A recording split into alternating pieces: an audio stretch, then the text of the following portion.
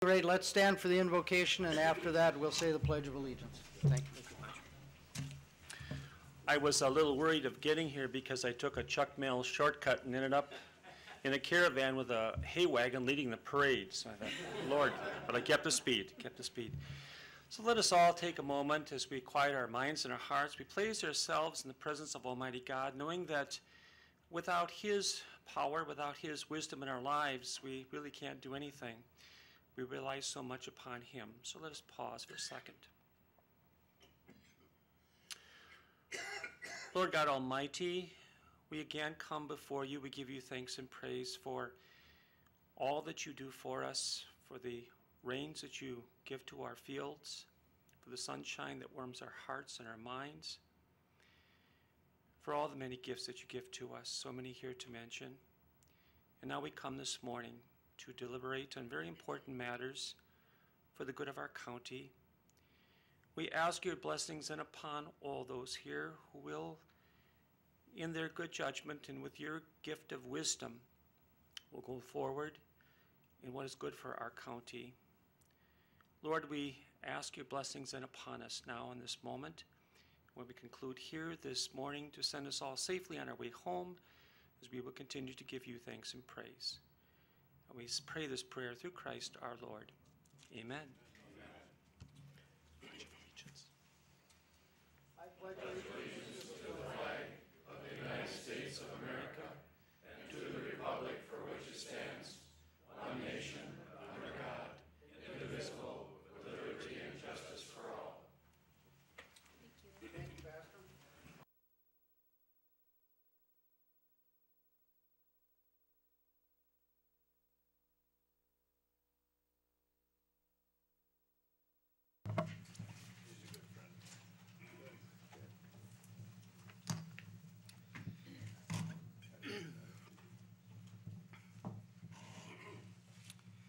Well, this is the August meeting of the St. Croix County Board of Supervisors.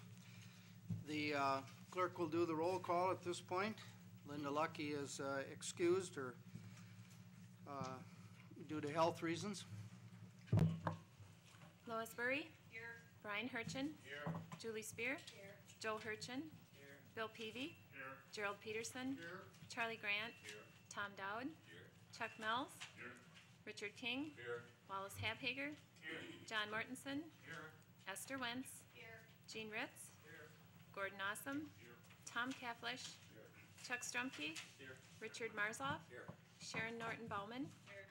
Ron Troyer. Here. Roger Rebholz. Here. Bill Cranmer. Here. Daryl Standifer. Here. John Borup. Here. Clarence Malick. Here. Don Jordan. Ron Raymond. Here. Cindy Leonard. Here. Stan Kruger. Denise Gunderson.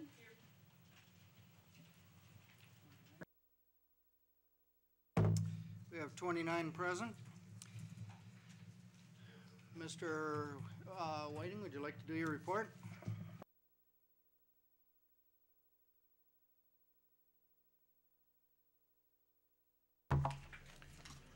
Good morning.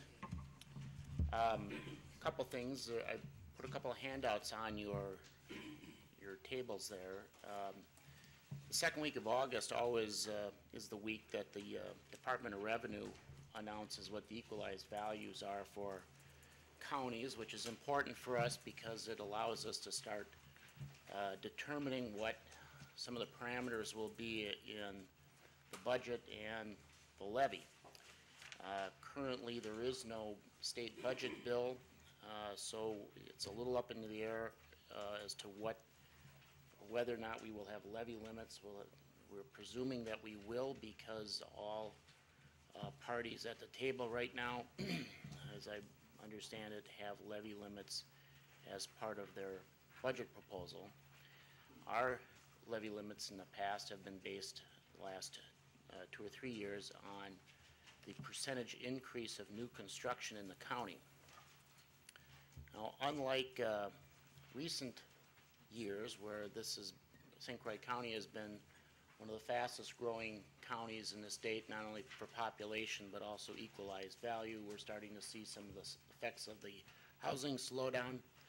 And we have dropped to 70 out of 72 for growth and equalized value in the state of Wisconsin.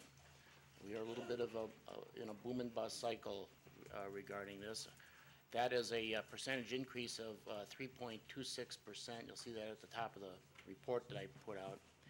What that means from the levy standpoint, if the current levy legislation were to be adopted, for new construction, a 2.656% increase in the levy, which is just over $620,000 total. And I put those figures on that sheet to give you some perspective. That's about half of what we've had over the past number of years. So going into the levy, we're going to need, or going into the budget, we will need to be mindful of that potential limitation. Now we'll find out what the final verdict is when the state does pass a budget. Hopefully they'll do it soon. There's all sorts of complications if they don't, as far as our ability to work on behalf of the jurisdictions in the county in collecting taxes, but we'll save that for a day when we have to deal with that. A couple other issues to go over, just to keep you up to date on the rezoning request from the county to the city on the government center property that was introduced to the Hudson Planning Commission last week. I expect that will be a slow process. Nothing really to report there. We had a couple of representatives there. There are some other development issues that the city is facing along the Carmichael corridor, so they will be taking a prudent look, I'm sure, at all the factors involved, and we will keep you up to date as that proceeds. Don't expect any action in the near future. As most of you know, from last week, we had quite a bit of wind damage in the county. Jack Kovard will be up later and give you some of the specifics on that. Glad that nobody got hurt, but many people certainly suffered some damage. Some are in this room today. We wish you the best. Hope your families and yourselves can recover on your properties. We put out a schedule for the budget presentations, department budget presentations to the Finance Committee. The Finance Committee, as you recall, generally meets in the latter part of September for 2 or 3 days, depending on how much time they need, to go over all the department budgets and try to formulate a budget proposal for the county board's consideration later. This will be a Wednesday, Thursday, Friday session. We'll start out as we normally do with public protection and go through some of those departments the first day, some of the other departments from around the county on the second day, and usually on the third day the committee ends up trying to deal with some of the non-departmental budget issues, revenues, health insurance, wages, that kind of thing. I incorrectly have Wednesday, September 27th on there. That should be Friday, September 28th, pardon me. The departments have all been working on their budgets. We've had much communication between them and the finance department. We expect more. I know that there are a number of committees that are meeting in the second week of September to approve their budgets. At the end of that week, Finance starts printing up the budget book for the Finance committee's considerations. We'll go with whatever we have at that point. We've asked the department heads if they have budget changes that they have to make to contact Michelle Petrick. Is Michelle in the room? Can you stand up so everybody knows Michelle? This is actually the last official day of happy-go-lucky Michelle. It's her birthday, and after today, she's in budget mode, except when she takes one day off for the fair, and everybody else can kind of get their questions ready for her when she comes back. Otherwise, she goes into kind of high-stress budget mode, and we all work with that, and she does fine in the end, but had to just point out that she's 32 today, so happy birthday, Michelle.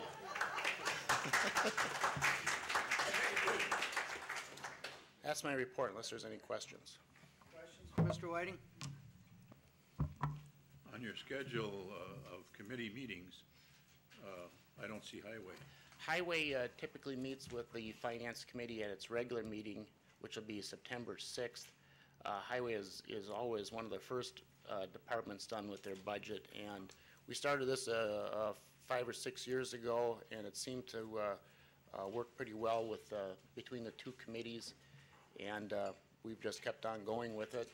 The Finance Committee departments will also propose their budgets that day, and that really makes it a little bit easier to get through the 3 days later. Typically, Highway is not a budget that the Finance Committee changes at all. It just comes down to levy needs and so forth. I said typically. And in fact, if the highway needed nothing from the levy, we could do away with that meeting at all together, couldn't we? Well, I suspect it's Any still, chance of that? we haven't quite got to that point yet. All right. Any other questions, frivolous or otherwise? Thank you, Chuck. Well, reviewing our agenda, I expect it to be a long one. Hope to be through by noon, but no promises are possible at this point. I will take Mr. Halling's report, the surveyor's report, really early so that he can attend but not quite yet, Brian. Early, but not quite that early. So that he can attend a funeral of a close friend. We're ready for the consent agenda. What is your pleasure with respect to those 4 items? I move for the approval. Mr. Cafish makes the motion, Mr. Mortensen seconds it. Any discussion? Any supervisor want an item removed? I should note there are 2 mileage and per diem, 2 months mileages and per diem reports. The second one was placed on your desk this morning. Everybody had time to look at all that they want to look at? In that case, we'll vote on the consent agenda. All in favor should now vote aye. Aye. Opposed, nay. Passes unanimously. Okay, Brian, now we'll take your report. The county surveyor, Brian Halling, giving his annual report.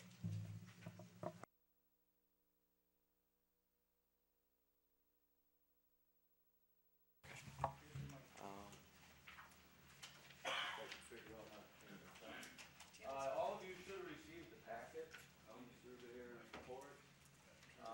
Don't get scared off by how thick it is, because we're not gonna go through all of it right now, but, what I did was, I included some material in here from our,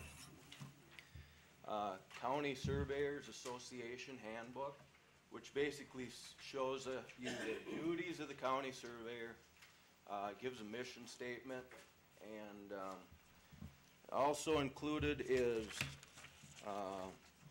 the statutes, the statutory obligations of the county surveyor. So hopefully if we get this rolling here.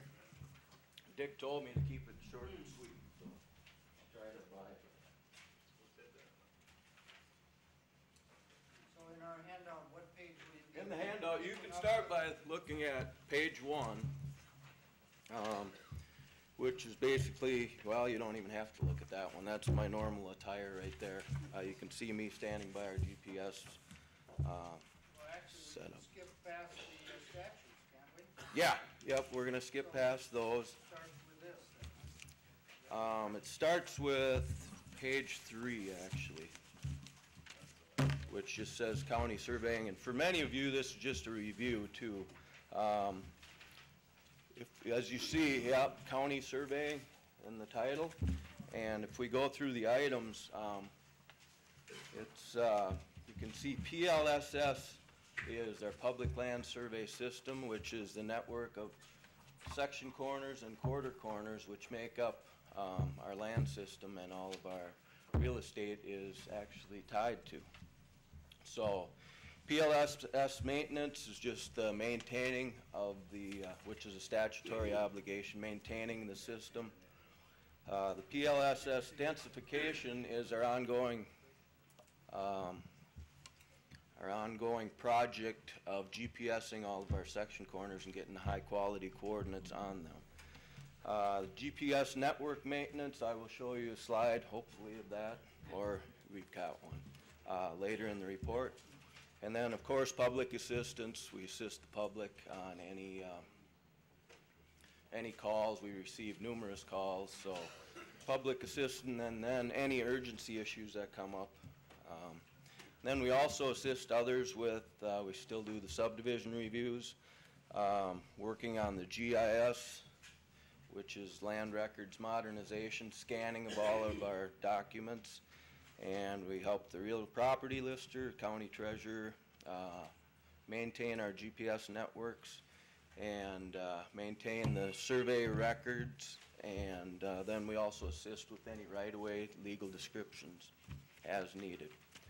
And then, like I said before, these next pages are just for your information. You can read through them if you please at a later time, but it just kind of explains what our duties and obligations are. And then if you get to this map sheet here, I was just going to give you a little example of what we run into, some of the conflicts we run into in the field. And this map here, it's called a tie sheet. And the surveyors are required to file one of these tie sheets every time they set a section corner, or if they witness a section corner that's different than a previously recorded tie sheet. So it's just an example. If you look, it'll be a little bit easier, but if you look on this tie sheet, you'll see there's actually 3 different symbols for this one section corner. 3 different places. And if you look to the northeast, there's a triangle that says monument by others found determined to be incorrectly placed. Well, we got out here and all of a sudden there's 3 section corners. And you can see that one's approximately 26 feet away from the other one. So obviously that's going to cause a conflict. So it's up to the county surveyor to resolve the issue and actually decide which monument we feel is the most correct, and file a sheet and actually use that.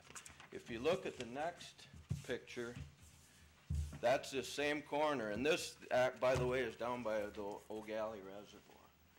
And here, I took a picture. I wish we had that one. That's all right. Stay by the microphone. Okay. The sound amplification is more important than your being 2 feet closer to the audience. Okay. But this picture here, you can see the triangle is our standard county monument. And then you see a 2-inch pipe, which is 1 foot away. See, this is a picture of that corner that I showed you right before, okay? So you got these 2 a foot apart. Then if you look at the next one, you can see that triangle and the 2-inch pipe a foot apart. And then it's probably hard to see on your black and white, but when we were out there, we also found a 1-inch pipe on the center line. And then if you see that cone in the background, that's the other monument that was 26 feet away. So just wanted to point out that it's not always as easy as just going out to a section corner and shooting it, because you come up with these conflicts that have to be resolved. So that was the point I was trying to make there. Then if you look at the next one, I understand it's small. Skip right ahead, Tim. We're on the one called PLSS Corners doing it, or are you? There, yeah, now you can see. We've already gone past Yep, that. and then the next one, you can see, and then the next one. That's basically, all of those dots are the section corners that we've already occupied with GPS. To date, we've shot 185 through June of this year. So we're basically right on course with our project goal.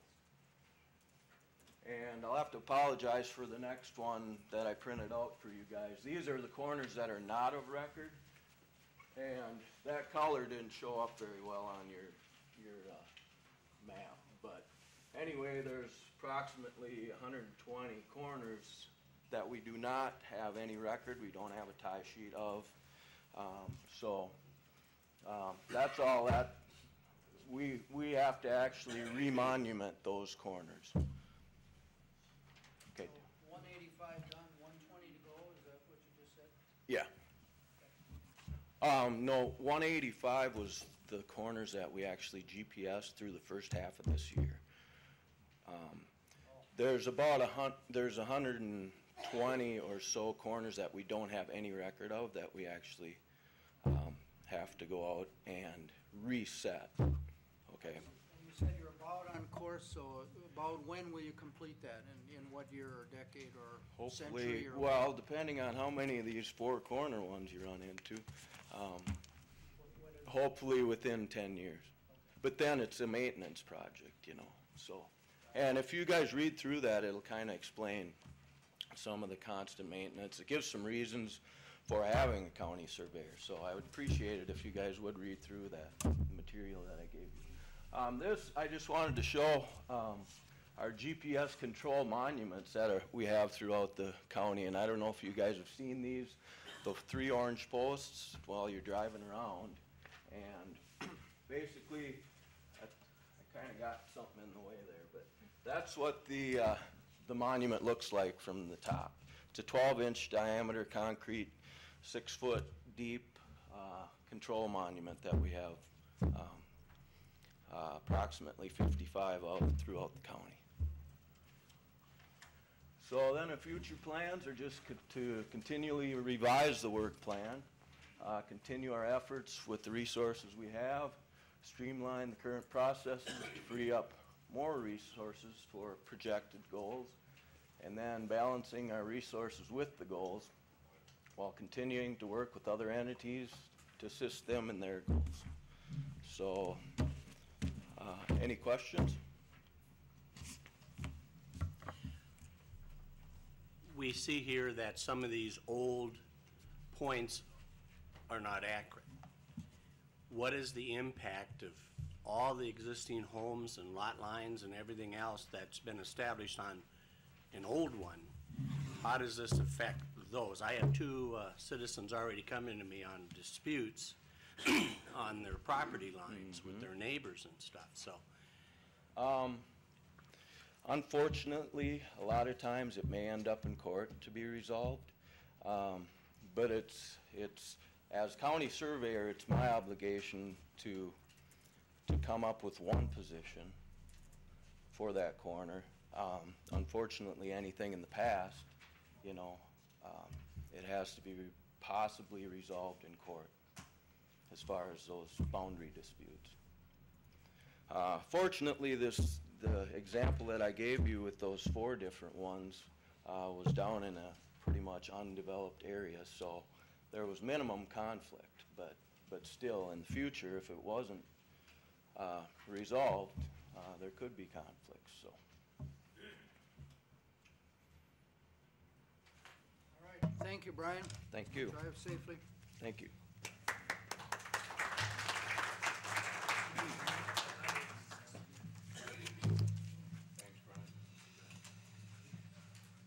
This would be a time to announce reappointments to the Ad hoc Negotiations Committee. The committee had served approximately a year and gone through 1 round of negotiations. Another is about to begin with our various unions. And after consulting Mr. King, I chose to reappoint Mr. Standifer, Mr. King, and Mrs. Leonard to that committee for the next cycle of negotiations. With us today, we have in our audience the County Board Chairman of Polk County. His name is Larry Jepson, and I'd ask him to stand and be recognized.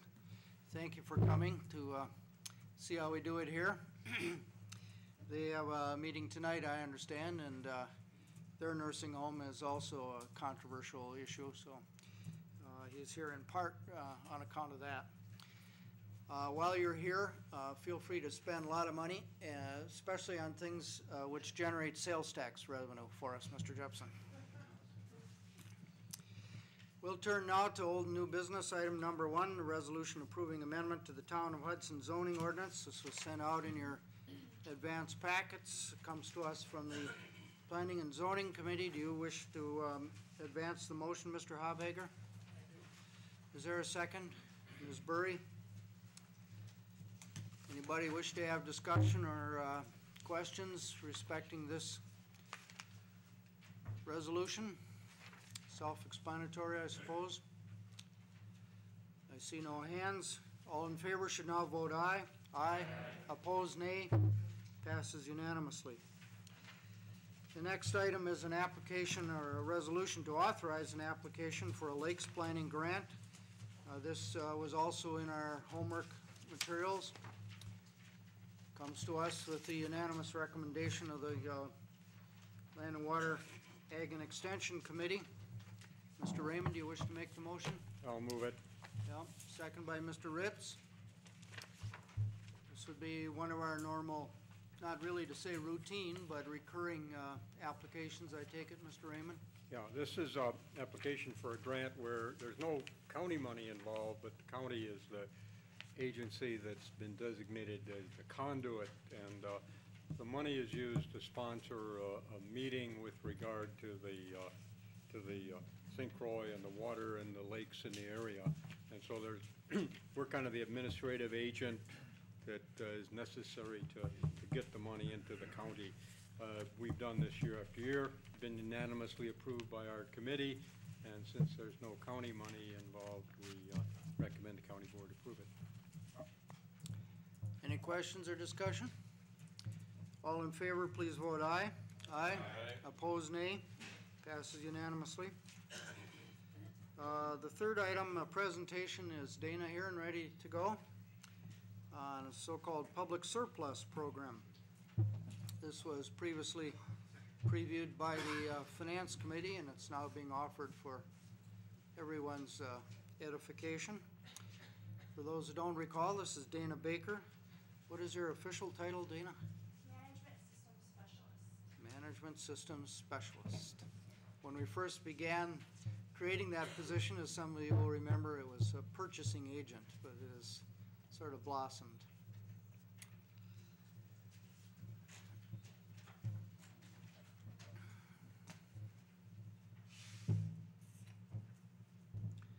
During this break, Mr. King, have you successfully collected the $10 from every county board member yet? No, there's a few that haven't come up and paid.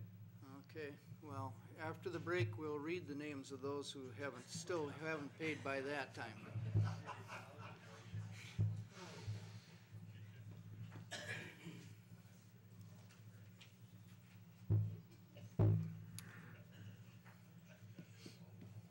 Is Mr. Boron out of the building today? Oh, he's right there. Ah, good. I'm a little dismayed at the delay in our technology working today, but I assume it's because it's no fault of yours, right? It must have been my handwritten instructions must have been tough to read. Yeah, I see. Well, we got almost through Mr. Holling's presentation before we had the technology.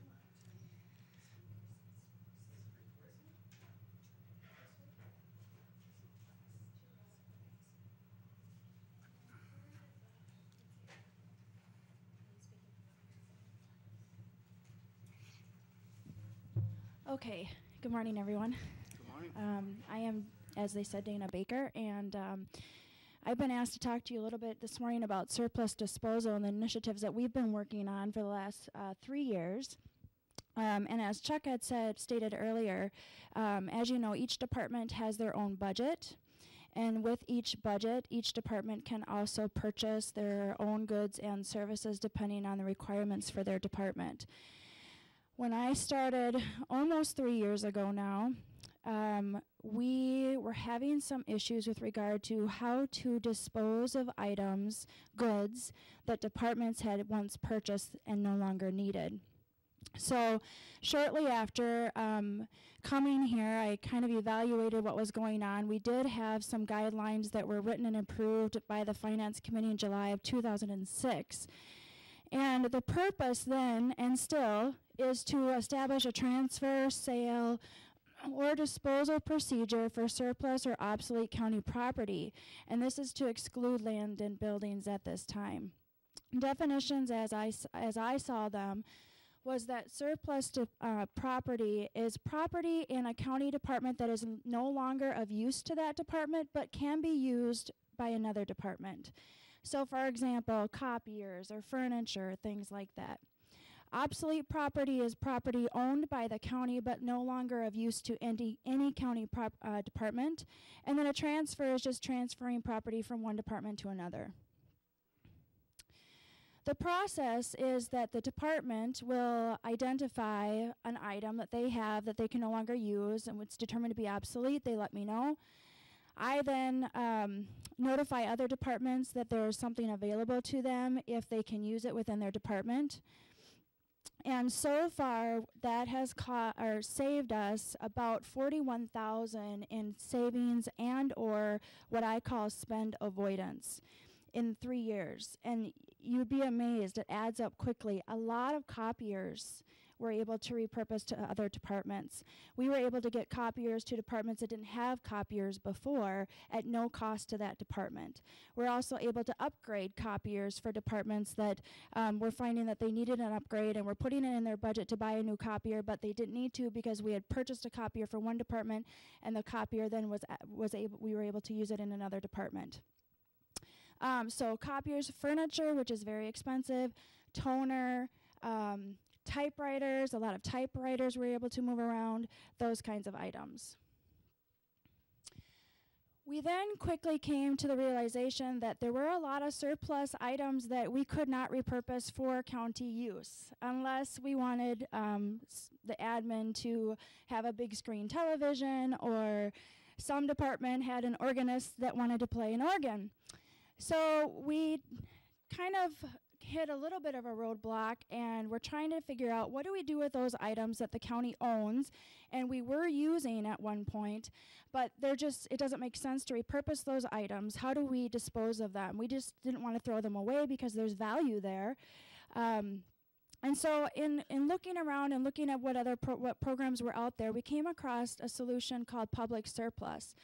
And Public Surplus is a third-party auction site.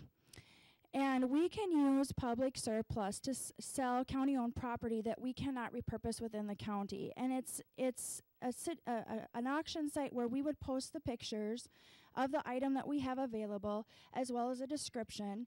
And using this site, only public entities can post items for sale, but anyone in the public can purchase items from this site. We received Finance Committee approval to use this in July of 2007. And the nice thing about Public Surplus, I'll show you in a minute, is that we can also use this public site to repurpose items within the county. The way I've been doing that up until this point is I take pictures of the item and I create a description, and then I put it on our county intranet site. Well, by using Public Surplus, I can take a picture of that item, I can put a description, use the third-party auction site, post it as only an internal auction, so only our St. Croix County employees can see those items and let me know that they want them and need them, and I can move that item to their department before I make it available for sale out to the public. So currently we have over 300 county items available via this process. Those items came from 6 rooms of inventory that I personally gathered from the nursing home with some help of some nursing home staff. separate and apart from any request for bid or proposal. It was a process that we were going through, not only the nursing home, but also the Hudson Government Center, to say, okay, what do we have available that we can repurpose within the county or try to sell it, because it's just not being used. It's just sitting there taking up space. So we came up with over 300 items and really did a nice job of cleaning out over 6 rooms in the basement of the nursing home so that they can use it and reallocate it for other items of storage, as well as some cage space downstairs.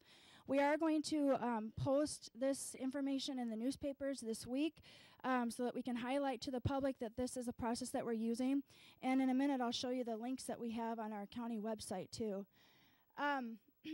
This is public surplus. This is what it looks like.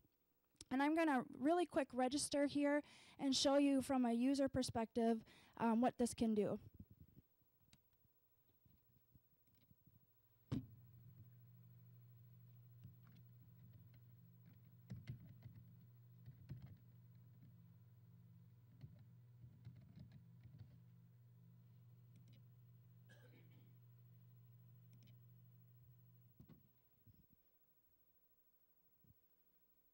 Okay, so here you see right now, these are items that we have available as St. Croix County for internal auction. So all of these items that you're viewing here, any department can come in here and say, you know what, I really need an octagon folding table. I'm going to go in, I'm going to look at what this picture of it, I'm going to look at a description if there is any. The condition is fair, it's out at the nursing home.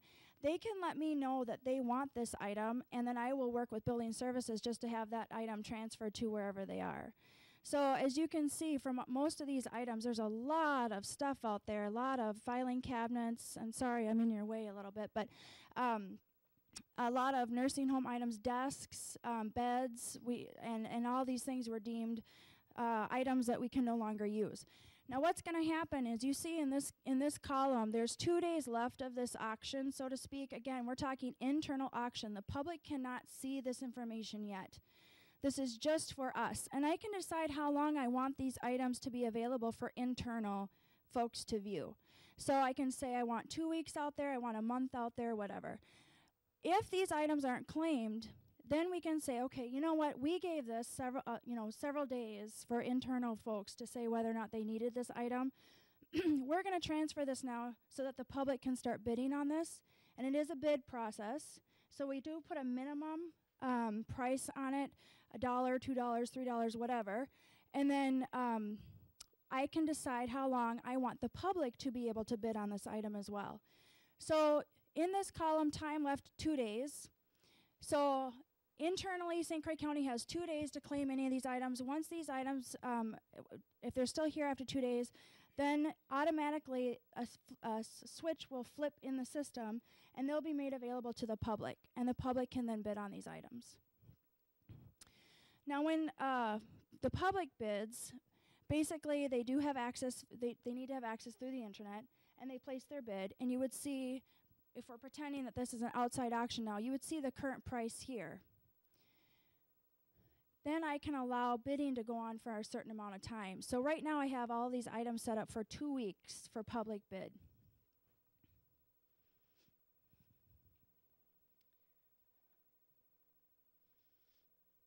We also have a link on the county internet site.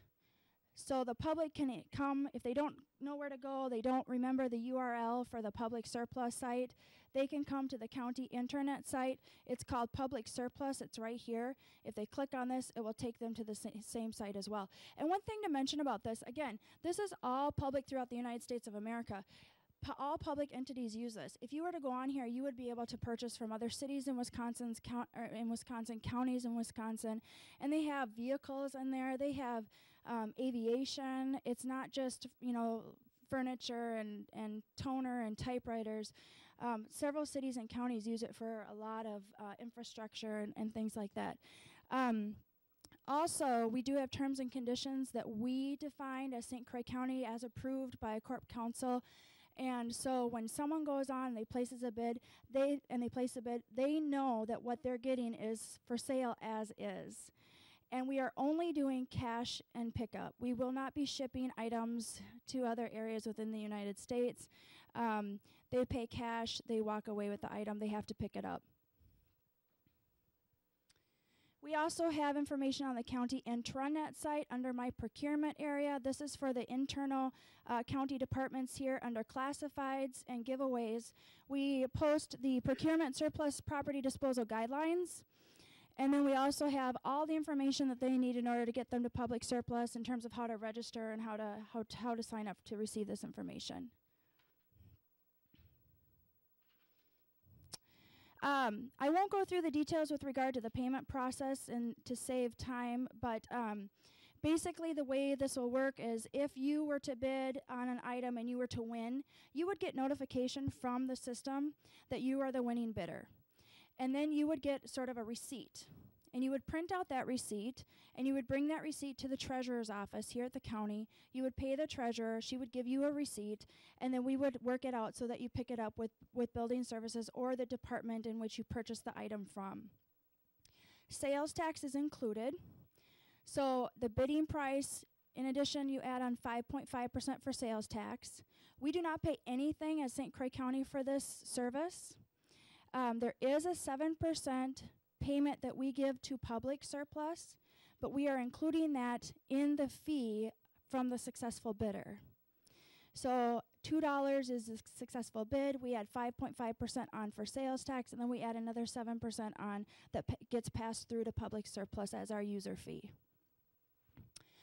This is just an example of one of the rooms that took a long time to clean up. I don't have a before picture. I looked for one, but I didn't have one.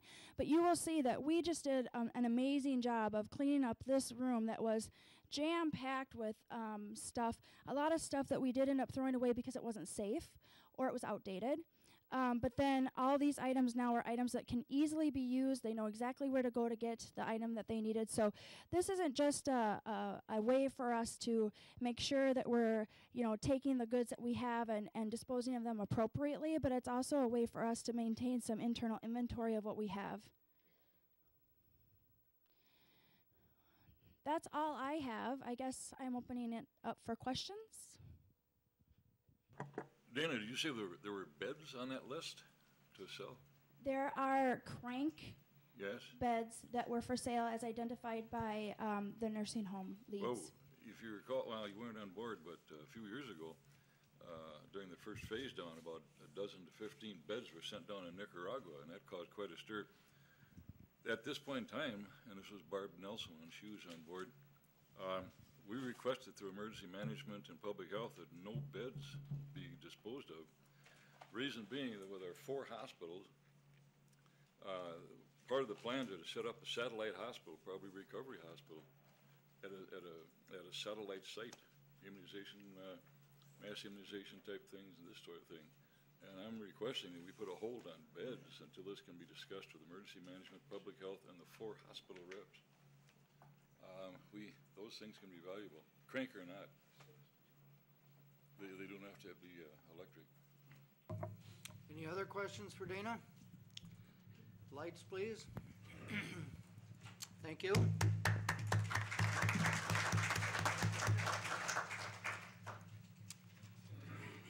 All right, next up is item number 4 on the agenda, resolution to negotiate with Hudson Area Library Foundation for acquisition of a parcel of land. Mine looks like this. This comes forward from the Finance Committee, right? Are you making the motion, Mr. Kruger, or Mr. Standifer? Who's carrying the ball here? Mr. Standifer makes the motion.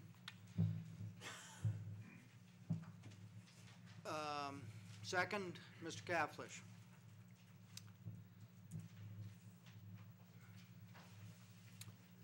Any questions from the supervisors? Mr. Strumke? I'm actually surprised by this. When the whole issue of allowing Hudson, the rezoning issues for this property around here was discussed and approved by the county board, I know that one of the things that I mentioned is that we haven't even voted as a county board to sell this land. And And my concern, as I stated then, and other supervisors, is we're moving forward by rezoning to go ahead and start selling, or what other issues were. And I felt assured that that really was not the case, and here it is, I think, the very next month. We're already having a resolution coming here to go ahead and start negotiating to sell the land. I don't think it's appropriate because the county board hasn't voted to sell the land. And if we're gonna pass this, I think it's going around the real issue of what do we want to do with this land yet? And, you know, I understand that it may be a good issue, but I don't think it's appropriate yet before this body. Mr. Standifer? I'd like to respond to that. This does not presuppose that any land is going to be sold.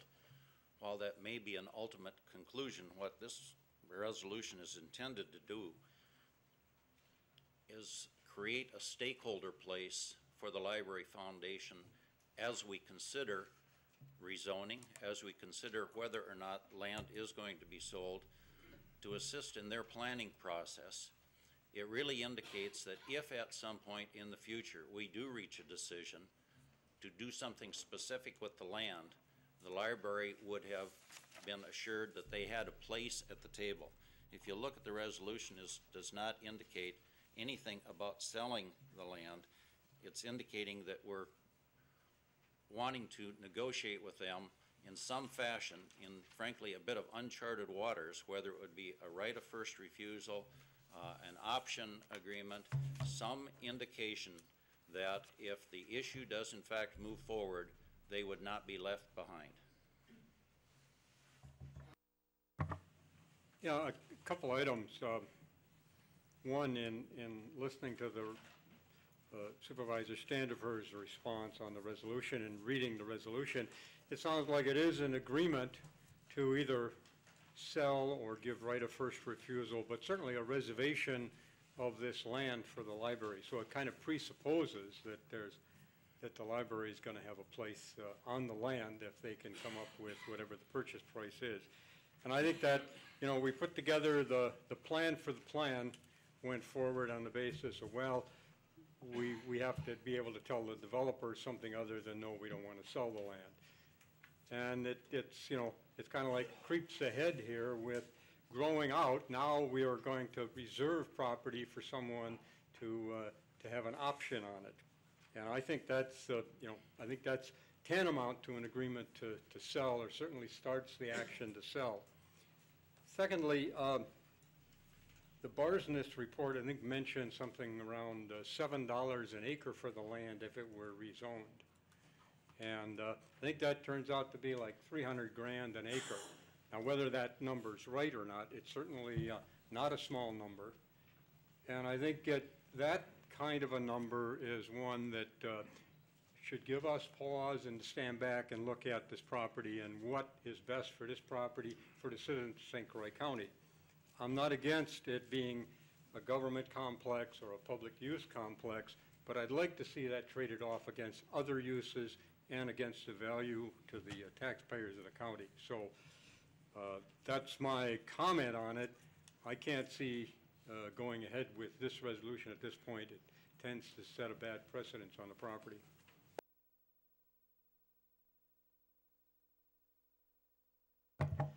Did the finance, or has the finance committee been approached by the fire and the ambulance?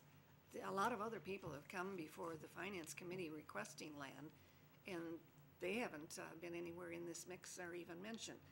Is it available that other people who are interested, the Y wants more land, can they all reserve little pieces here? This is the only, I was there, of course, so when this request was made by the library committee, there has not been any recent request by the Hudson Fire Department for anything. There was some time ago, and we don't know quite where that stands with the city. We may learn as a part of this rezoning process that started what the city's vision might be, if any. but this is only the library's proposal at this point. Similarly, the YMCA and the doctors who have that two-building complex and one residential owner, all have expressed interest in the past. But the the residential owner would be in the north part of the property, the one that we agreed last month we weren't going to do anything with to change.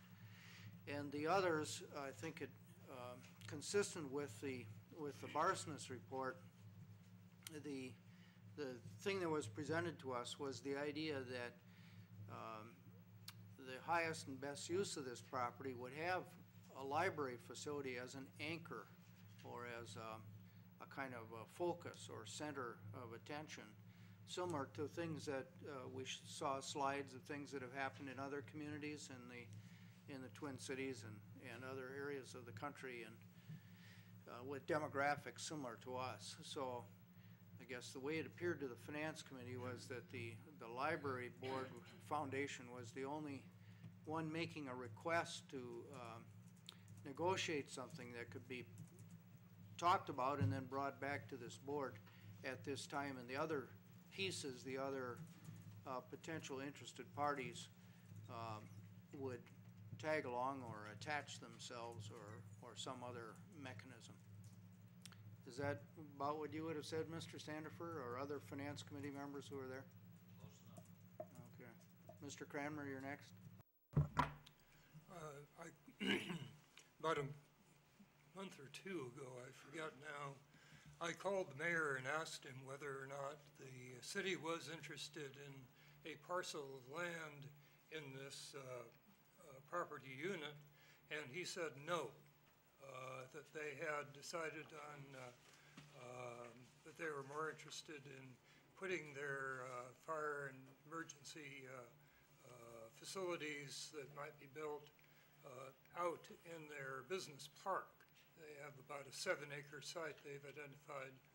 But as far as I know, the city council has not acted in any final fashion about that, and so there is still a question there. Mr. Marzoff, you're next. Thank you, Mr. Chairman. As we proceed with investigating various possibilities as to what to do with this land, I think it's important that we bear in mind that, yes, if a library did go here, it would be called probably the Hudson Library, but our library is really a consortium of many libraries within the county.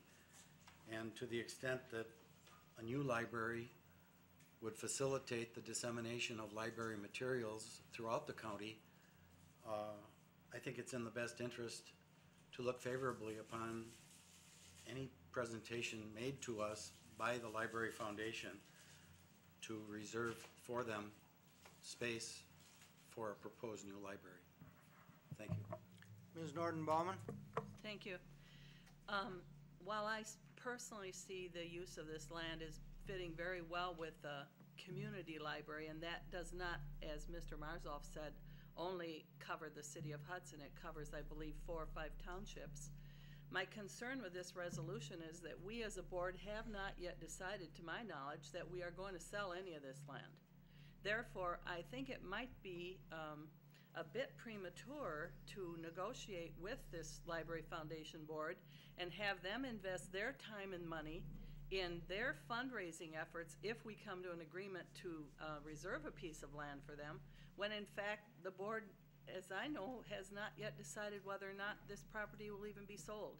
So while I'm in perfect agreement that this would be a perfect place in my mind for a library to be placed, I don't think we need to mislead these people until we as a board say, yes, we are going to sell this land. Mr. Kaflish, did you want to say something about that? I would just like to reiterate what Mr. Standifer said, which is totally different than what the comments have been. Well,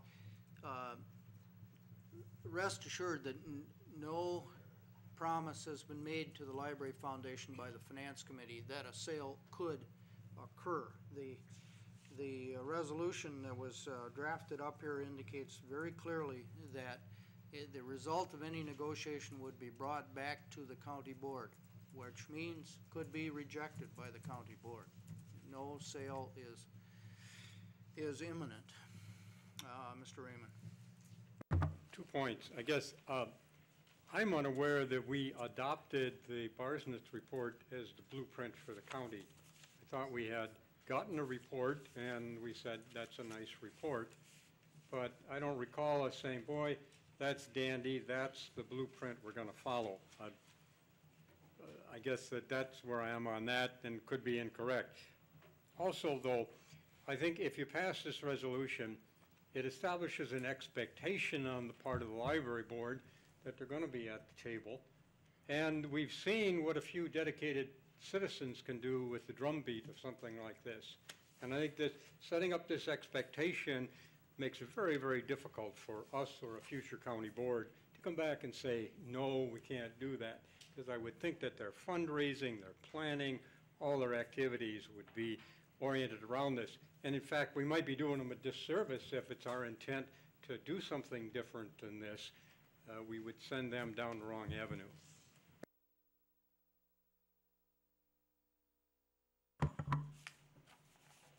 I really think we need to take a longer look at this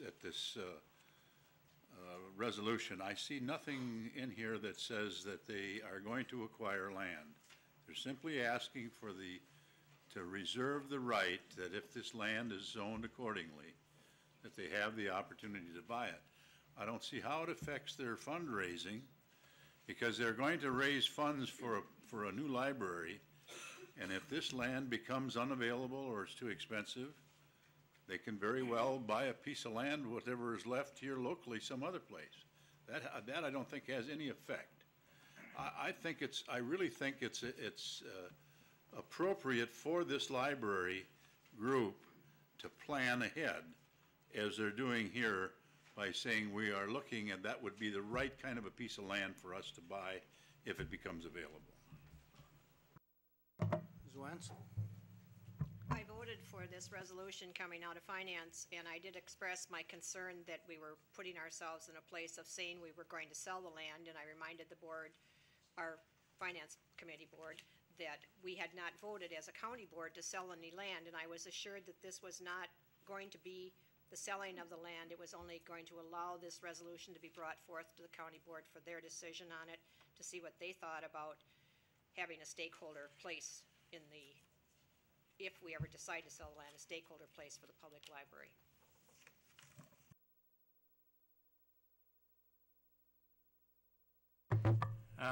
Mr. Chairman, my question would be, if this is an option for how long? If this is a reservation of right, then for how long? Does this stop us from ever doing anything with anyone else forever?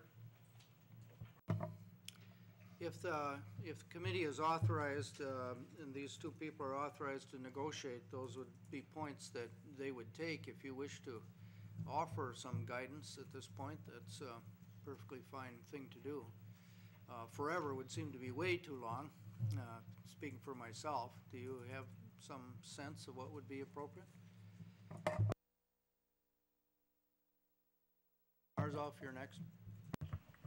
I would simply call our attention to the first and third whereases, which, as Supervisor Rebholz indicated, clearly states this is for an option or some other reservation of right to acquire land. Not to acquire, but for an option or reservation to acquire.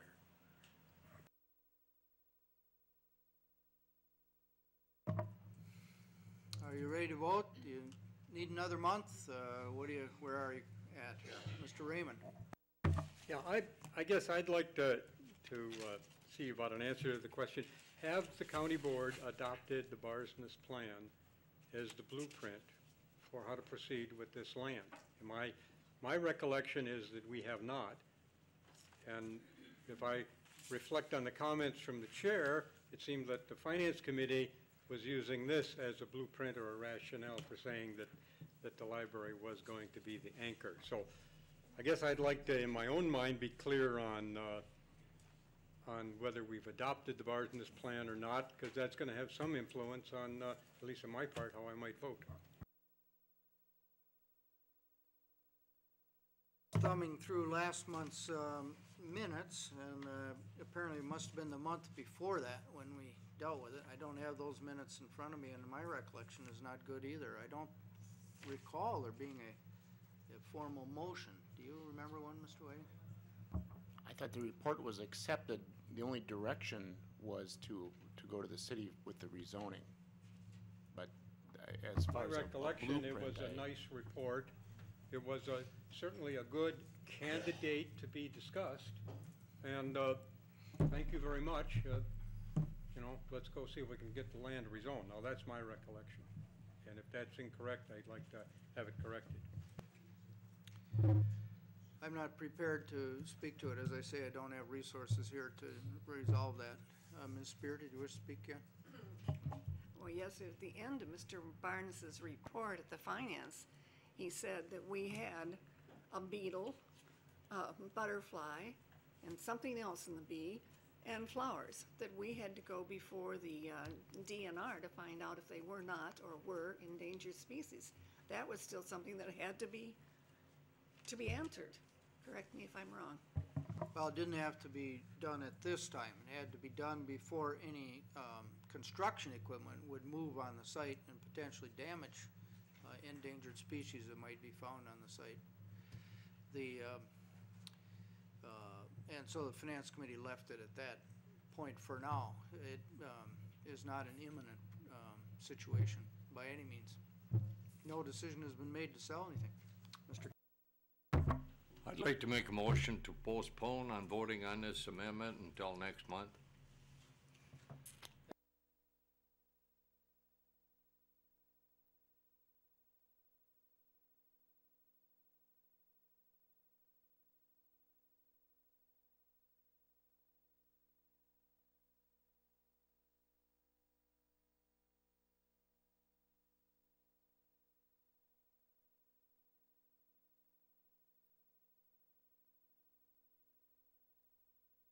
May we have a roll call vote, please?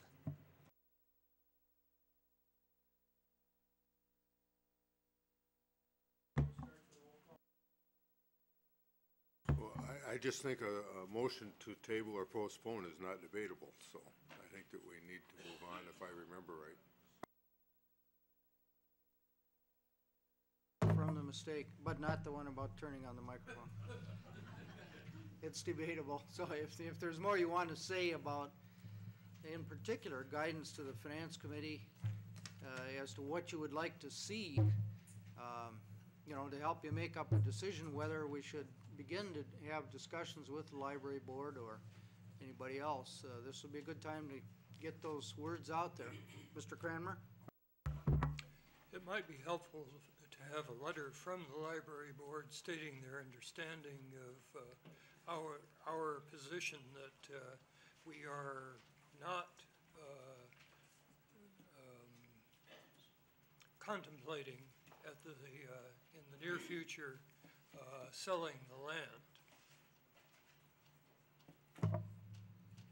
The chairman of the Library Board is in the audience and has, of course, heard the discussion, and that is a discussion that is completely consistent with everything that occurred in the Finance Committee. In fact, the letter from the Library Board did not seek a decision to actually sell, to actually transfer land. It asked the Finance Committee for guidance in how to proceed, with the hope that the committee would have the county board approve some small committee to discuss or to negotiate the terms of an option agreement or something like it.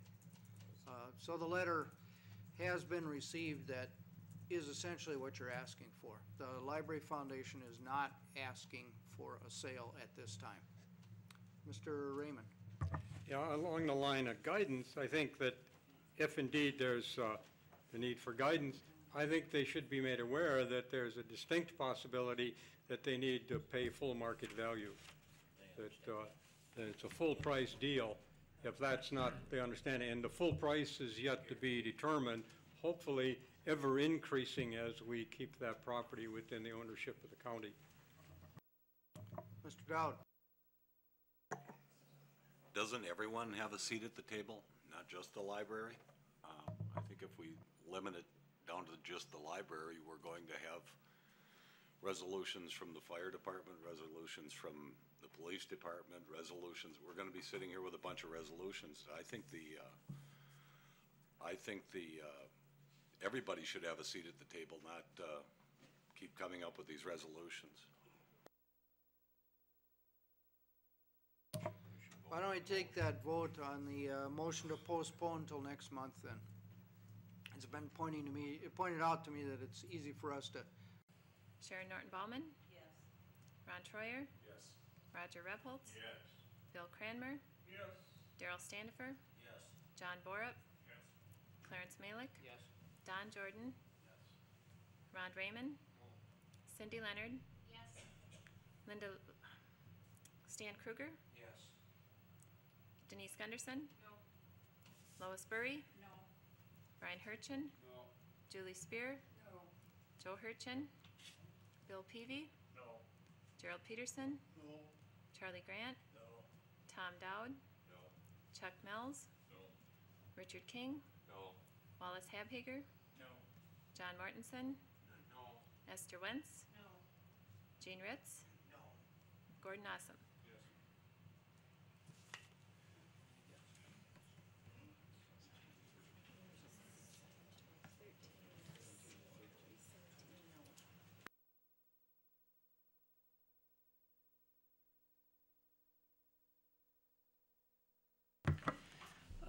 These issues keep coming up, and we see that there was this resolution.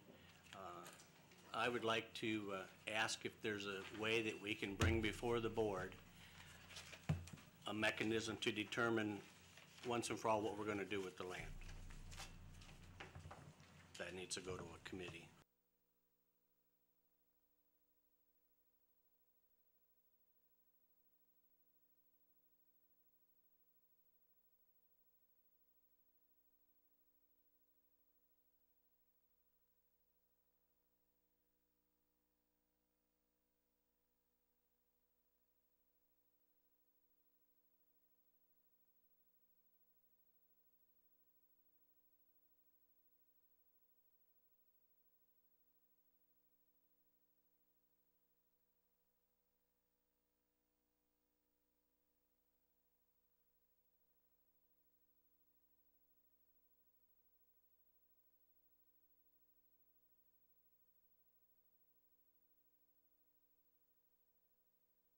It seems like we're recreating a position that has already been created and a job description is in place for from the April 10th, 2002 meeting of the county board.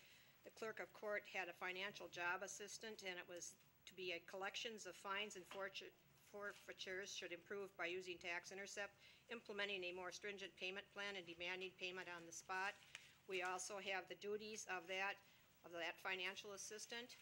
I see now that it's being called by a different name, enforcement clerk, but exactly the same thing. There's already a person in that position, so why are we creating another position? And why are we creating it out of sync with all the other positions?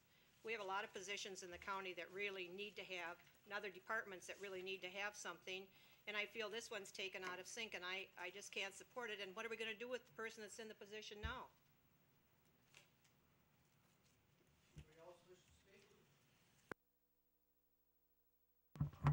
Wasn't that position only set up for 20 weeks for that person?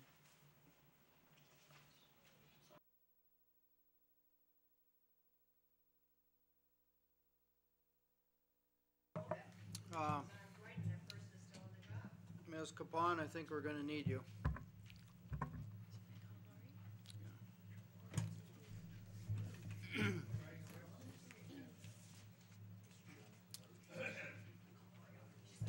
Oh, is she?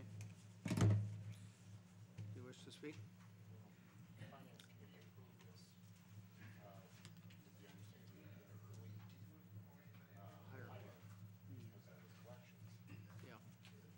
Right.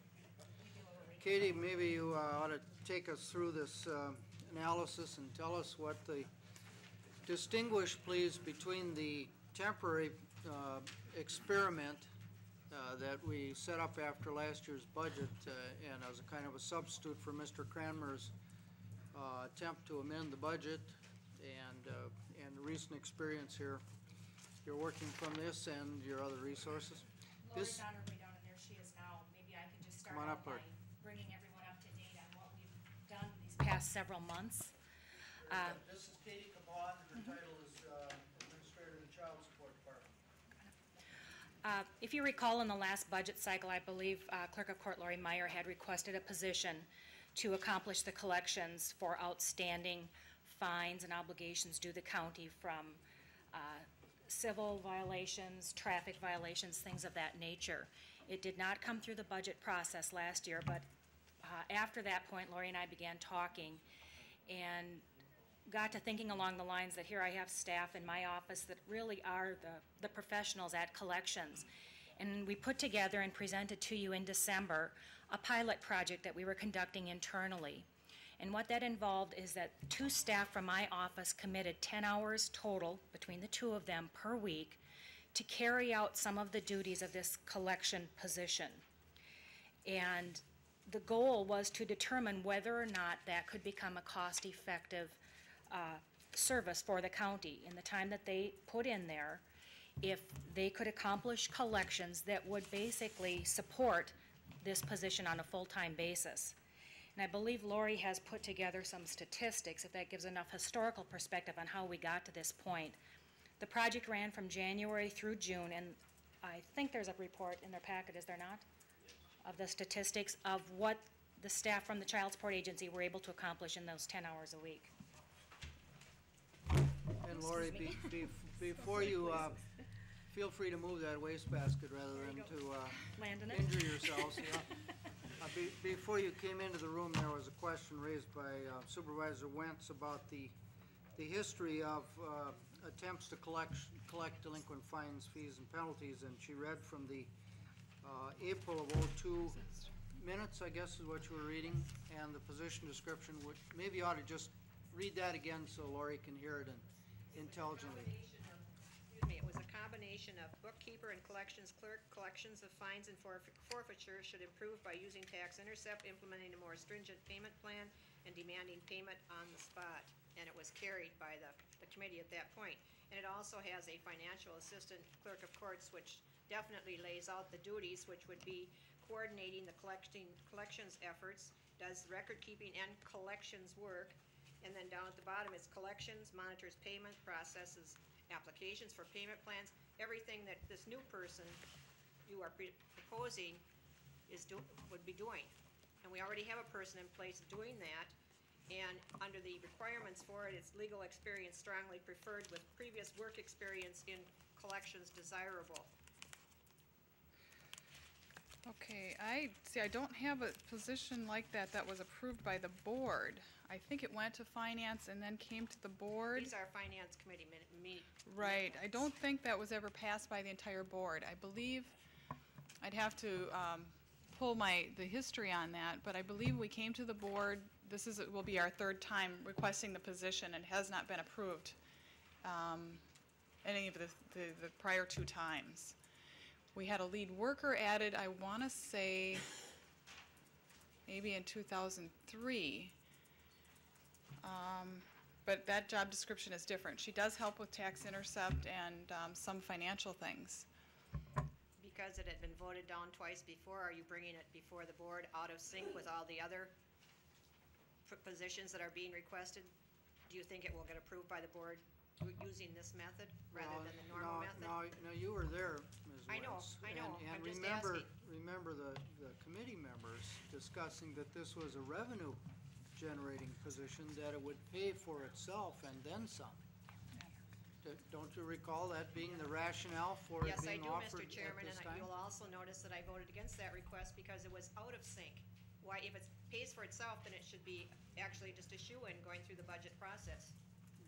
But it would be, well, the other members of the Finance Committee feel free to speak up, but the whole tenor of the discussion was if you can make money with a position, why would you delay starting it? Now, Yes, I did bring it to the committee in hopes for adding the position in 2008, and then the discussion at the finance committee level was to bring it forward sooner than the budget process because of the anticipated revenue the position could generate. why don't you take us through these things you handed out, and maybe they'll answer some questions, maybe they'll generate more questions, but at least we need to have an understanding of them, I think. Okay. Just to kind of summarize, after we appeared before the board last year asking for this position, this pilot project kind of came to be as a result of that.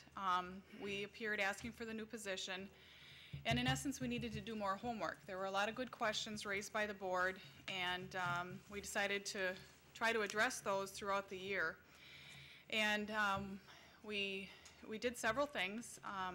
One of the things was we had the Eau Claire County Administrator appear before the Finance and Public Protection Committees in a joint meeting because there was lots of discussion at the last board meeting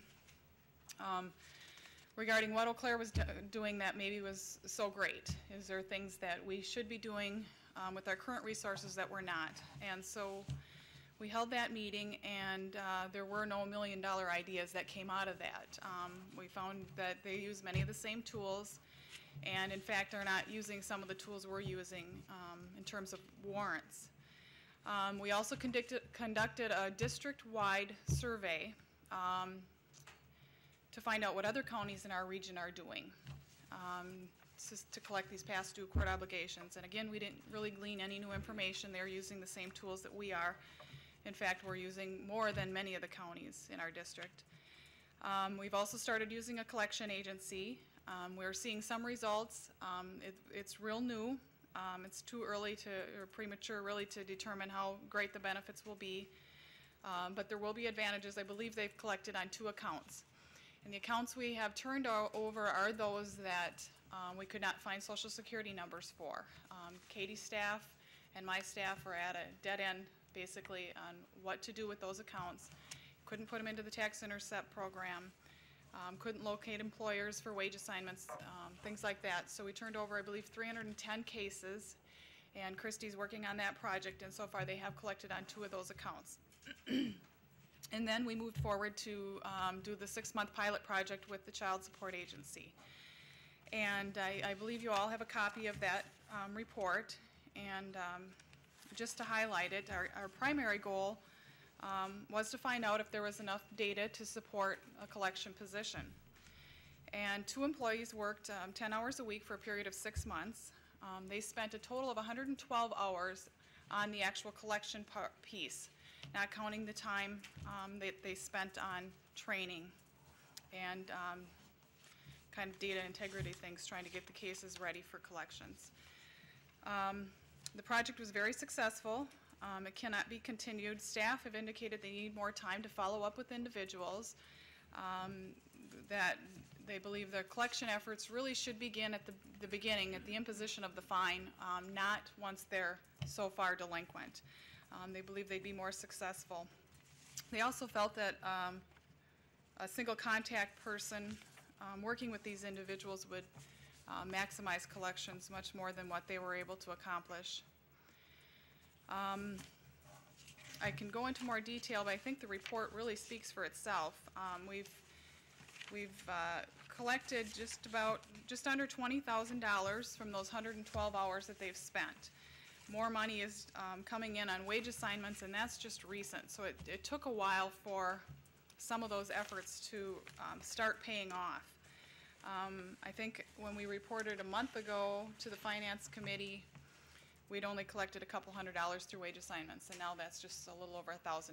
So the numbers continue to grow in terms of those efforts, even though they haven't really done any work on the project for the past 3 months.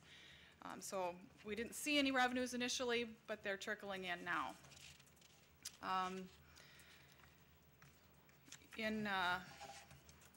In estimating forward, doing some conservative estimates, we would anticipate that just a half-time position working on just the collection piece as the child support staff did, we would generate $150,000 in additional revenue for the county. And this doesn't take into account the additional revenue that could be realized by being proactive and assessing someone's ability to pay on the front end of things before they become delinquent, taking over the payment plans. The judges have issued a letter in support of this position, and in there they also outline kind of their system for determining an ability to pay in the courtroom in the limited time they have, and in essence they just ask someone what they can pay, what they can afford to pay. And so there is no real system in place for determining if they're able to pay much more than what they offer to pay. You know, at the time that we decided to pursue the project, the pilot project with the Child Support Agency, the agreement was that we would put the new position request on hold for 6 months and then go back to the Finance Committee and review it. And that's why we're here today. We did that, and Finance recommendation was that we move forward before the new budget cycle, you know, to the board for approval of the new position.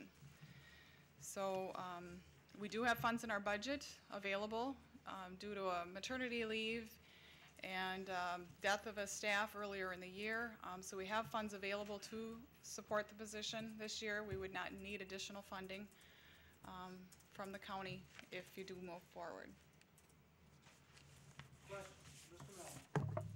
Not a question, but just a little bit more history that the work that these folks have done. If you recall, it was back in 2002 that I brought this to the board based upon the success in my home county of Chippewa Falls. I thought, whoa, you know, and checking with Lori, we had not quite the $1 million at that point, I guess $1.2 or $3 million perhaps, but in uncollected ones. So we had an ad hoc committee meet with representatives of the judge, the judges, Sheriff's Department, clerk, public protection, and so on. And it was agreed that we should go forward. And if you recall, board members, for 3 years straight during our goal-setting meetings, this was one of the top 3 items to pursue. The pursuit of it was, in a sense, a little bit lackadaisical as far as, you know, aggressiveness. I'm not demeaning the court, the people in the clerk of court's office, because Christie, for example, did a lot of digging and groundwork and spade work on this. We came up with about 20 names of people that lived in the county, were gainfully employed, were questionable type people as far as paying these fines. The fines that we looked at in those 20 cases were more than $300. We did not really fiddle too much with the $87 ones and so on. And, you know, we decided we should do something aggressive on this. And so these folks continued to do the spade work on this, but there's only so much they can do with the actions in the court clerk's office. And again, it wasn't until through Public Protection Committee meeting that Katie came forward with some of the weapons, quote, that they use in collections, some of which we cannot use. Statutorily, we cannot, for example, at this point in time, withhold recreational licenses, hunting licenses, fishing licenses, and so on.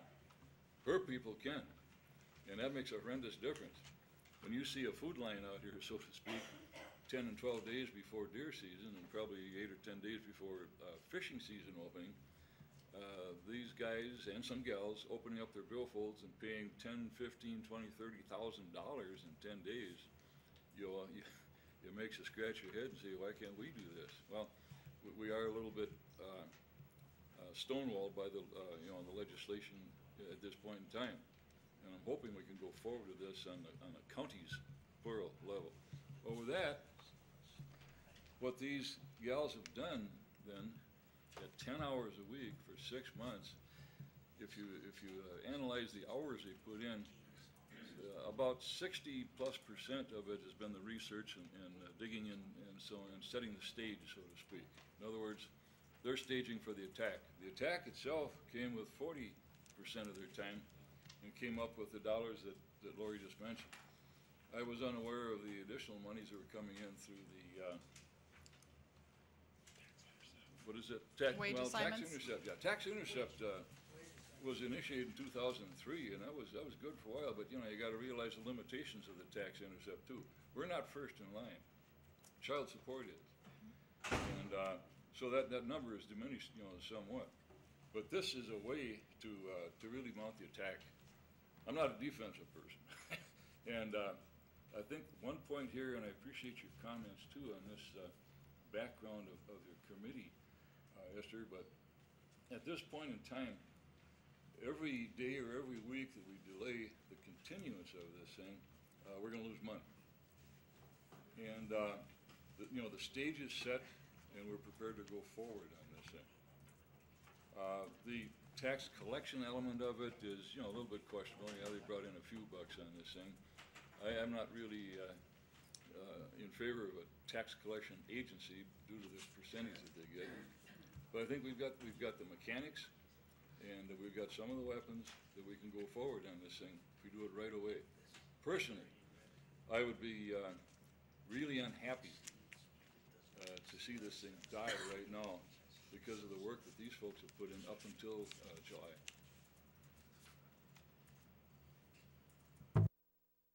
Mr. Raymond.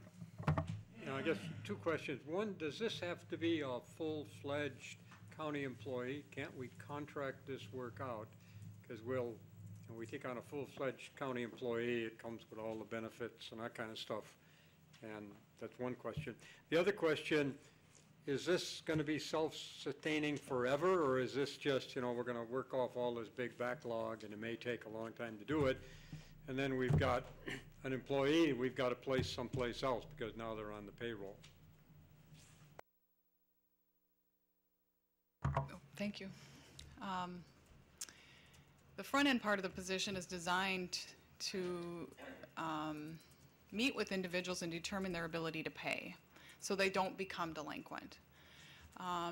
It would be pretty tough to phase out the program and continue something like that down the road, because we're hoping to avoid $2 or $3 million in delinquencies in the future if we have a position in place that can stay on top of these and force these people to pay sooner rather than later, rather than through a tax intercept, a judgment, a collection agency, all of these other efforts, hounding them, sending a wage assignment and whatnot. If an individual is in place and develops a rapport with them, screens their ability to pay, says this is what you're going to pay per month, follows up if they miss a payment, stays on top of it, hopefully we can avoid some of this in the future. We have discussed an outside collector, so to speak, and there are options in terms of collection agencies if you want to pay the higher rates. We determined that even with the child support staff and their experience in collection work, because they do similar type duties, there was a significant amount of training time that had to go into this to learn our system, our computer system, kind of learn all of the phases and everything that we've done, all of the language. And so to farm that out, so to speak, would be possible but difficult. And then if you didn't have consistency, if you were, I don't know if you were using a temp agency or an outside collection agency or whatnot, if you didn't have consistency with the same person doing it over and over, I think we're going to be right back where we started. Could you give an outside agency the same CCAP access as you gave an internal employee? Yeah, and we couldn't. Did you say the position is going to pay for itself forever? I didn't, you know, or... It certainly should, based on this data, yes. Following up on that direction, can we talk about adding a sunset clause to the resolution should it not sustain itself? What do you have in mind? Simply that, following up on Ron's comments, if the position can't sustain itself, can we add a sunset clause so that the position would be reviewed on the committee level as to whether it would be continued or terminated as a position?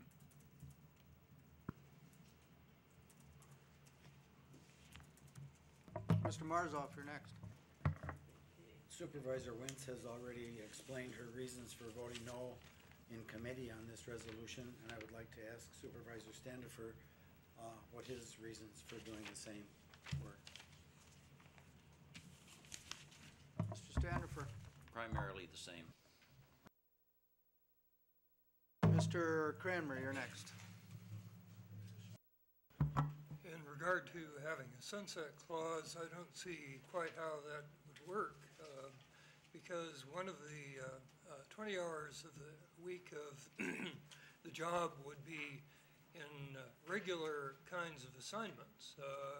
The discussion of with the various people who have been fined and making arrangements to have them pay, and that would not be clearly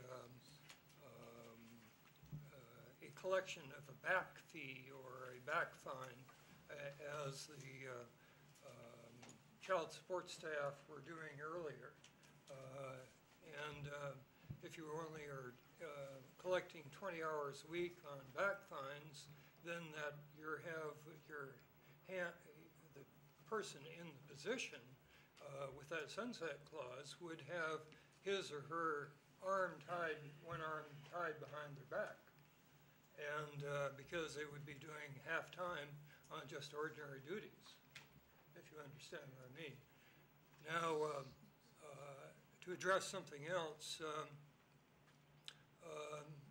Mr. Raymond said that could we have somebody else doing this who was basically off the books as a contract employee, and that's basically what I proposed last year, and that proposal was tabled.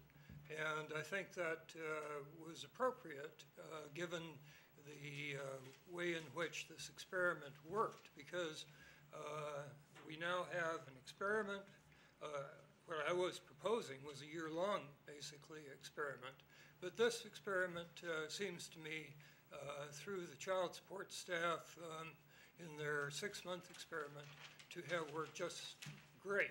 And I think that the child support staff deserves a vote of thanks, and I think we should go forward with the position as it is contemplated by the clerk of courts. Ms. Meyer, would you have any reluctance to agree in advance that if this is approved, you would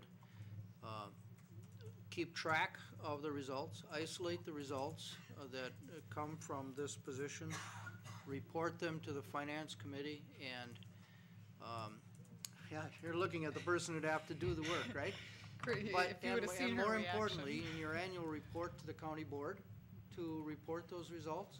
Absolutely. So that we can keep our fingers on the pulse here. When is your next annual report? I believe October of this year. All right, well, that's a little early, but we could look then for one about 14 months from now in the normal course of things. Who else is hand? Denise, Ms. Gunderson, you're next. Thank you. Reading this resolution, I'm just wondering, it says a union position. Is there a reason why, does it have to be a union position?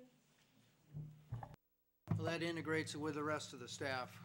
Is that not the reason? It's the whole clerk of courts position is union except for supervisory personnel.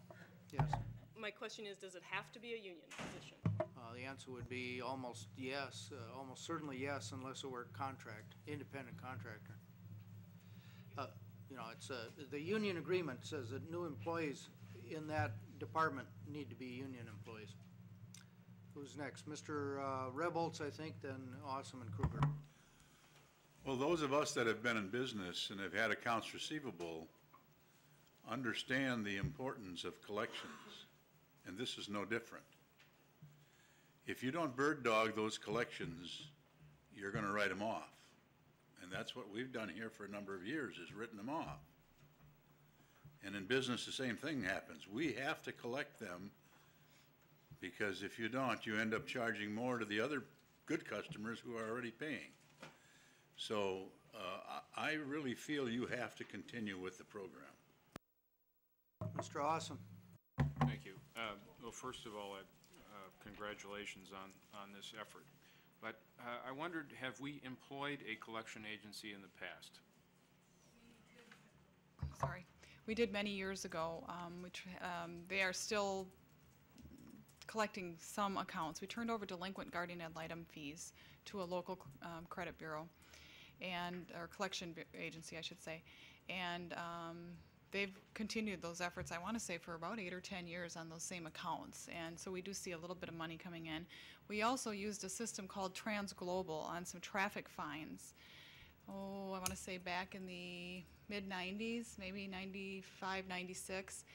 And the collections were almost dollar for dollar what we paid in fees. We paid them right around $7,000 in fees, and I believe that's approximately what we had collected. So we discontinued that program because it just didn't seem lucrative. May I add a comment to that as well? And I think this speaks to the experience of the child support staff that were involved in this pilot. They do have the training and they know what you're going to need to make the collections. A lot of time that they spent was, in fact, I'm using this term loosely, is cleaning up records, tracking down valid addresses, tracking down a social security number and date of birth for these individuals. Those are really the things in today's technology that you're going to need to legitimately track someone, find out where they are, and make that contact that you need. And they were able to accomplish that in a number of cases and able to follow through. Without that information, really, even the collection agencies are pretty much dead in the water. Isn't there another aspect to this that's kind of crucial? The preparation of these payment plans would be work that's essentially being done for the judges, advising the judges of people's ability to pay before the judges announce the sentence. Correct. And then one of the problems with collection agencies has been if there may be a warrant outstanding, and if there's the least bit of slack in the system so that a payment's been received and the warrant should be canceled, there's a dreadful county liability if that connection isn't made. Right. And we are up against that right now. The judges want to continue with the warrants, even on the accounts that we've turned over to the collection agency. So they will be cautioning people if they pay late in the day, especially late on a Friday, that there may be no way to cancel the warrant. And they may get picked up over the weekend. And that's really the best system we can work out with the collection agency at this point, but there is perhaps some limited liability there. Mr. Kruger, you're next. Thank you. My question is, as you said, there is a higher rate going to a collection agency. I guess I'd like to know that rate because based on our salary and fringe benefits based on annual revenue, that's 26.4%. I think we're paying 21 and 23, or 25? 21 and 25% of amounts, and it's over what, $250 is $300 is the lower rate, and under is the higher rate. Well, the chair would suggest that we have a roll call vote. There has been spirited debate, so that would seem to be appropriate. After we finish the vote, let's reward ourselves with a short break. Clerk, will you call the roll? A yes vote is, of course, in favor of the resolution. A no vote is to defeat the resolution.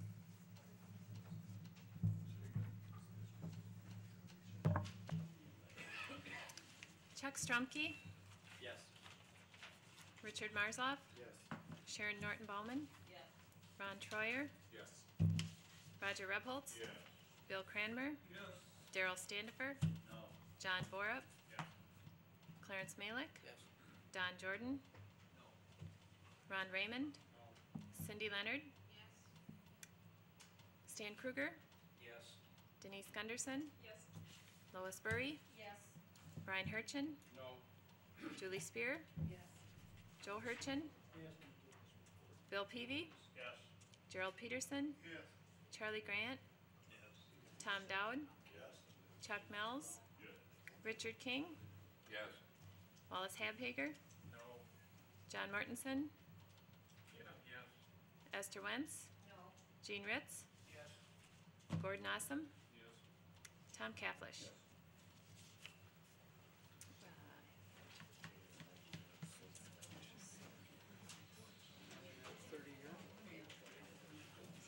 Motion prevails. We will take a 10-minute break by the clock on this wall. Congratulations, Lori.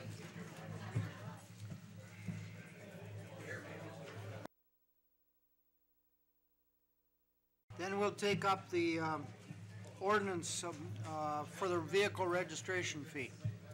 But first of all, the report of the Highway Department. Of course, as we all know, the surveyor is a part of the Highway Department, and we had that from Brian Halling at the beginning of the meeting. It's my pleasure to introduce to you. Do you wish to do the introduction? Go ahead. Okay, my pleasure to introduce to you the St. Croix County Highway Commissioner, Tim E. Ramberg. Thank you, Chairman. Ooh. Well, just got back from Africa on the 1st of August, and that was awesome. So, pardon my jitteriness, or if I feel constipated word and thought, I'll let you know. But I'll try to keep it short and sweet. This is our 2006 annual report to the county board, and here are our coaches that coach the highway department in our goals and our plans and our progress. So again, this is our 2006 report of activities. And to start out with, our staffing levels over the years that maybe most people don't realize is, when we've used technology and cost-cutting processes and revenue sources and whatnot, we have cut our employees from 170 back in the 70s to about 80. And that's because of various reasons over the years. We when people retire, if we got 5 retiring, we might hire back 1 or 2 depending on the situation, and we'll reevaluate as the situation needs to be evaluated as those types of things happen. But as far as the responsibility that the highway department has in infrastructure terms, we have about 700 lane miles of county road, 600 plus lane miles of state highways, depending on how these roads now with the new ones that are built lay out and how many lane miles they come up with. Like a 4-lane highway, you got to multiply that stretch by 4. Various towns, cities, and villages. So again, we have our 2,400 lane miles or 1,200 miles, which is the same as going to New York City and back. And with the recent developments in the news, we share a little bit today with our bridges. We have 66 county bridges that are over 20 feet long that we inspect every 2 years. That's in it. We have 180 that we totally inspect, but the rest are cities and villages and towns. So our infrastructure, our long-range planning is our foundation. The Transportation Committee and the highway staff manages the assets monthly with our long-range goals as our basis. The fixed assets and the infrastructure management are an overall department effort because we have involved the Transportation Committee, our staff, which is the managers, the operators, the field personnel, etc., the vendors, and we try to employ the knowledge worker approach moving forward with that. Our asset machinery management, safety committees, and etc., other committees we have, hopefully help us to bring a successful cooperative blend of needs and innovative ideas, financial restrictions, sound evaluation, and with our historical experience. Jim Hare, our patrol superintendent, has 36 years, and we just lost Dave Schnitzler a few years ago, who had a lot of years as well. See Dave back there. Our road maintenance goals, again, going with our goals, our trackable goals, we want to get to our 16 miles a year. And in 2006, we addressed only 7.55 miles, resulting in a 6-year average of 11.14. Our 6-year average the year before that was 14.64. The point is we're going in the wrong direction. We want to be going towards 16. So we're going in the wrong direction. We're looking at measures to change that trend and turn it around and go into the correct direction. Our 54 miles of chip seal goal each year. Our last year, in 2006, we were able to accomplish 30.7 miles, resulting in a 6-year average of 40.28. The year before, our 6-year average, our rolling 6-year average is 42. Again, we're going in the wrong direction, and we're looking to turn that around. Our road construction goals is 7 miles a year, based on our goals that we've set, and then keeping in mind the engineering factors that are involved in that. But in 2006, we accomplished 5.85 miles. Our 6-year average was 7.36, so we did meet our goals on our 6-year average, even though we weren't able to do it on a yearly basis, but our 6-year average, we were able to meet it. On the bridge side of our 66 county bridges that are over 20 feet long now, with the average lifespan of that, and there's so many variables with that, our goal is about 1.1 a year, but since we package them up in 2 to 3 bridge packages, we didn't do any last year, but we're looking to do another package in the upcoming biennium. But our 6-year average is 1.16 bridges per year. We're keeping up with that goal. This is a picture from Malawi. As we were driving down, I had an opportunity to sit in the front seat and taking pictures of roads and bridges. And here is their single-lane bridge ahead warning sign. That was in English. And we do have a little bit of a problem communicating with those folks, because I was in charge with the supplies. And when they got there, I jumped out of the bushes and said, "Supplies!" So I didn't really understand what they meant. So I was kind of in the dark on that one, but sorry. But I did. When Dick says, "Watch Timmy jump," watch me jump when we got to this bridge. This is the 1-lane bridge that they were talking about, and I really literally did want to jump out of the seat. We had to drive over it twice, and we had a van load of 15 people and 2 chickens. Then getting back to our revenues now, this was a question in the past, and our appropriations from the county property tax levy is about 16% of the revenues that we operate with. And here's just a pie chart of where they all generate from. And our outside revenues that we've been able to bring in over the last 6 years amounts to 5.6 or almost $1 million a year. And these are the areas we've been focusing on to do that and working real hard to bring those in. This is the expenses in our administration, maintenance, and construction trends that we levy for.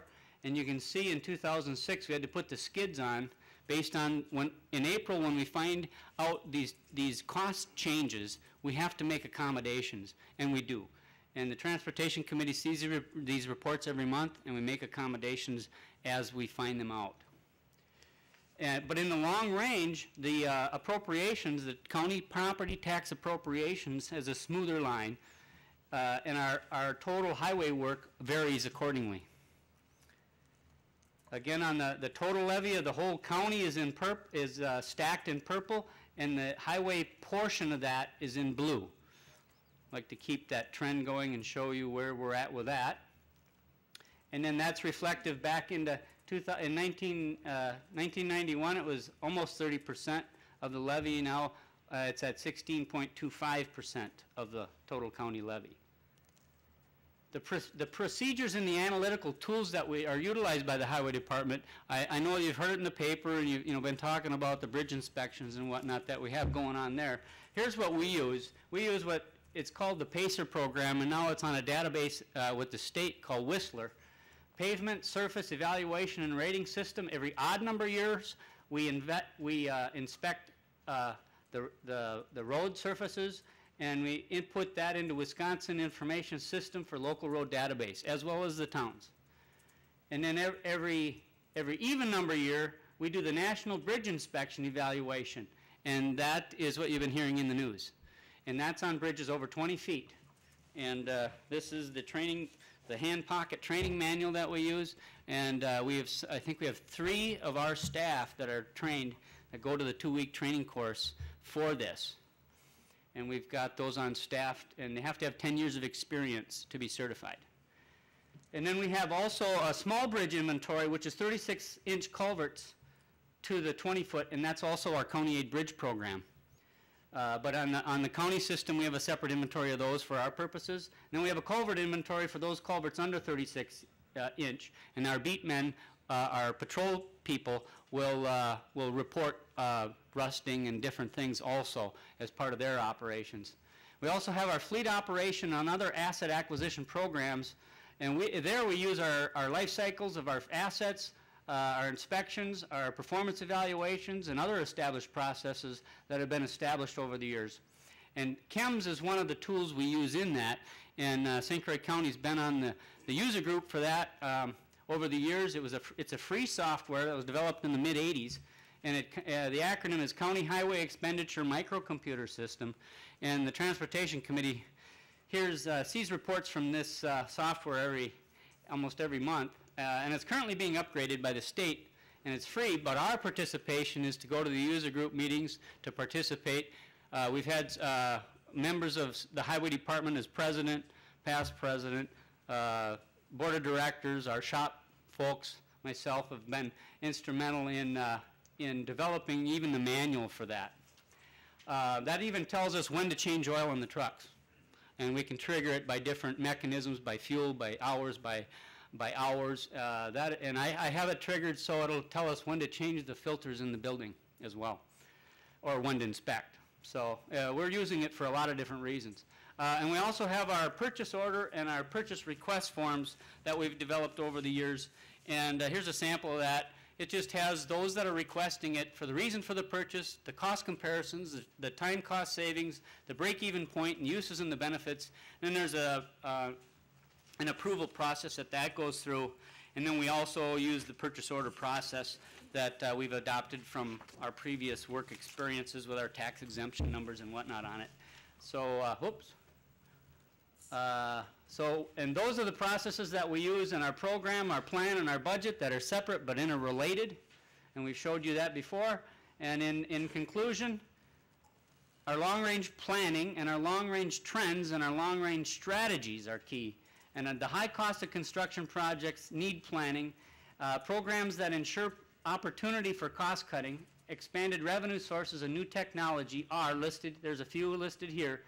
And our 6-year programs, our bike, our PED plans, our facility route plans, our asset management plans, and our JTs. And currently, the pursuit of increased and stable funding sources is our critical pursuit. So with that, I'm going to open it up for questions. Tim, have you heard any more on the Somerset Bridge efforts that do the inspection on that was, Yes. inspection on the Somerset Bridge was bad. Have you heard any more on that? Yes, that's one of the 16 bridges that the state was inspecting. That's a fracture critical bridge, like the one on 35 that went down. That is now under the jurisdiction of the village of Somerset. And I haven't heard what the inspection came about with.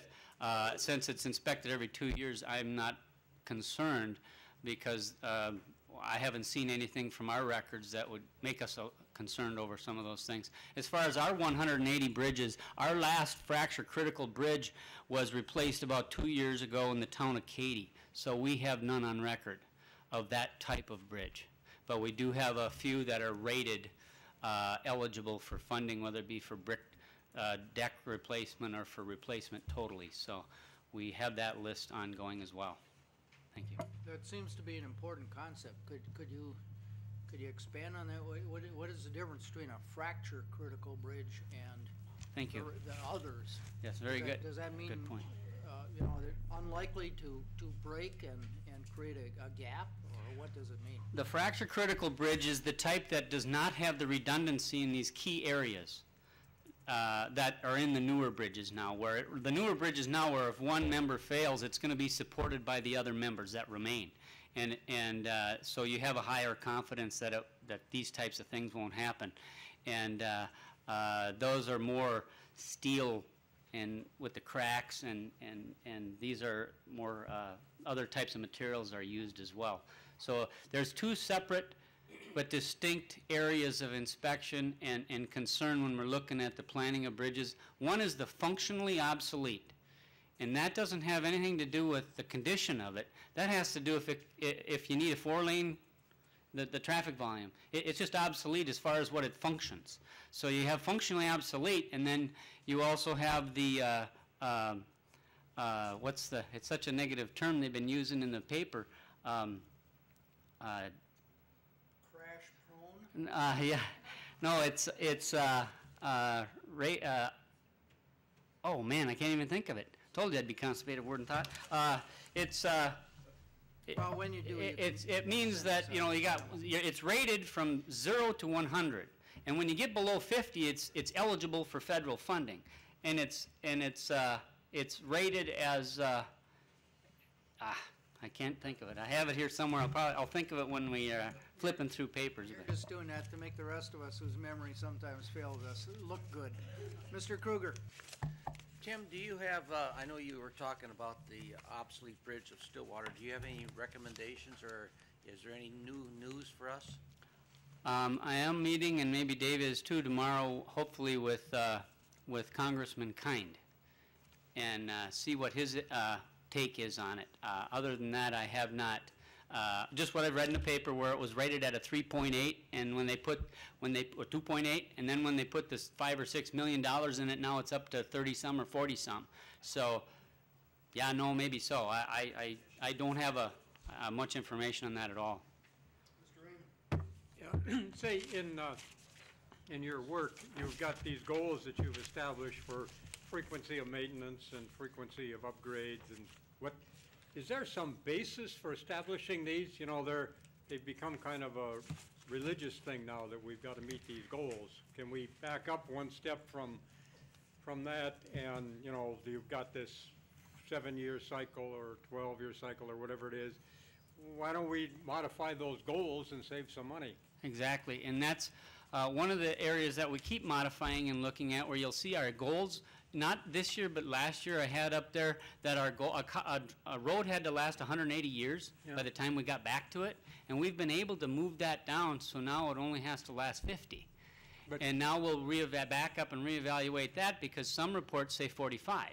Well, we'll look at it, and the condition of the roads will help us target and measure if that's adequate for us. We can chip seal, and we want to seal every road every 5 years, but we've got some that are lasting 5, 6, 7, 8, 9 years. We'll inspect them to see if that, but that's, as far as planning, that's our starting point. But when we bring it back, some soils are so corrosive, those culverts don't last very long, and some of these towns can testify to that. Some of those towns, you can have them babies in there for 40 years and they're not going to rust. Others, 7. So, yes, we have the goal, but that's just a plan, a rule of thumb to try to target to, and then, like you saw, the expense side going up and down, that depends on the weather and, like you're saying, the condition of the unit, of the asset. Got the word? Structurally deficient. That's a terrible word. Yeah, but you know, the structurally deficient, it's 50, it's got a rating of 50. On structurally deficient out of 100. Does that mean it's half dead? No. that means, and we've had some conversation, we've custom discussed this too, but that means that the rating is based upon the design capacity. And just what Mr. Raymond is saying, that the condition of it will tell us as to what degree we'll improve it or plan to improve it. And then when we take proposals to engineer it, all the research and the core borings and all that will bring us more information to define the level of improvement that's needed. So that's where we're at with that. Mr. Lawson?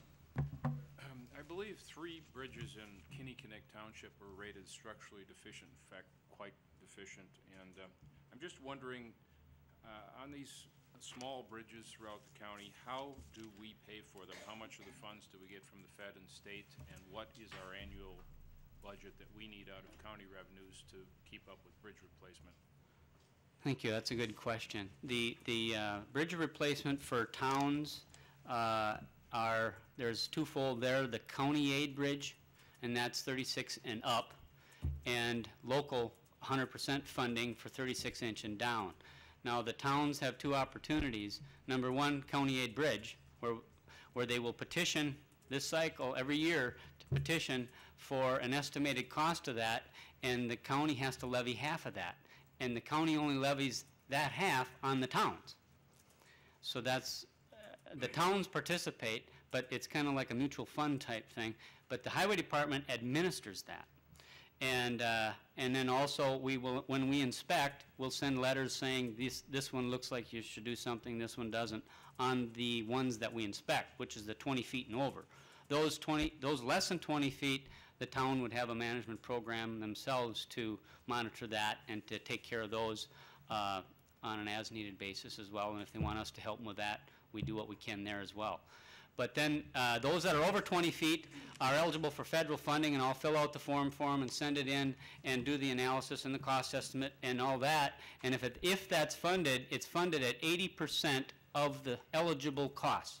And that varies, but it's basically the structure. And it can be eligible for 80% cost of the engineering too. And we've pondered that back and forth, because once you get into the federal requirements, some of the costs jump 26% on some of those areas. So we look at that and measure to what degree we want to participate at that level with the towns. So thank you. Mr. Troyer. Tim, this month we've heard a lot of information about excessive or overweight trucks and the damage they do to bridges and to our road services. What do we do in the county to monitor that? Are we seeing more truck traffic all the time on our county roads, and what's the overall effect that's going to have, in your opinion? Well, I think it's going to have a very detrimental effect, especially when we look at the next cycle for inspections. And again, it's hard to tell how many we have out there, where they are, what bridges are going across. The idea was a good idea when the state legislature changed their law in allowing the timber industry to go up to 98,000 pounds if they added an axle. That's less pounds per axle, yes. But if they don't add the axle, who's the police? So because of those issues, and plus the turning radiuses, and some of the trucks are totally on our bridges, and they're not even designed for that kind of weight. Back then, they didn't design them. They designed them for 80,000. So there's problems out there, and they're inside the bridge. They're hidden in there, and we don't know what they are yet. So what we're doing is we have a list of bridges that we have gone through their design and their condition, and those that don't have designs. And we're going through a posting process. And with the state's doing it, we're doing it, and we may have to bid out some of the engineering to identify exactly what to post it at. So we're in that process. Good question. A couple of questions. Thank you. I have a couple of questions. The first one is, does the county check all the township and village bridges? We do both. It depends on what's on our list. And the list includes the federal aid eligible, which is supposed to be 20 feet and more.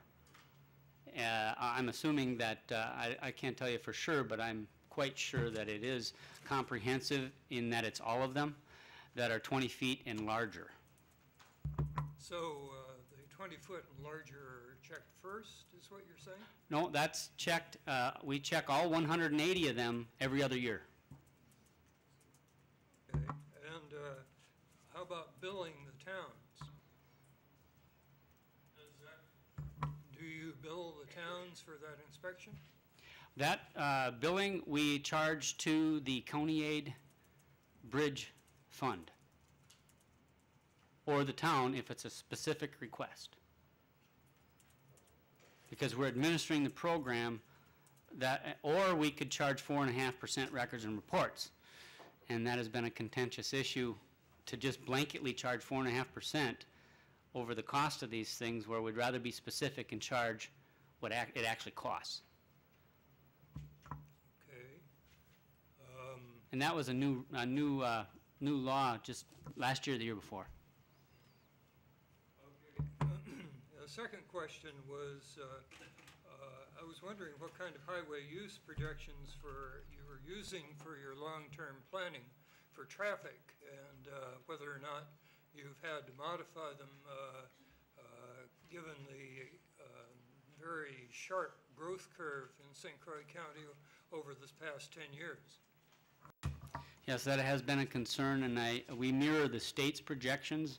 We'll let them do the work on that, and then we'll piggyback onto their information. I know one of the items that was brought up when we were at one of the meetings in I think it was Roberts, the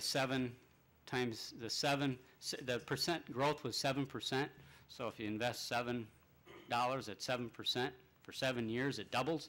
So that's the projections we were going at last remembrance of me being a bean counter. remember that one, but we are projecting double growth in 7 years. And can we handle that? Not with what we were having for funding options. And no, that was one of our goals here is in the construction side, and we feel we're addressing the widening of these roads to accommodate those things. But I think now with what we've gotten with recent developments and growth, I think we're going to slow down to help us reevaluate that better.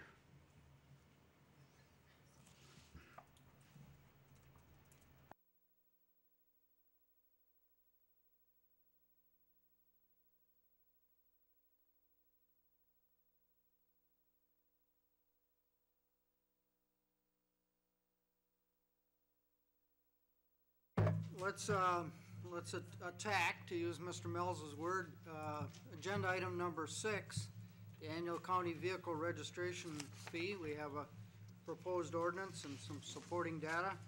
This comes to us by unanimous vote of the Transportation Committee. Do you wish to make the motion, Mr. King? I'd like to make that motion. All right. Who wants the glory of the second? Mr. Revolts? All right. Who's going to tell us what this is about and why we should vote for it? Tim's going to do that for us. All right. Well, thank you again. This is 2 months ago we brought the report forward on our findings of alternative revenue sources. And again, just to synopsize, the one that floated to the top was the one that counties can legally pursue as of 1986 or 7. And back at that time, the two options available was a 0.5% sales tax and vehicle registration fee. And at that time, St. Croix County chose vehicle registration, or 0.5% sales tax from my records. And in doing some digging and researching, we found that this is also an option for the counties to consider during the budget process. And the Transportation Committee felt that this was an opportune time to bring this forward for consideration based on the experiences of the Highway Department that we've shared with you the last 2 years and the budget issues that we've been discussing. The first sheet is the back-to-back is the ordinance itself, and the back sheet is, and Greg could help me out if I need some clarification, is the annual county vehicle registration sheet, Chapter 77, that authorizes you to do this.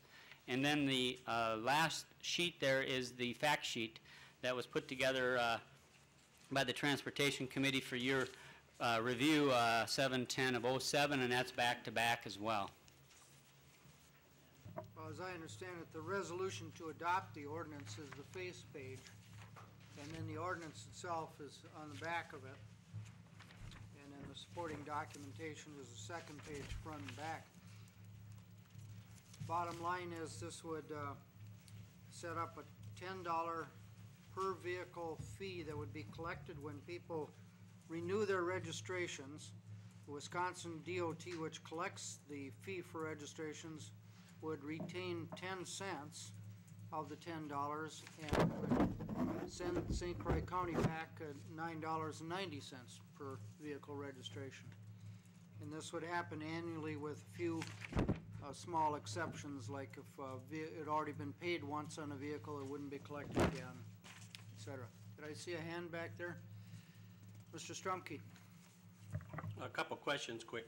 First, for clarification, I didn't catch the year that this body, of which I was not present and able to vote no against, increased the sales tax by 0.5% to increase revenue to be able to put into the highway. Is that what you said? Oh, I'm sorry if that's the way it came out. Back then, from the documents that I have here, the a 0.5% sales tax was enacted by this county. In lieu not for any I don't know what purpose, but it was enacted at that time. But did you also say that they had a choice between the 0.5 or the No, the fee? that was an option as well at that time. What was the other option? Vehicle registration fee. Okay. And then the third one, which the counties can't do, is hotel tax, and we've exhausted that option. Okay. Well, this is a tax. You know, we can call it a fee, but when a government entity takes money from citizens for whatever, it's a tax. And I'm not for supporting taxes. I was quite interested in the chart that you had on your previous briefing, where it shows that the county, as a percentage of its total levy, has been considerably decreasing it year after year after year. With that stated, the county board has made a decision to fund other things of a greater priority than to fund our highways. Thus, I don't support the idea of us just saying we're going to create another tax here by this body. I think if we're going to create a tax in the county, that should be done, or at least forwarded through the citizens in the county to give us their opinion. By that, I would like to make a motion that this ordinance be handled as a referendum on the ballot in April of 2008.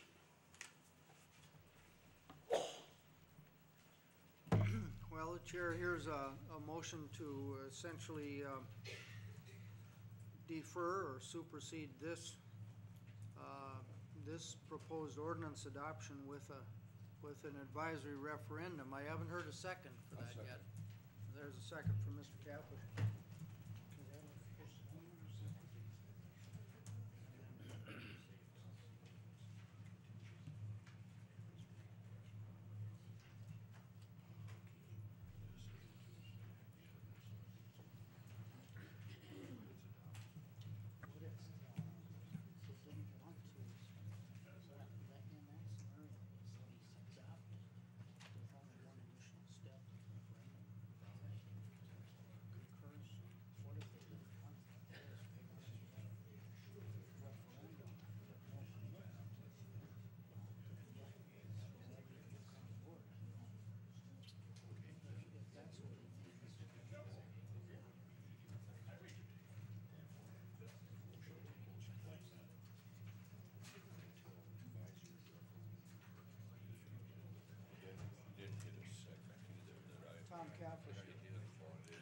So it could be an amendment or it could be postponed in lieu of an advisory referendum. And I could ask him what he means. Well, we've been having a little sidebar here as to just how to handle that. In my 5.5 years as your chairman, nothing quite like this has come up. You folks are getting pretty creative here. I've got to ask you, Mr. Strumke, do you mean by that to say this ordinance is adopted subject to approval at a referendum, or do you mean to say before adopting this, let's hear what a referendum says, and then we choose whether to adopt or not adopt the ordinance? Is the latter what you mean? If so, then that's like Yes. in the nature of a postponement. It is. It's the latter.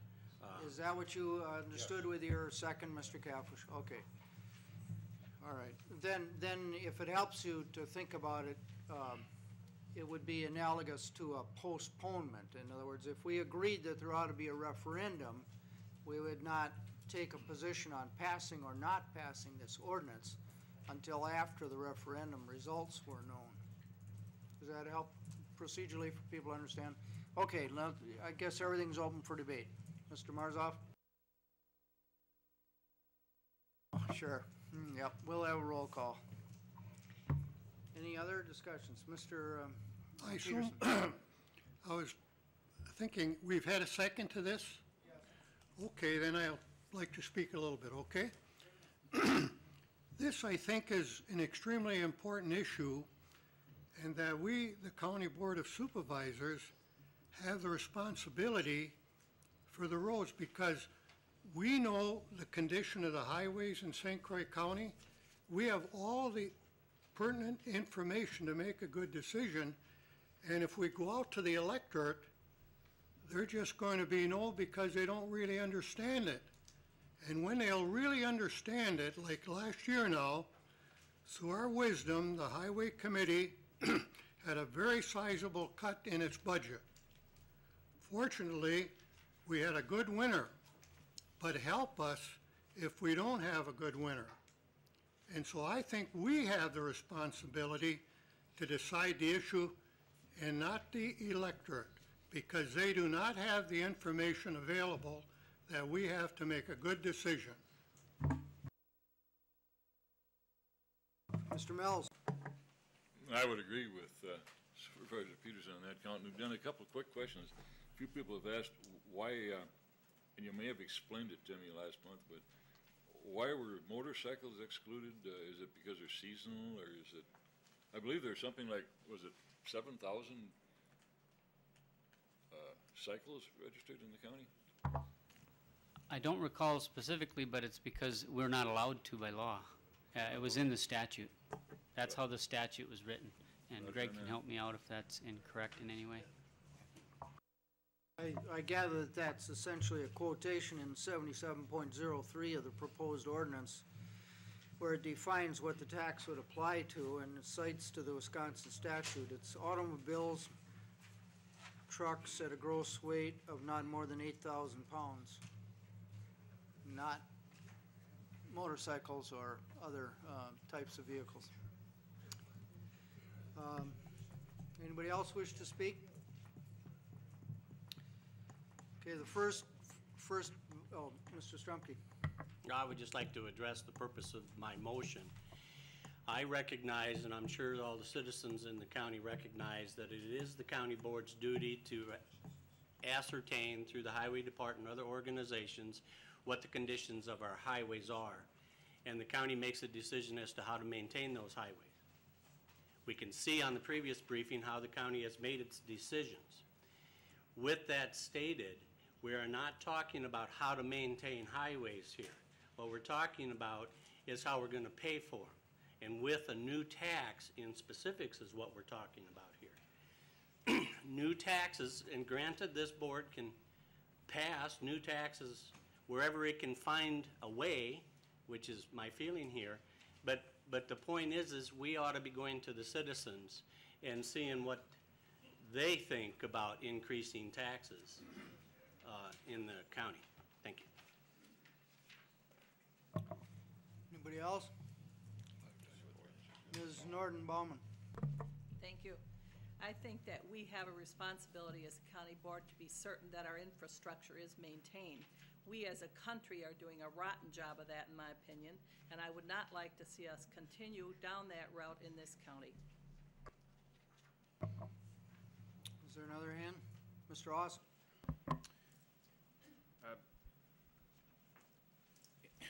On at least one of the committees that I serve on, we ran a significant surplus in that department last year, and we are running a surplus this year. And I think that it is the job of the Finance Committee to find a way to make sure that the Highway Department is properly funded. It should be a priority, but it's a matter of trade-offs. There is the money in the county to do this under the present tax structure. And I did ask quite a few of my constituents what they thought of this, and I didn't hear anyone tell me they were in favor of an additional tax increase.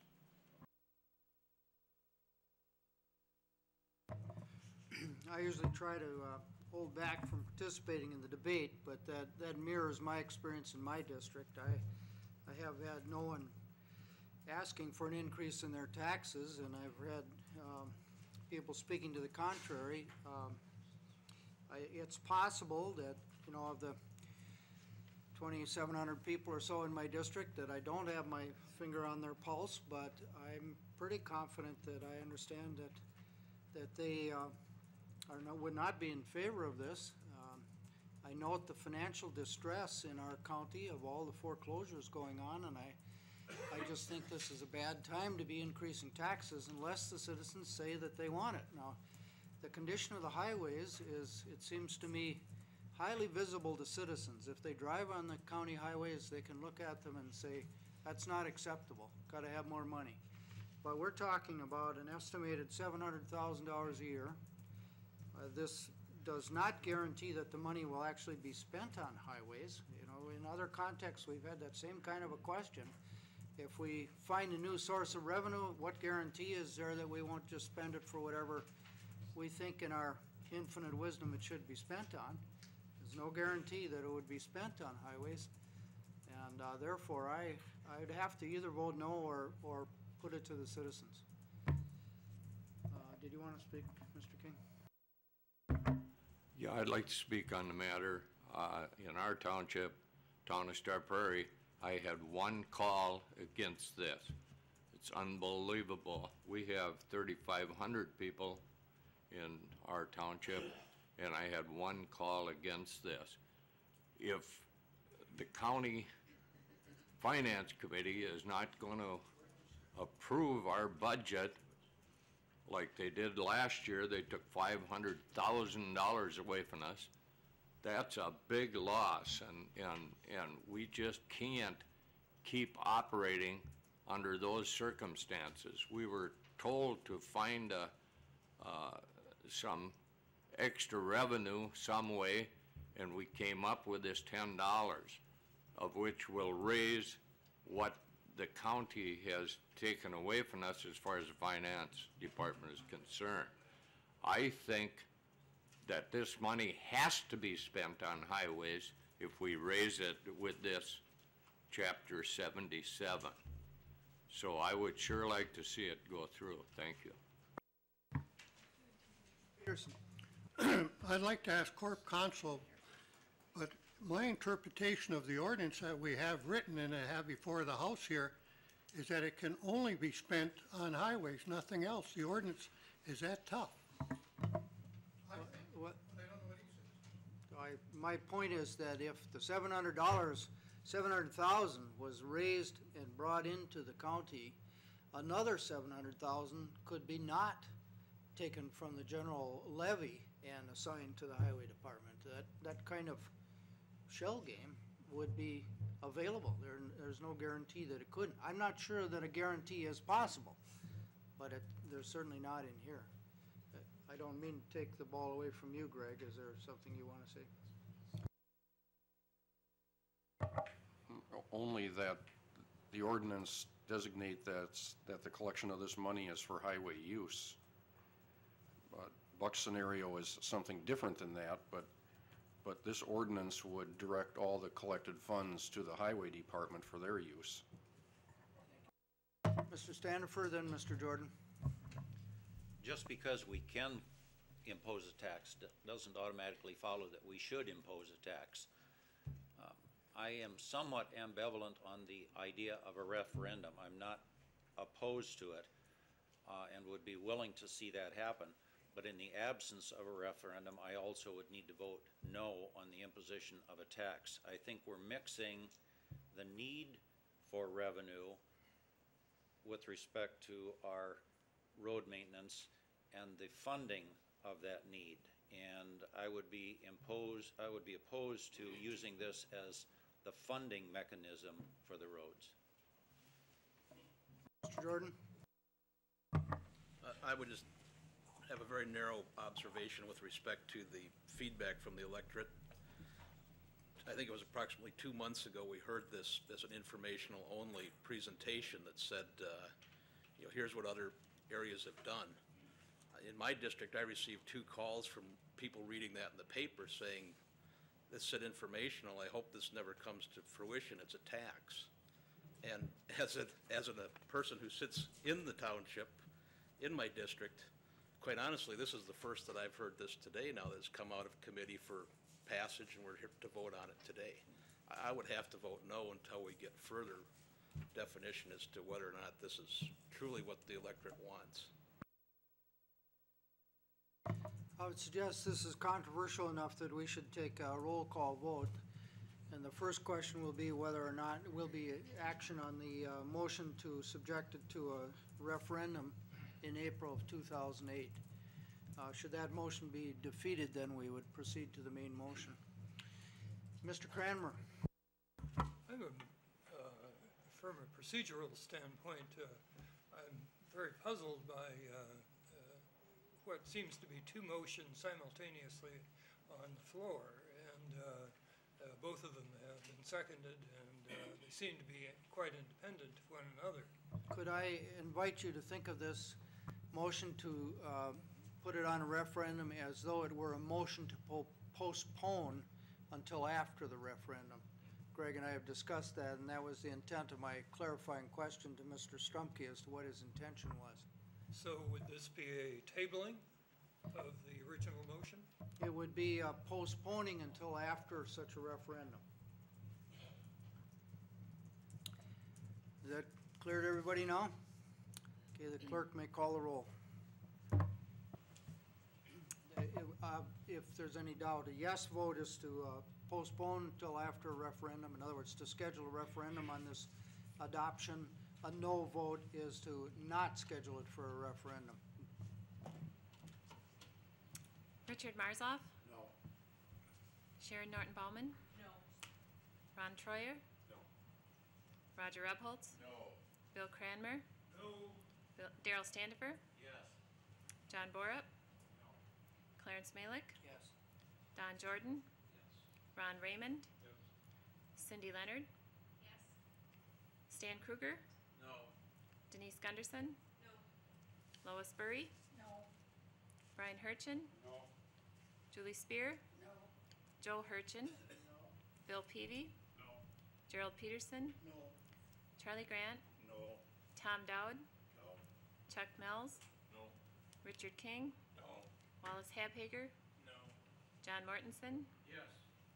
Esther Wentz? No. Jean Ritz? No. Gordon Awesome? Yes. Tom Kafflish? Yes. Chuck Strumke? Yes.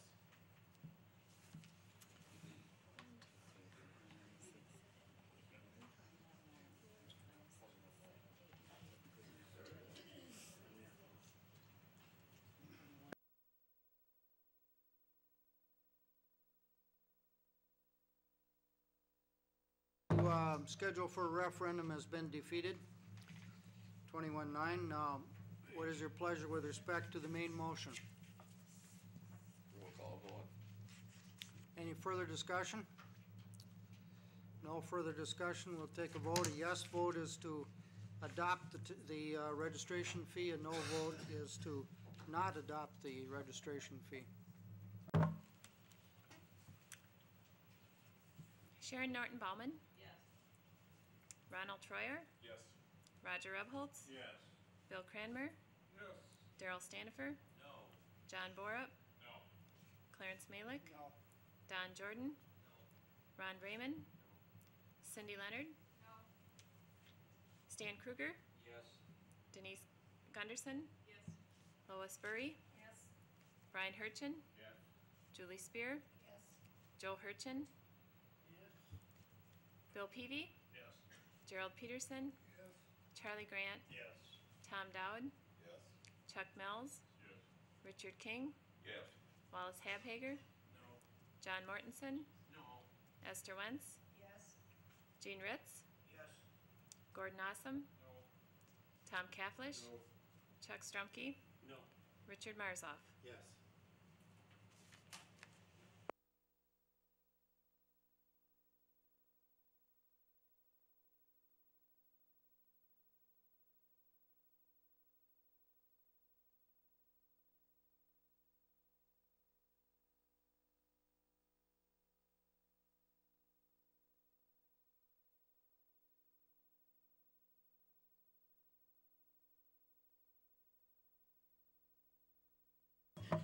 Are you speaking to it, Fred?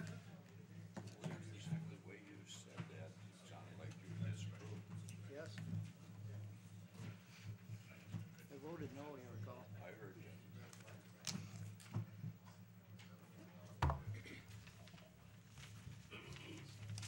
This is a resolution that is before you today, brought forth by Health and Human Services and the Department on Aging. It really is an outgrowth of the April 17th, 2007 resolution that this board addressed with regard to long-term care reform. Specifically, there's two components. One is to authorize the departments to apply for the noted funding of $632,000 to file an application with the state. And the second portion of the resolution is really to deal with a subcommittee related to organizational structure and ultimately county governance.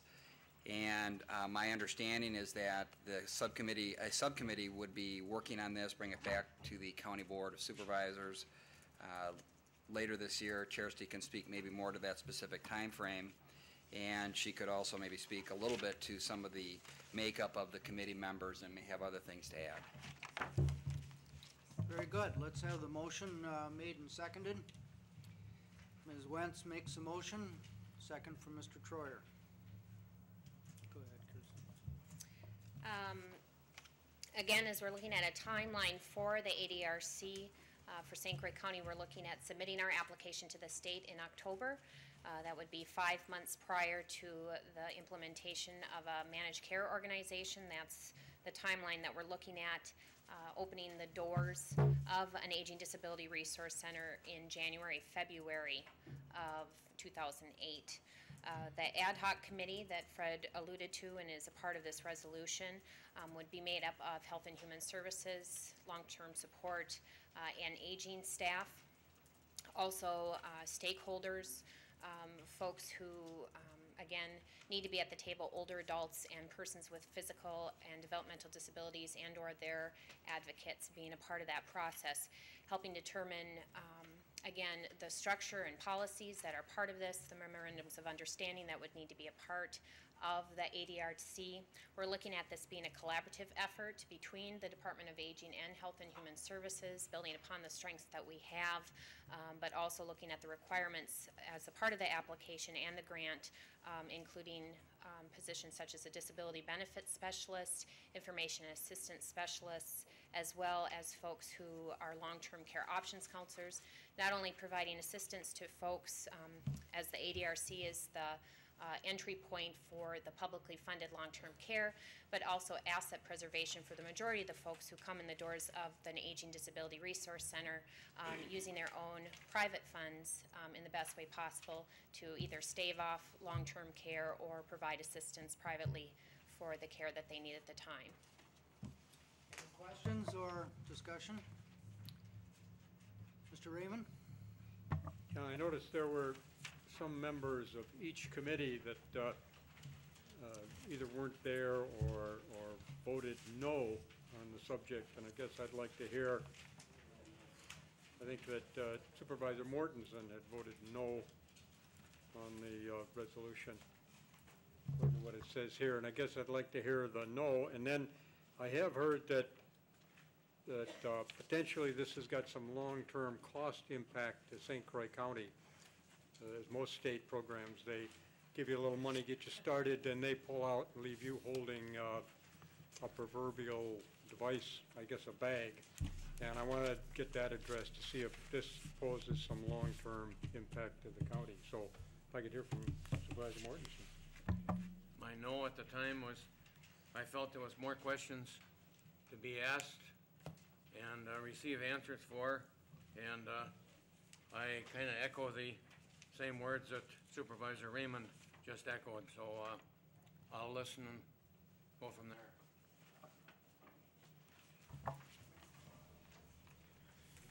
I can address the financial, maybe not completely, but certainly on a preliminary basis.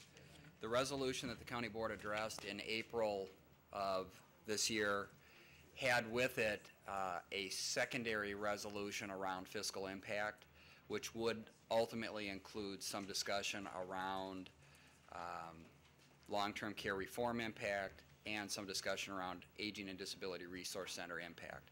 What we've done is utilize the state cost model for Aging and Disability Resource Center specifically.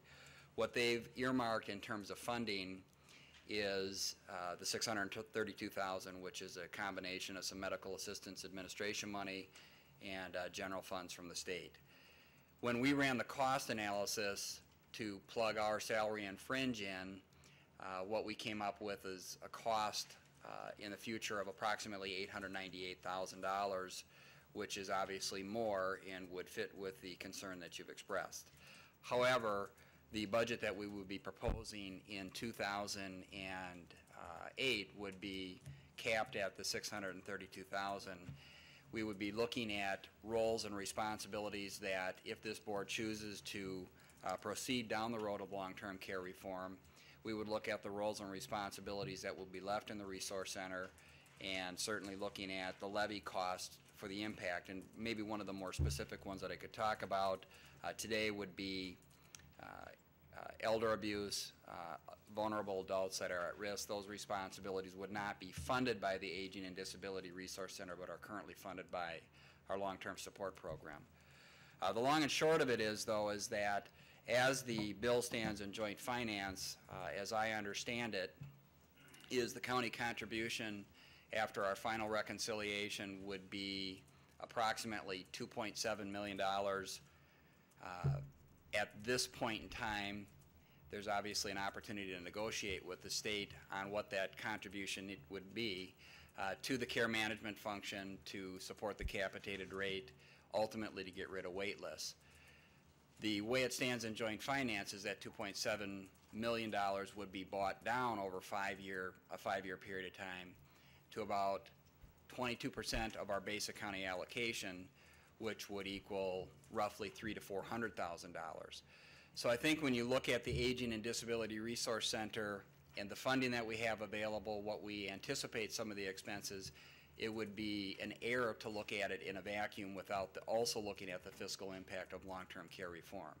So I think that this board would have an opportunity in future budgets to say, we're going to fund it only to the amount that is available via new funding, the $632,000 that's in here.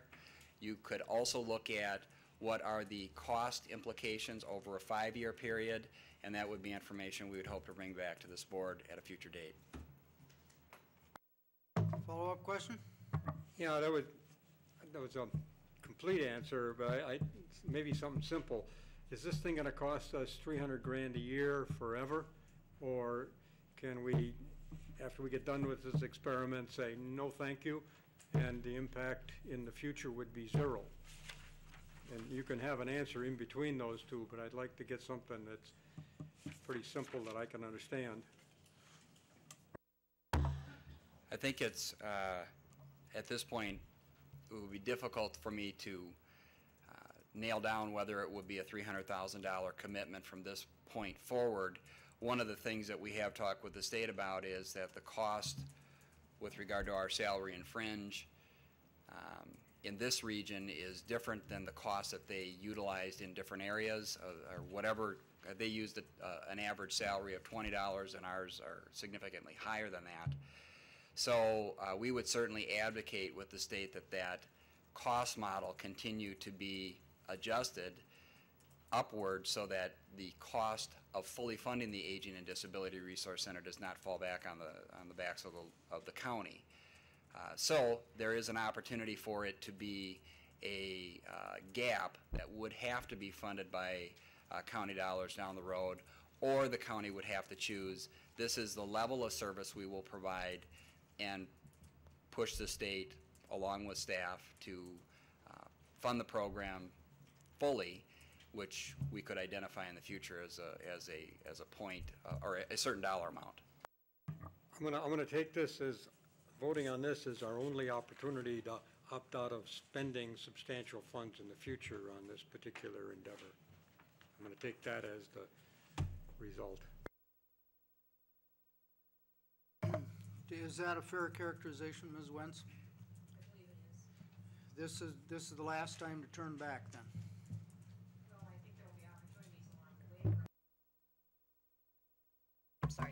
I think there will be opportunities along the way for us to opt out, but I think it's something I feel we as a county should go forward with. We should get on board with this and do it. And it can't cost us any more than what it's costing us right now when we have really not too much input into it. I think this is an opportunity for us to really have some goals to meet and take care of our people.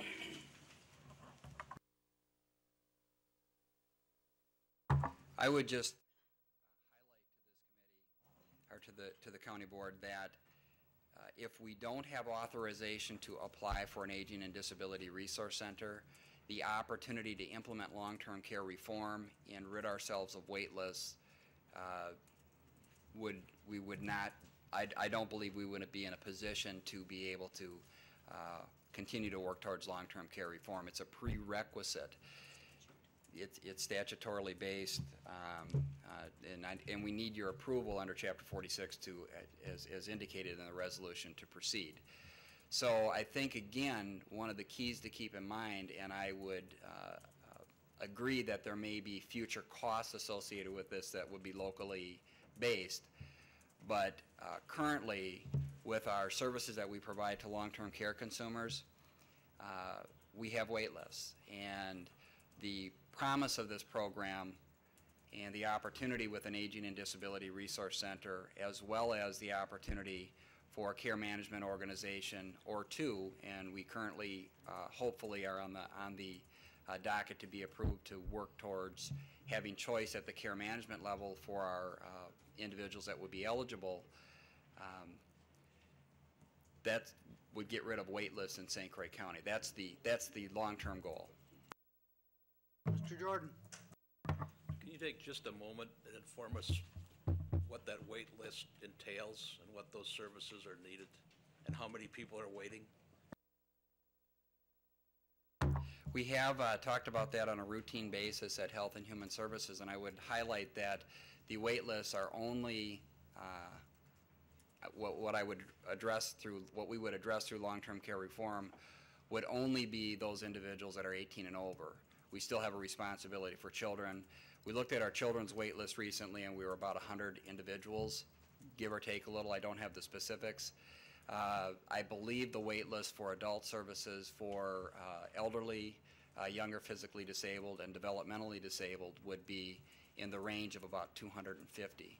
One of the things that I would just highlight for this board, and I would have to double check those numbers, and I could do that with Health and Human Services at our next board meeting. Actually, I think it is on the agenda, wait list for kids and adults. One of the things that I would again reiterate for this board is that in La Crosse, which is a comparable size county to St. Croix, when they implemented family care, they went from a caseload of, I'm going to approximate 300 to 400 to a actual service delivery of 1,500 to 1,700 individuals.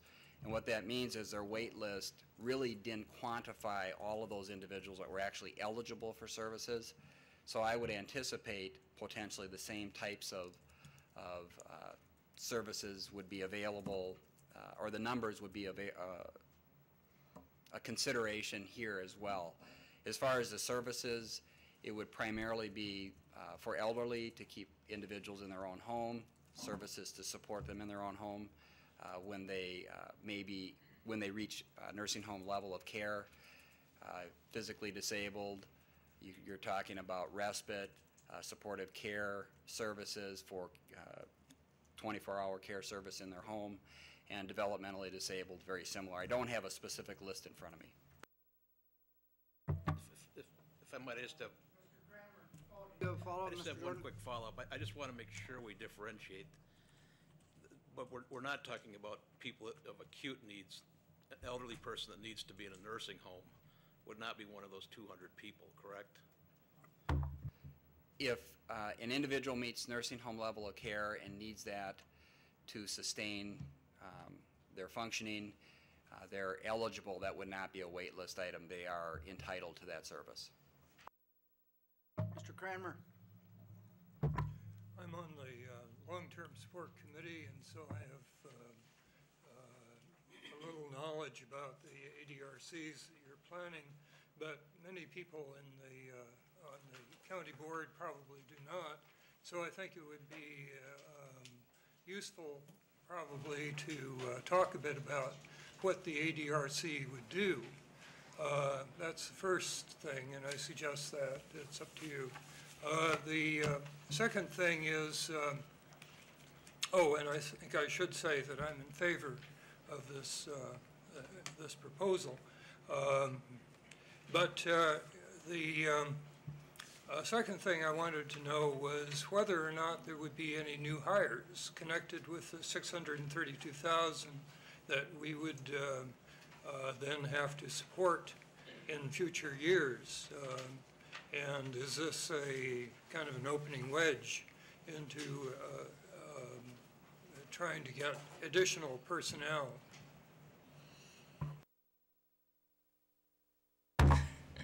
I'll go with the latter question first, and then I'll turn it over to Charity maybe to talk more specifically about what the Aging and Disability Resource Center would provide.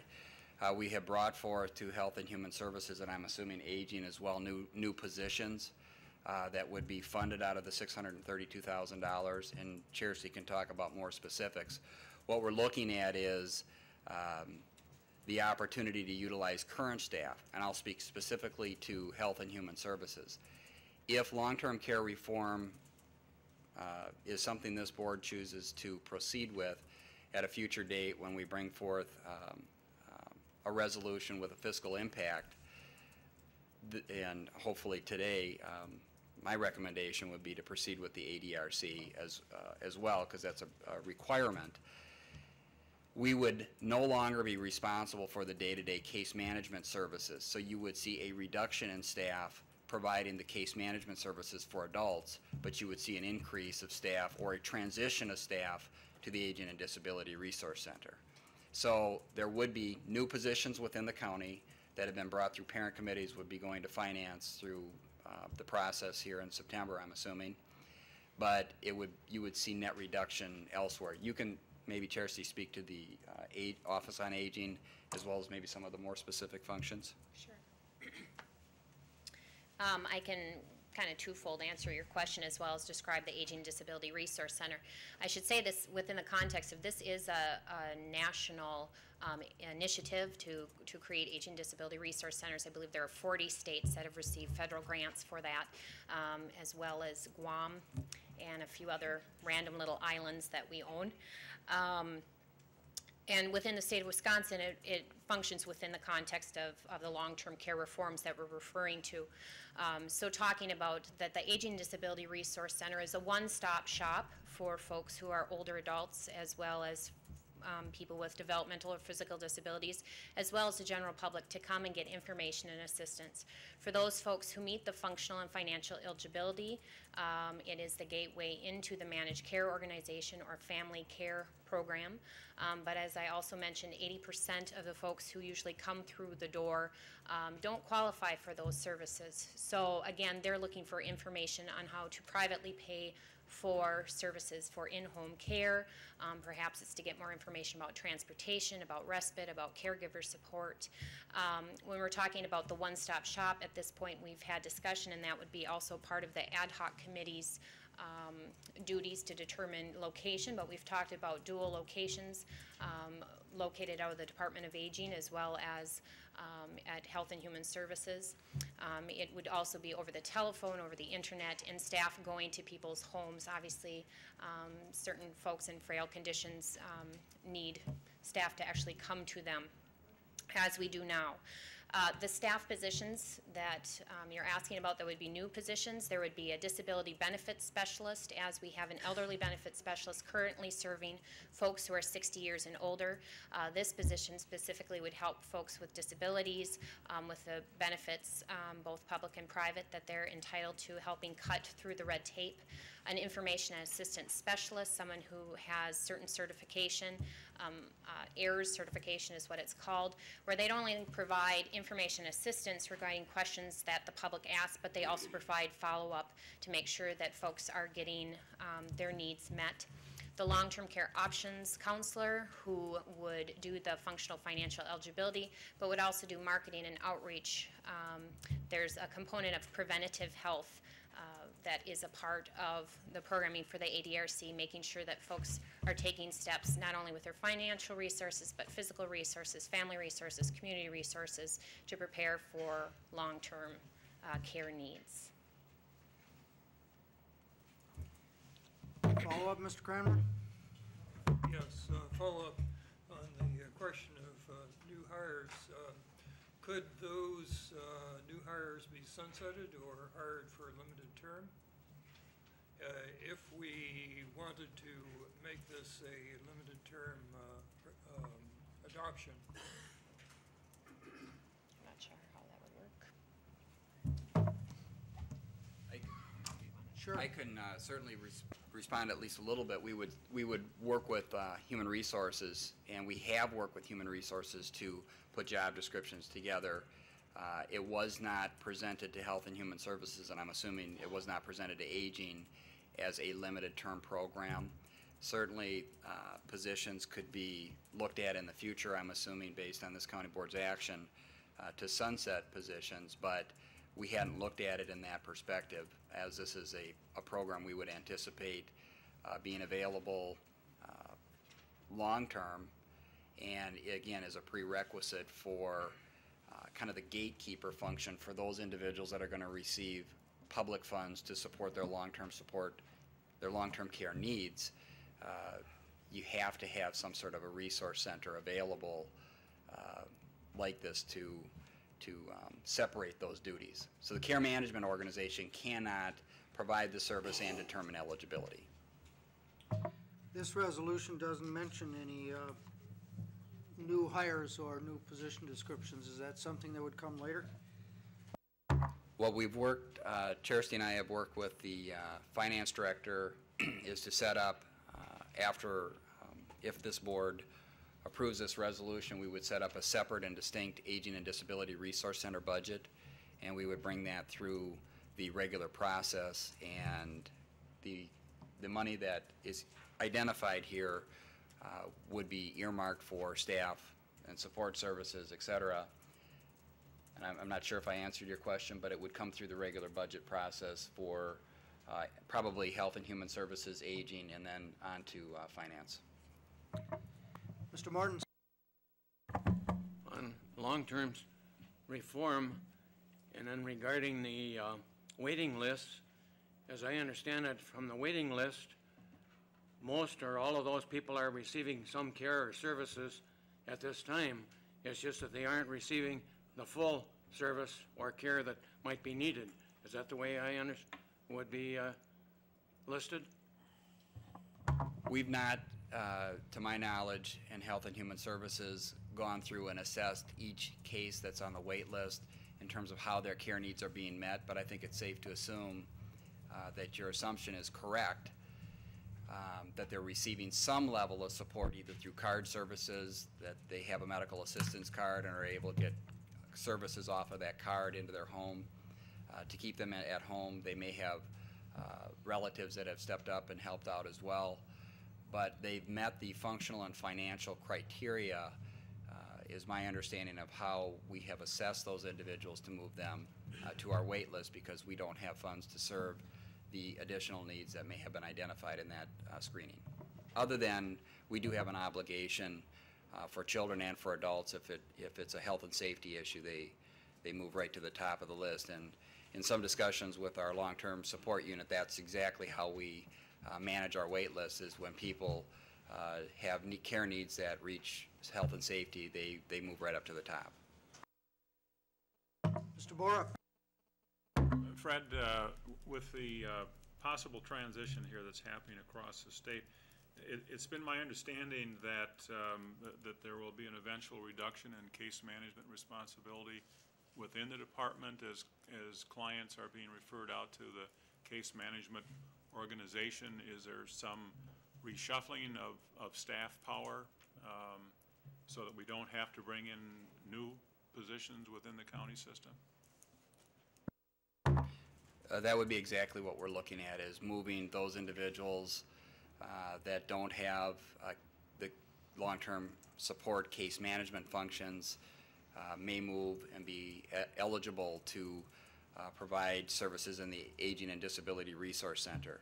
I met with the long-term support staff last week, and the way it looks at this point in time, if you just do a simple numbers count, there are not necessarily enough positions in the Aging and Disability Resource Center to transfer and to cover the full funding of their cost via the $632,000 that's here. So we've talked about some staff may move to the Aging and Disability Resource Center. There may be an opportunity within Health and Human Services to look at children's wait lists, and potentially, again, if the Health and Human Service Board, full county board approves, address that wait list issue. and there may be opportunities for individuals to work for the care management organization. So yes, I do see the opportunity to shift positions, and the net number of staff that are working in this area wouldn't necessarily increase, but that would certainly be something we would report to Aging and to Health and Human Services. Can you then address the total staff resource issue? Are you wanting to have permanent new county employees regardless of the eventual shifting of county residents that are in this program over to the CMO?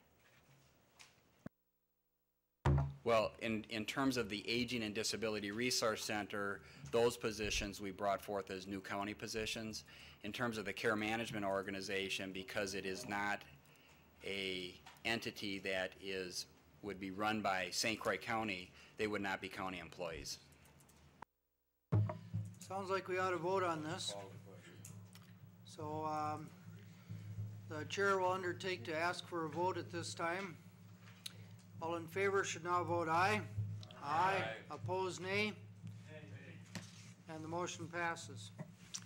Let's take up number 9 next. I know that there are many folks who have been waiting patiently to deal with the nursing home operation and disposition question. The floor is open for proposals. Mr. King. As Vice Chair of the County Board, I'd like to make a motion to keep the health center hospital in operation as it is now, and we have never voted for or against on the county board floor. I would like to put this on the floor. We have a motion and a second. Could you say your motion again, please? You want me to say it again? Yes, please. Make the motion to have the health center hospital full operation as they are now, and is financially with the service we have now, to do this without any further ado. I'll ask you to read that back, Ms. Campbell. Motion by Supervisor King, second by Supervisor Marzoff, to have the Health Care Center Hospital full operation as is now and is financially with the service we have now, to do this without further ado. Is that how you want it worded? Sounds like the words you said. Do you want That's what I said. further changes? Yeah. Mr. Borup. Just a technical clarification. I recommend that it be classified as the health center nursing home, not hospital. Are you agreeable to that? I'll agree to that. And the seconder, agreeable to that? Yes. Mr. Jordan? Is this motion open-ended?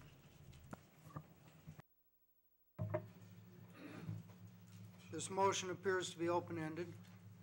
Just like the last one, I remember several years ago we had a similar motion to continue the nursing home, and I voted for it at that time.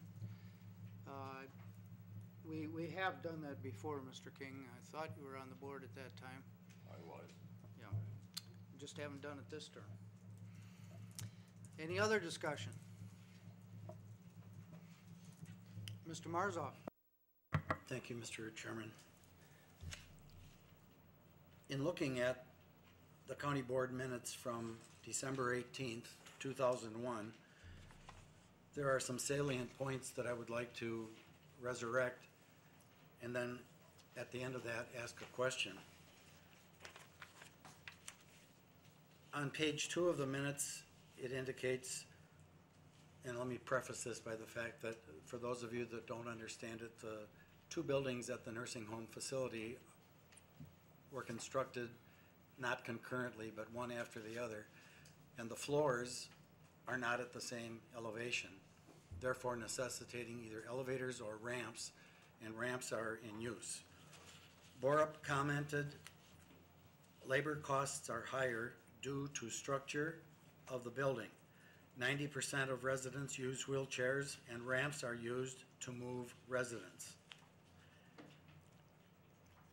Supervisor Raymond noted private homes cost less to run than government homes. Keefe said salary and fringe benefits are lower in for-profit homes, and the turnover rate is much higher, which has an impact on quality of care.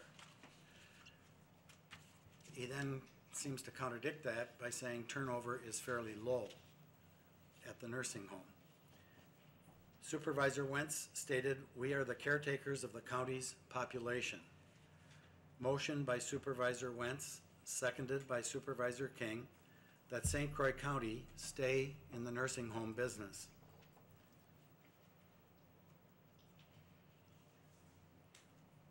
Motion by Supervisor Bierogel, seconded by Supervisor Kruger, to amend the motion that an ad hoc committee composed of 7 St. Croix County supervisors be appointed by the board chair for the purpose of securing a management audit firm capable of evaluating all operations at the St. Croix County Nursing Home and to give a full report to the county board in June of 2002.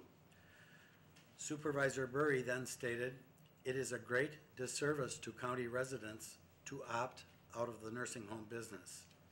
We need to think about residents and staff, look forward, downsize, and build on our county land." There was a roll call vote to hire the management audit, and the vote was 19 yes, 11 no, and the motion carried. Then there was a resolution number 37, parentheses, 2001, recommendation from the 4 options for the St. Croix County Nursing Home. Motion by Supervisor Malik, second by Supervisor Horn to table the resolution. Roll call, 15 yes, 15 no, tie vote, motion failed. Motion by Supervisor Wentz, seconded by Supervisor King, to adopt the recommendation of the Health and Human Services Board to build a new building after downsizing.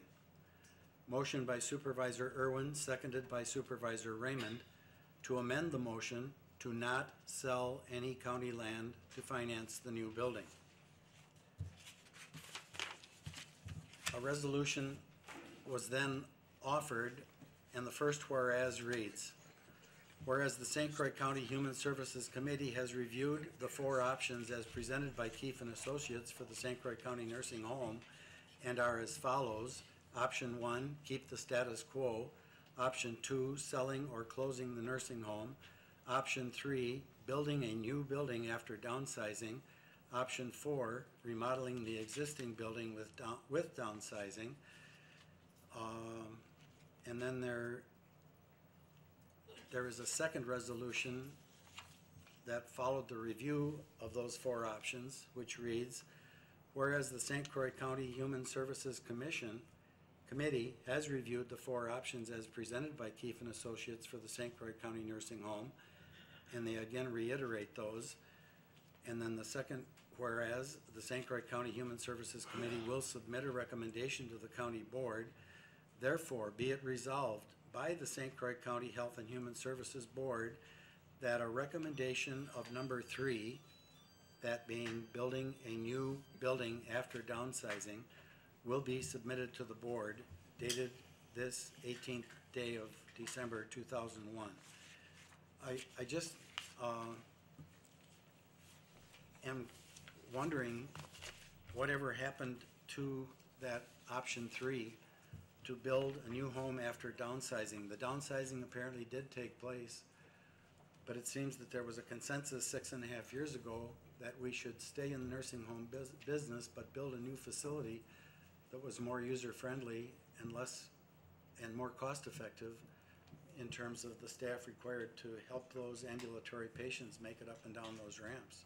Well, my recollection from being on the various committees was that a decision was instead made to spend quite a bit of money on remodeling so that the primarily the food service aspect of it could be managed with lesser staff under the old 2-story model, and with the plan that was there, practically everybody who was wheelchair bound had to be individually moved on the ramps.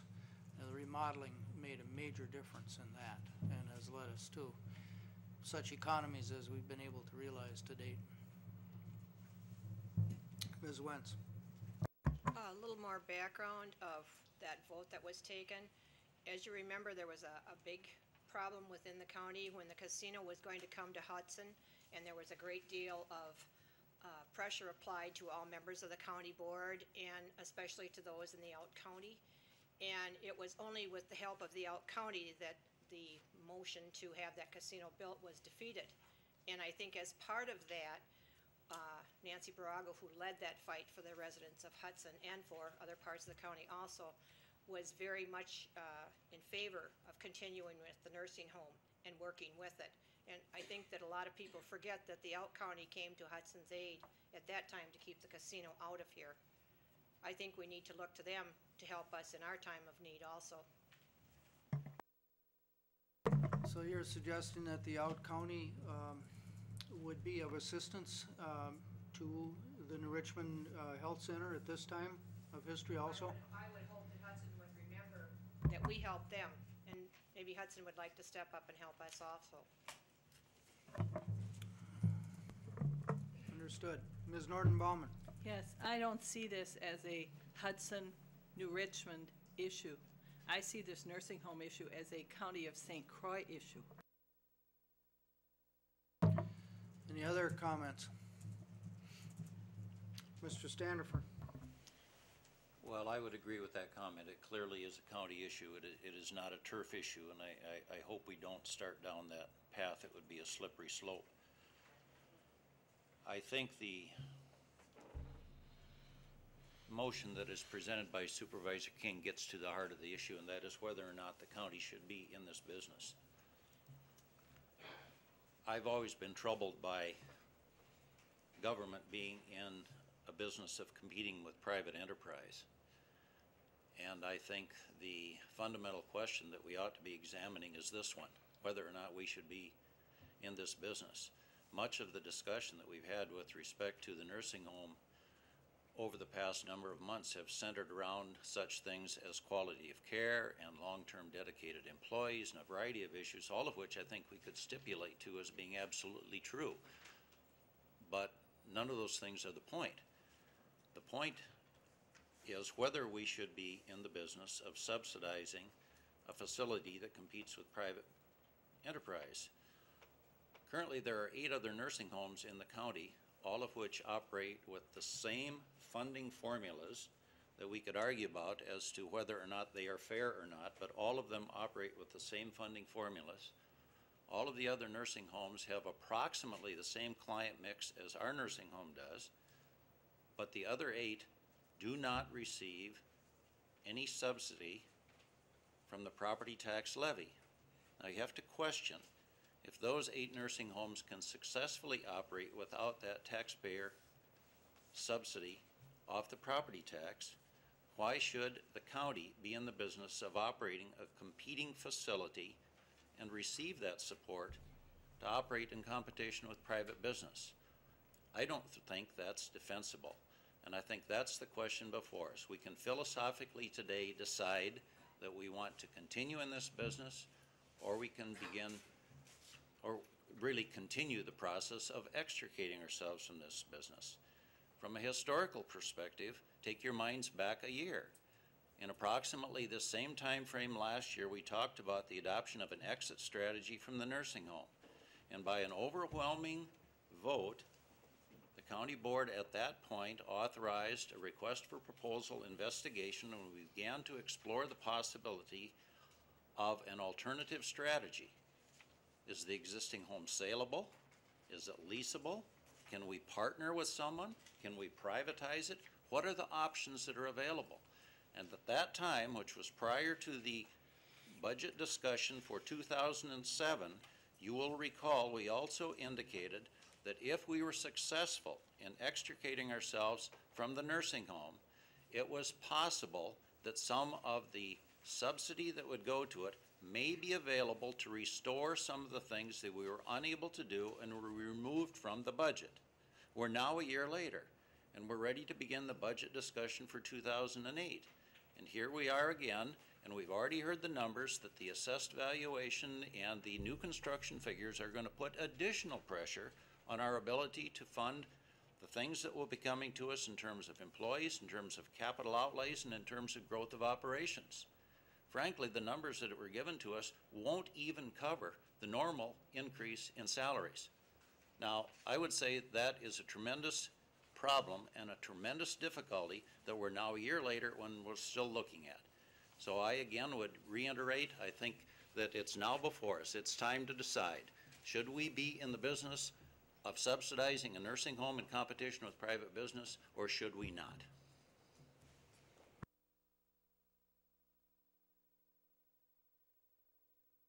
Mrs. Board? Well, I would like to do that, but if I could ask if our Director of Health and Human Services could give the report on the motion and on some subsequent conversations that we've had on a conference call with the chairman and our attorneys regarding other parties' interest. And I think that's pertinent to the board's evaluation of this motion and any further action. Do you agree, Ms. Wentz? Yes, I do. Mr. Chair. Fred, are you still here? Yes.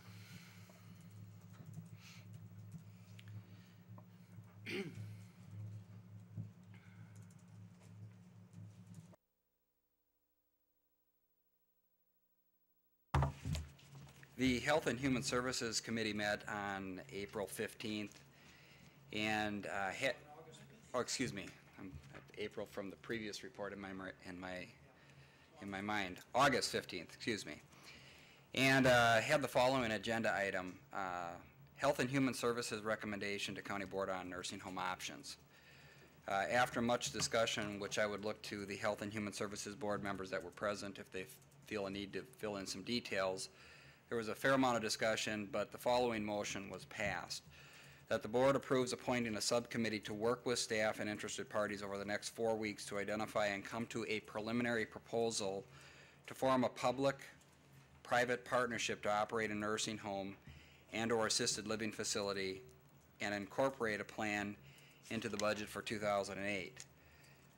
There were 7 Health and Human Services Board members present: Supervisor Wendt, Awesome, Rasmussen, Barron, Scott, and Burry voting yes, Supervisor Troyer and Dr. Hoberg voting no, with Supervisor Lucky and Kaflish absent. Supervisor Wentz appointed a subcommittee to include Supervisor Awesome, Supervisor Wentz, Supervisor Rasmussen, myself, and our administrator, contract administrator, Bill Van Offeren, to look at what we might be able to come up with quickly in terms of a public-private partnership. After the meeting on the 15th, we coordinated quickly with our attorney, Brian Pertel, who you will recall represented the county in the negotiation process, and asked that Brian follow up with some vendors that had expressed interest previously. He did that, and on a meeting that we held yesterday, the 20th of August, getting my dates correct, we had the following report. Health Dimensions is the company that just recently went through a purchase of the Sheboygan County facility, one of their nursing homes, and they did participate in the informational meetings, but they felt they were too busy with that acquisition at that time to be able to look at anything with regard to St. Croix County. I received an email from Brian indicating we initially thought that Health Dimensions was a private nonprofit, but they apparently are a spinoff of the Benedictine Health System, and it is a privately held company. That doesn't mean that we couldn't look to some sort of a nonprofit orientation here, but that's what I know as of today. We do have a conference call set for Health Dimensions at 8:30 on Monday, and we're going to begin some preliminary discussions. Others have been contacted. Those others at this point in time include the Benedictine Health System. They have indicated that they would be interested in discussions. They are a nonprofit, a very reputable firm according to information we have. They are a company that took over. The state actually called when there was trouble with a facility in Milwaukee, and they now run that facility. They are, again, a nonprofit. Good Samaritans was also contacted. They are a nonprofit, and I believe they are the facility or the company that currently runs the St. Peter model that has been discussed here previously and certainly been discussed at Health and Human Services. Contact will also be attempted with Ecumen. An individual by the name of Dean Winquist provided a brief report to the Health and Human Services Committee on the 15th, and that is a situation where a public-private partnership was formed. Ecumen, the private company, I believe, runs the facility, and the county assisted, and this is in North Branch, assisted in terms of building the facility and funding and financing that, and then offset payments through lease agreements, and the details of which I'm not all that familiar with. That's another private nonprofit, apparently. Ecumen is another private nonprofit, I believe. So Brian Pertel has called all of these companies, and we'll see if others would be willing in a very short period of time to sit down and talk with us. One of the key issues that we discussed at Health and Human Services was the need for the facility to be a first-come, first-served facility. That was one of the concerns expressed on who's going to take care of our Medicaid population, and that is one of the things that we would certainly put on the table immediately or at least at some point in terms of discussion. This would really be similar to how the health center operates currently. Residents would be evaluated based upon the ability to serve, not based on the ability to pay. We've discussed this, and I think this was at the July board meeting, that the health center evaluates in this manner, and there are times when we do not have the capability of providing the care needs, so turn those folks over to other entities, and we would expect that the operation would, that we would work with would do just the same. If there's more questions about that, our Director of Nursing and our Administrator is here today and could address that.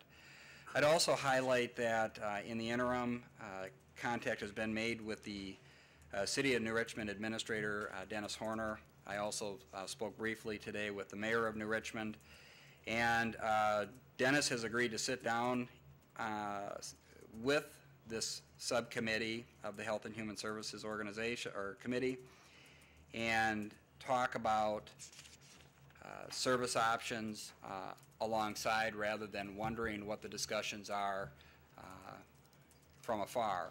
And unfortunately, I think from Dennis's and my perspective, we may have missed opportunities to talk previously, but we're hoping that we could do some of that discussion on the front end. The committee was extremely tight on timelines. Our next Health and Human Services Committee meeting in September is the 12th, and we would work to incorporate something into the budget process for 2008, but we'll try to pull together something for consideration to the Health and Human Services Committee and ultimately to this county board within that tight time frame. I don't know if there's any other detail that the subcommittee or the Health and Human Services Committee would like me to address or would like to fill in some of the blanks, if that would be the board chair's pleasure. Well, I'd just like to make a couple of comments if I could. You have a number of communities within an hour's drive of our facility that have been very successful examples of a public-private partnership with the nonprofit sector. And those facilities are on a first-come, first-served basis. I believe that's the law in Minnesota. And we've got two companies that have expressed an interest that operate nursing homes on that basis in a public-private partnership. So I don't believe that St. Croix County can't do what other counties can do. I think if other counties can find a win-win situation where the taxpayers don't have a massive subsidy of a county nursing home any longer, but they have participated in a financing vehicle to help build a state-of-the-art facility that serves the Medicaid population. If other counties can do that, I don't believe that we can't do that. And we have a number of very interested partners. We've already done 9 months of market research. We have a pro forma. We've done our market study. We know what the future says. We know that we have an interim surplus of beds, but that long-term, we're going to need this new state-of-the-market facility. And it's obvious from the national and state trends that things are going to change in this industry. Government doesn't react quick enough to those changes. We need to enter into a partnership with the nonprofit sector and build a new nursing home facility to serve the future. So I hope that this board will give us the extra month to see if we can bring that to the table for your evaluation. Mr. Jordan. Mr. Chair, I'd just like to take just a few moments to respond to the public and written testimony that we've heard over the last few months, specifically on three points, and then to make a prediction as to how we could hopefully come to some consensus building. I would echo the thought that this is not a parochial local issue. This is a concern to all citizens of St. Croix County.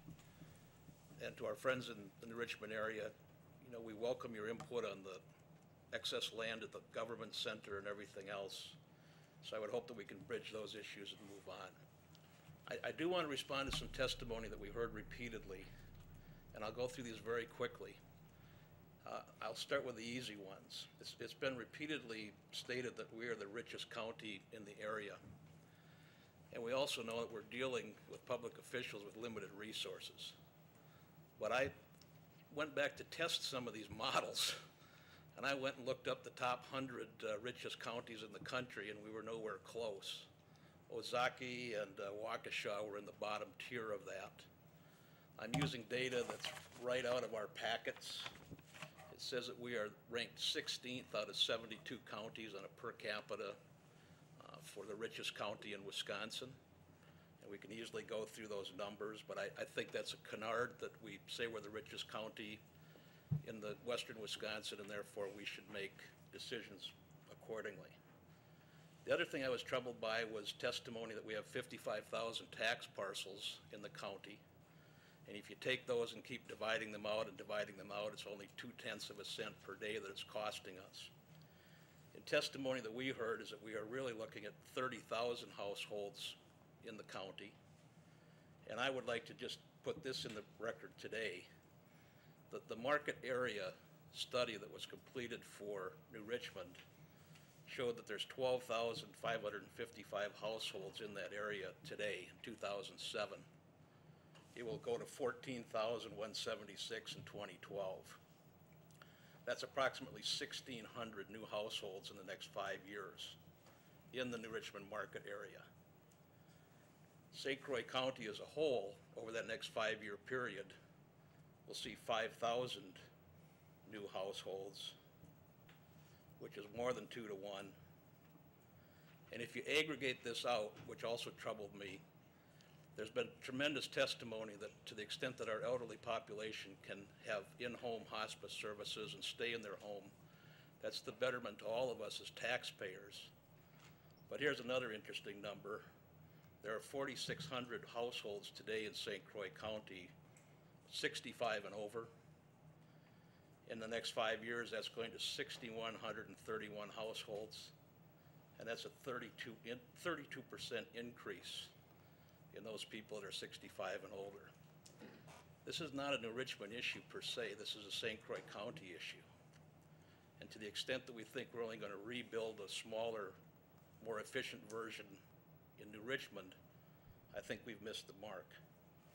I would call your attention to one other document, which is the green sheet from the Census Bureau. And I've overlaid the nursing homes that we have on the green sheet. And if I might, I know there's a lot of numbers, but I'll get out of the numbers quickly. But Baldwin has 65 beds, Hammond has 55 beds, Woodville has 56 beds, Glenwood City has 48 beds, Hudson has 81 beds, and New Richmond with the 2 nursing homes has 133. Now, why is that important, or why should we even care about that? Well, it seems to me if you take these same numbers now based on the projections, in the New Richmond target area, you're going to see an increase of about 2,900 people. That's a numeric change from 2000 to 2006. The remaining area is 7,500 people. That's when you start bringing in the growth areas from this target area. Again, it's over 2 to 1. I think it is short-sighted of us today to say that we can build a smaller, more efficient nursing home as a county and run it more efficiently than the private sector can. I think all of the work that our subgroup did, looking at that we tried to present to the board, demonstrated how that could be run more efficiently. I do want to respond to one other piece of information because I know many supervisors held that up, and I was curious about the letter from Colleen Bates from Eau Claire County. I had never heard of the individual. I see that she is chair of the president of the Wisconsin Extension area, and I tried to go back through her letter that everyone referred to and try and understand how these numbers came about. In doing so, I found that within modest changes, the exact same testimony and basically the same numbers, $460,000 excess for mental health, and I can go through those numbers, almost verbatim was presented to the Sauk County Board in October of 2005. So it was presented there in 2005. 2006 went by, 2007 came around, and they both said that they had a waiting list of 42 people. Now I see in our local paper that St. Croix County has a waiting list of 42 people as well. And I think this is getting built into the arguments that there are all these people out there who are not being served. And I would simply respond, and my reason for raising that is that there was, in the next meeting, all of the information given by Eau Claire County with respect to the success of Dove Healthcare, the facility that was actually sold. And the testimony was given that they were probably, as a county, not going to go and build additional health services anyhow. So to the extent that people were going to other areas, that was somewhat of a canard. I think for the purpose of brevity today, I do not want to go through all of these issues with respect to Dove Healthcare. But I would call your attention to the fact that they received one award after the other. Their service levels went up dramatically. They do have hospice, palliative care, elder care, mental health, and they built an assisted living wing next to the Dove Healthcare facility that Eau Claire County sold. And they did all that while staying in town and being successful and providing services. My summary comment today is if we're going to have an honest debate about this, we should commit ourselves to have an honest debate and not demagogue some of these issues. So I would ask that with respect to the richest county in the area, the tax parcels, the Colleen Bates testimony, that we at least read it into the record that there's a countervailing view of this.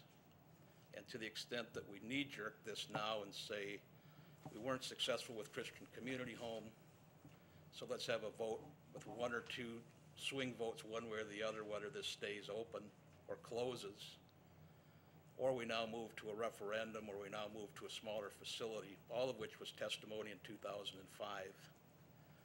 I would ask that we continue to honestly talk through this and see if there's a solution that makes sense. One piece of information just to dovetail with your comments with regard to Eau Claire County. I did speak with Tom McCarty, who is the Eau Claire County administrator, and basically provided a copy of an email that he sent to Jim Bray down in Manitowoc County because they're considering some of the same issues. And basically, in a nutshell, Eau Claire County has not done any longitudinal studies or studies that would bear out specific details in the letter that was sent and by Supervisor Bates in Eau Claire County. and that basically it's the opinion of one supervisor. I didn't take the opportunity to forward that to all individuals here today, but it is one of the things that I thought, since you brought up Eau Claire County and the email or the letter from Supervisor Bates, it was important also to indicate what the Thomas McCarty, the administrator, felt in terms of that letter.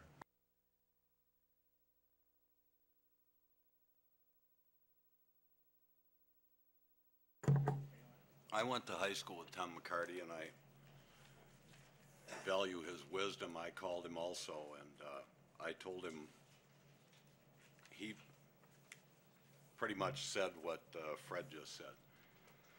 But I also told him, I asked him what the purchase price was on their nursing home, and that outfit paid $4.5 million. We in turn are asked to pay $2.75 million for somebody to take ours. I think you can see the difference.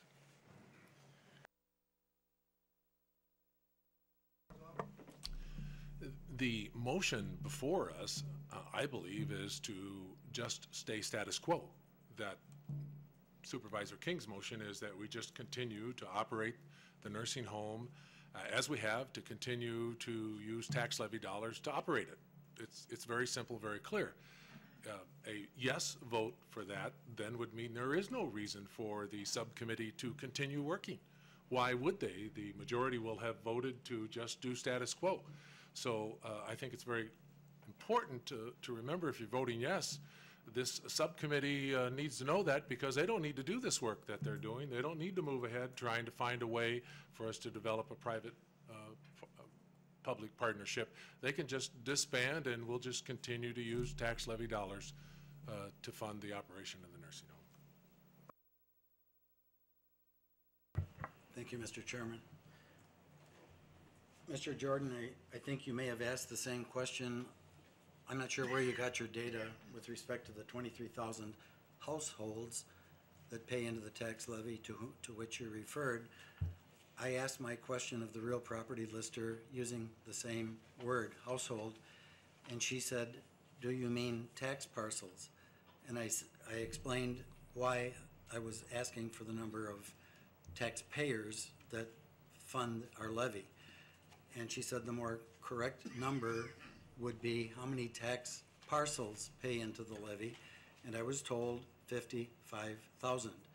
And I will simply reiterate my comment at the July meeting that using that figure in the census on August 6th at the nursing home, that this does represent a per tax parcel, per bed subsidy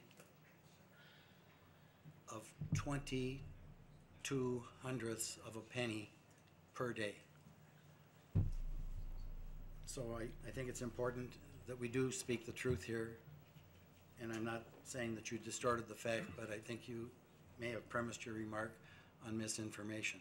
Well, I understood your data to be per tax parcel and Mr. Jordan's data to be per household or per family, per home. But Mr. Chairman, it's not just households that pay into the levy. We're spreading this responsibility to our seniors over the entire tax parcel population of the county. I understand that. I suspect others did. Mr. Jordan is next, then Ms. Wentz. Or did you still want to speak, Mr. Jordan? Yeah, my intent is not to debate 55,000 parcels versus households. I'm simply saying that to the extent that we have real data and real numbers, and we know that in the next 5 years, we're going to have a 32% of households, people in their homes, that go from 4,600 to 6,200 people that pay taxes. We could divide these out forever. I want to move forward. I was making an acknowledgement of testimony that was done here.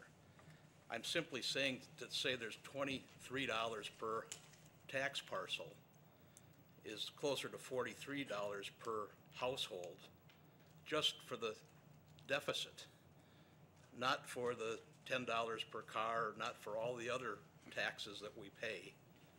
That's the point I was trying to amplify. Ms. Wentz? I keep hearing about our county nursing home is in competition with other nursing homes. Actually, that's not quite true. We started the nursing home business 110 years ago. The other nursing homes came in as a way to make money, and they didn't jump on the bandwagon until the mid-50s, and some of them came even later than that. And I also want to remind the board members that at one time, the farm and the nursing home area made a lot of money for the county. We were without a tax, any type of a levy thing that we had to be paid in order to keep us open.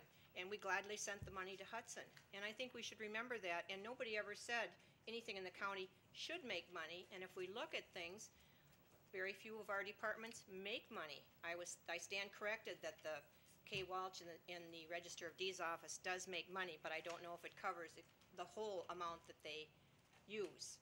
And I also know that in the jail, we did have INS prisoners that made us money for a while, but it didn't totally take care of the whole budget of the sheriff and the jail department.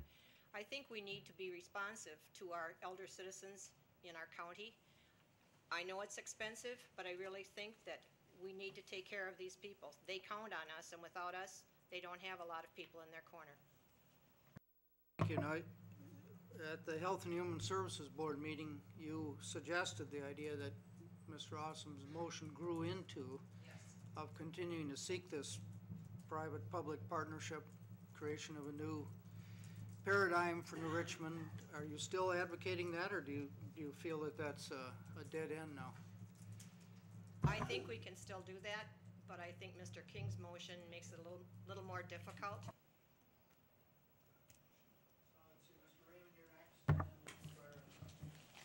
Yeah, you know, as I listened to us over the months talk about this, the discussion has been about close the nursing home, which seems to equate to throw these old people out in the street. And I think I'm getting to be one of the old people at this point in time, where our objective, if you look at it, was over time to reduce the subsidy, eliminate the subsidy. And that, to me, is what we've been pursuing, but it seems like the drumbeat and the chant of close the nursing home means to do bad things to our elder citizens that need help. And I think that's a good emotional debate, but it moves the needle over where you can't have the discussion that I think that some of us would like to have about the options to eliminate the subsidy. We saw, I think, a good proposal from CCH. I personally went down and toured CCH unannounced, so there was no getting ready for somebody to come take a look at them. I was impressed. I think people that would go there would, under CCH auspices, would get equal or better care than we provide today. They were going to put a $15 million facility up there. They were going to go to a campus-like thing that they have in Hudson here. We never got a chance to debate that. I think we ought to come back and talk about what are the options to eliminate the subsidy. And I don't know that building a new facility using government money is the way to do it, but the idea of closing nursing home isn't throwing the patients out in the street. We're looking for a better way to provide a good level of service where we don't have to subsidize it by the county. And that ought to be where the debate is. And I tend to agree with Supervisor Standard on competing with private business. But, you know, we don't need to go there to start with. We need to take a look at this.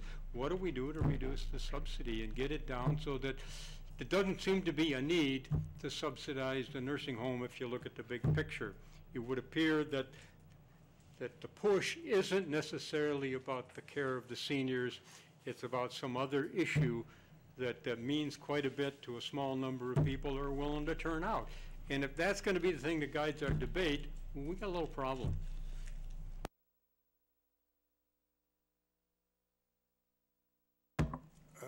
Mr. Chairman, I believe that the discussions that we're having here today in regards to Mr. King's motion will end up being a total red letter day for St. Croix County. We'll go down in history as August 21st being the day that this board chose to saddle our residents with over $2 million per year in new taxes and subsidies.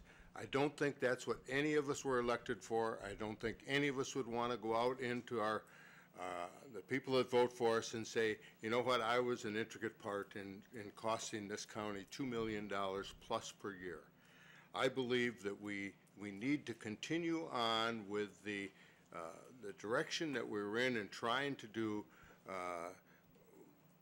what we were tried to do was to reduce the subsidy of the nursing home. And that's all that we are trying to do. We thought we had it almost done through a lot of hard work for over 9 months period of time, and it didn't work. But we cannot continue to subsidize the nursing. And 1.3 million this next year, this is going to be, we have statistics from people who know that tell us that this could get to be over $2.5 million a year in the very near future. We need to do something now, and that's not to continue as we currently are.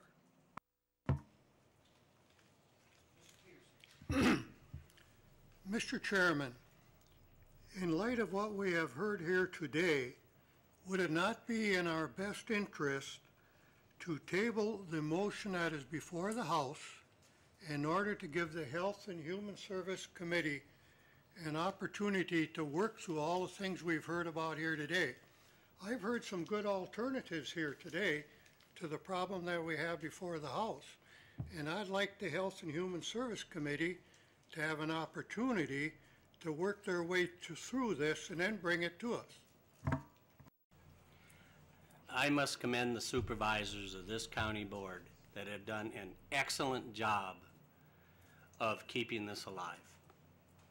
This has been going on since Supervisor Marsdorf stated, you know, many, many, many years ago, and now we're going to indefinitely table it. It's kind of an analogous, thank you, to somebody in a hospital that's brain dead, but we're going to pour money and money and money to keep life equipment, keeping them going.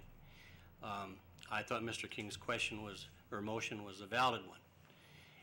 Though I think it's been answered, as was testified also by other supervisors, that we made this decision months ago. I'll support the tabling, but you know, this is not fair to the employees at the nursing home. It's not fair to the Health and Human Services Department. It's not fair to the Finance Committee that's going to have to try to figure out where to get the dollars in next year's budget. There's not one single good reason to do this except to make ourselves feel good, as was stated that we're not going to throw our seniors out of our nursing home, even though there's nursing homes out there to take them. I truly can't understand why we just can't make a decision here. You know, we're going to be dragging this out, and we'll be here next fall, I'm sure. Let me assure you as your chairman that should the motion to table pass, it would be my intention to still put something on next month's agenda, because I think we would all agree that we ought to at least have status reports, progress reports. A drift with no new information, I think you would all agree, is inappropriate and in a sense irresponsible to what we took our oath of office for. Whether we would actually do anything next month is up to you all, and what kind of options would be available, but we would at least talk about it again. That would be where I'd be coming from an agenda standpoint. Mr. Troyer, you're next. I see no good reason to table the vote on this status quo motion. I think we should vote as a board. We've had information repeatedly over this last year, how it's operated and what our potential deficits are going to be. I think this board needs to make a statement. Are we going to continue status quo? If there is a no vote on status quo, then there can be a motion to continue the subcommittee acting to pursue this private-public partnership. But there is no good reason for us to continue debating, moving forward, waiting to vote. Let's vote on the status quo. That's my feeling. I have a sense that would be divisive, but it's up to you. I guess we better do a roll call vote on the question of whether to postpone. Did you wish to speak again, Mr. Marzoff? Yes, Mr. Chairman, I just had a question. I don't know if there's a misprint in our agenda or if you misspoke when you indicated that the date of our next meeting was September 21st.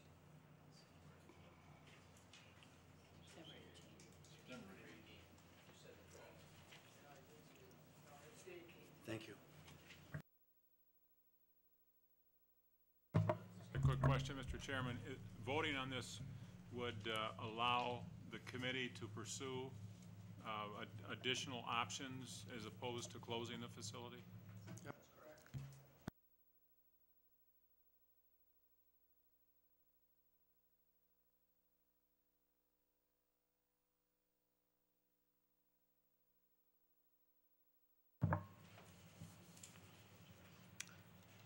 Ron Troyer? No. Sorry. Roger Rebholz? Yes. Bill Cranmer? Yes. Daryl Stanifer? No. John Borup? Yes. Clarence Malik? Yes. Don Jordan? Yes. Ron Raymond? No. Cindy Leonard? Is gone. Stan Kruger? No. Denise Gunderson?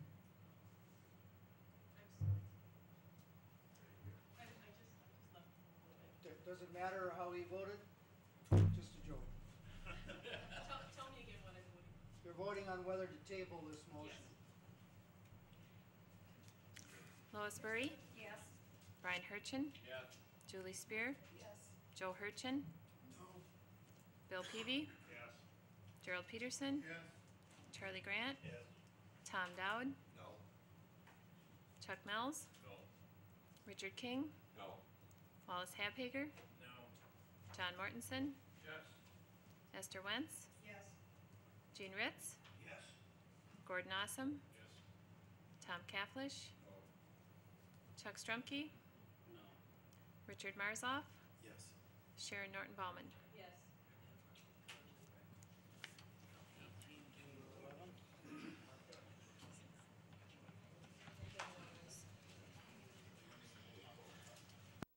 The motion to table prevails. Should we reward ourselves with a little break? Do you want to take a lunch break and come back? You want to just keep working? Yeah. All right, let's keep going with the recognition that anybody who needs to use the washroom can risk what might happen in their absence, right? We need to come back to, well, we ought to really hear from,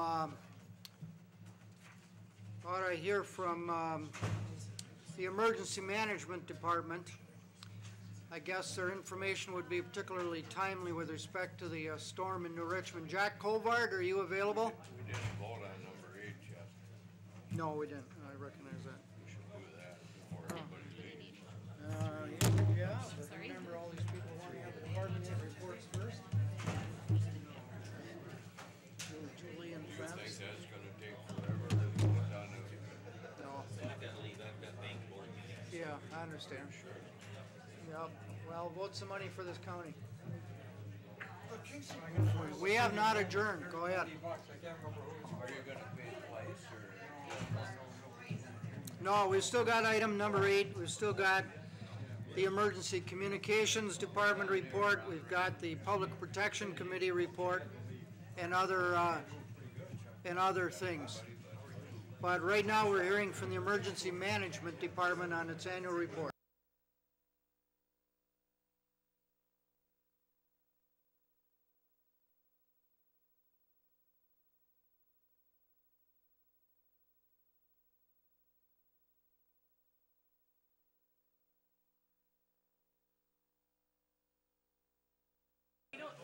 It's like a break. We either should take a break or. Chairman?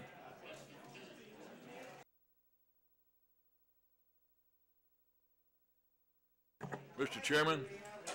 Mr. Chairman? We have everybody's attention to the report of Mr. Colvard. And silence in the room, please. Mr. Mells. Sir, I think it's some pertinent information that Jack has, and it affects a lot of us. And I would ask for a 10-minute break for the whole platoon and then reassemble. I Surely can't this see is Jack. company size here.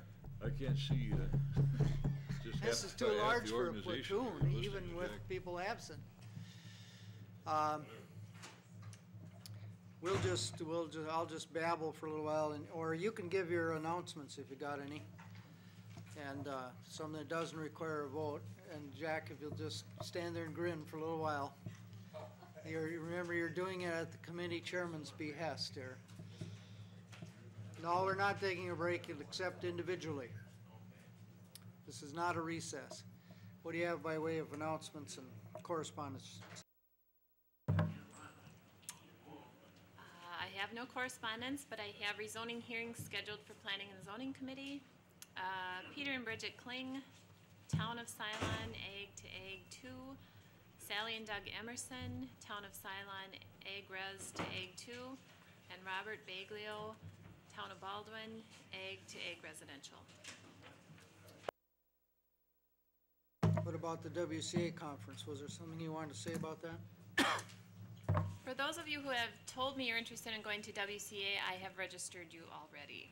And if anybody's interested, the deadline to get the discounted rate is September 5th. And there are some rooms available, but not many. So if you're interested, please let me know.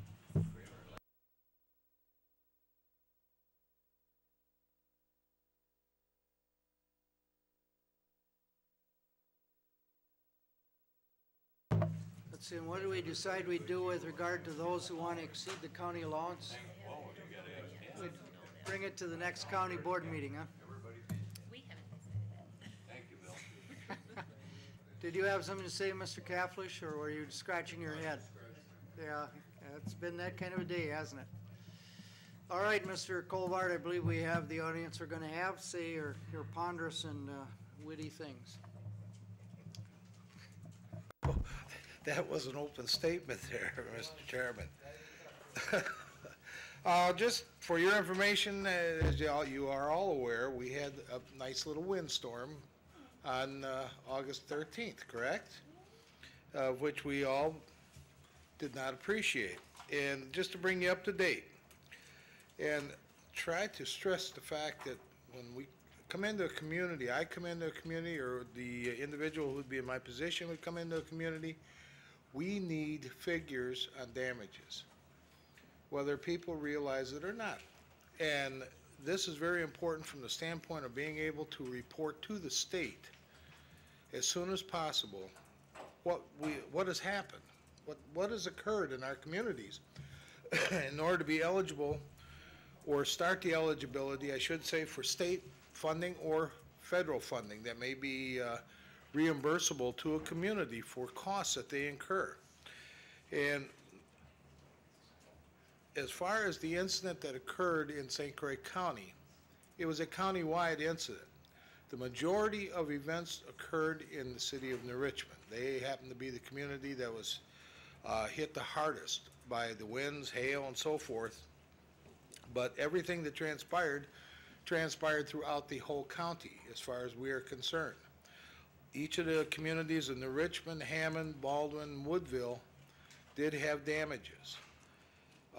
When I came into New Richmond, I will give the credit, or a lot of credit, to the Sheriff's Department for the events that occurred, because the main thing I was concerned with, since the city of New Richmond was running the incident, affected mainly by the incident, and it was primarily their services that were being involved in the greatest majority of the incident, I was looking for damages.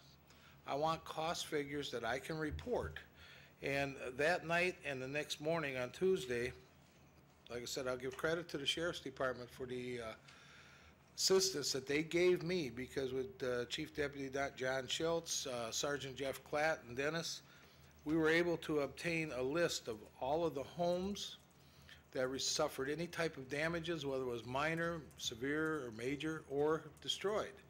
We were also able to start identifying that we had some major agricultural problems within the county based on the storm, and that allowed me the opportunity to contact FSA Chairman Bob Hendrickson, of which Bob got the FACT committee together, and they went out and did assessment for the agricultural community, because all of these figures are figures that we want to be able to transmit to Madison to make them aware of the magnitude of what occurred. And just to give you a recap, and by no means this is not complete at this time, because I'm still collecting damages from communities, towns, villages, and cities. Mr. Mills gave me preliminary cost estimates that the city of New Richmond has been affected by or paid out or be responsible for their debris removal, their cleanup costs, in other words, and site security and such by the different agencies. And these are just preliminary figures, folks, but in the private sector, as we identify with homes, businesses, and agricultural buildings, crops, and livestock, we're looking at between $13.3 million and $14.3 million in damages. That's private sector damages. This is based on the fact that we had 110 homes identified as being affected by the storm, 104 of them just minor damage, 4 major, and 2 destroyed.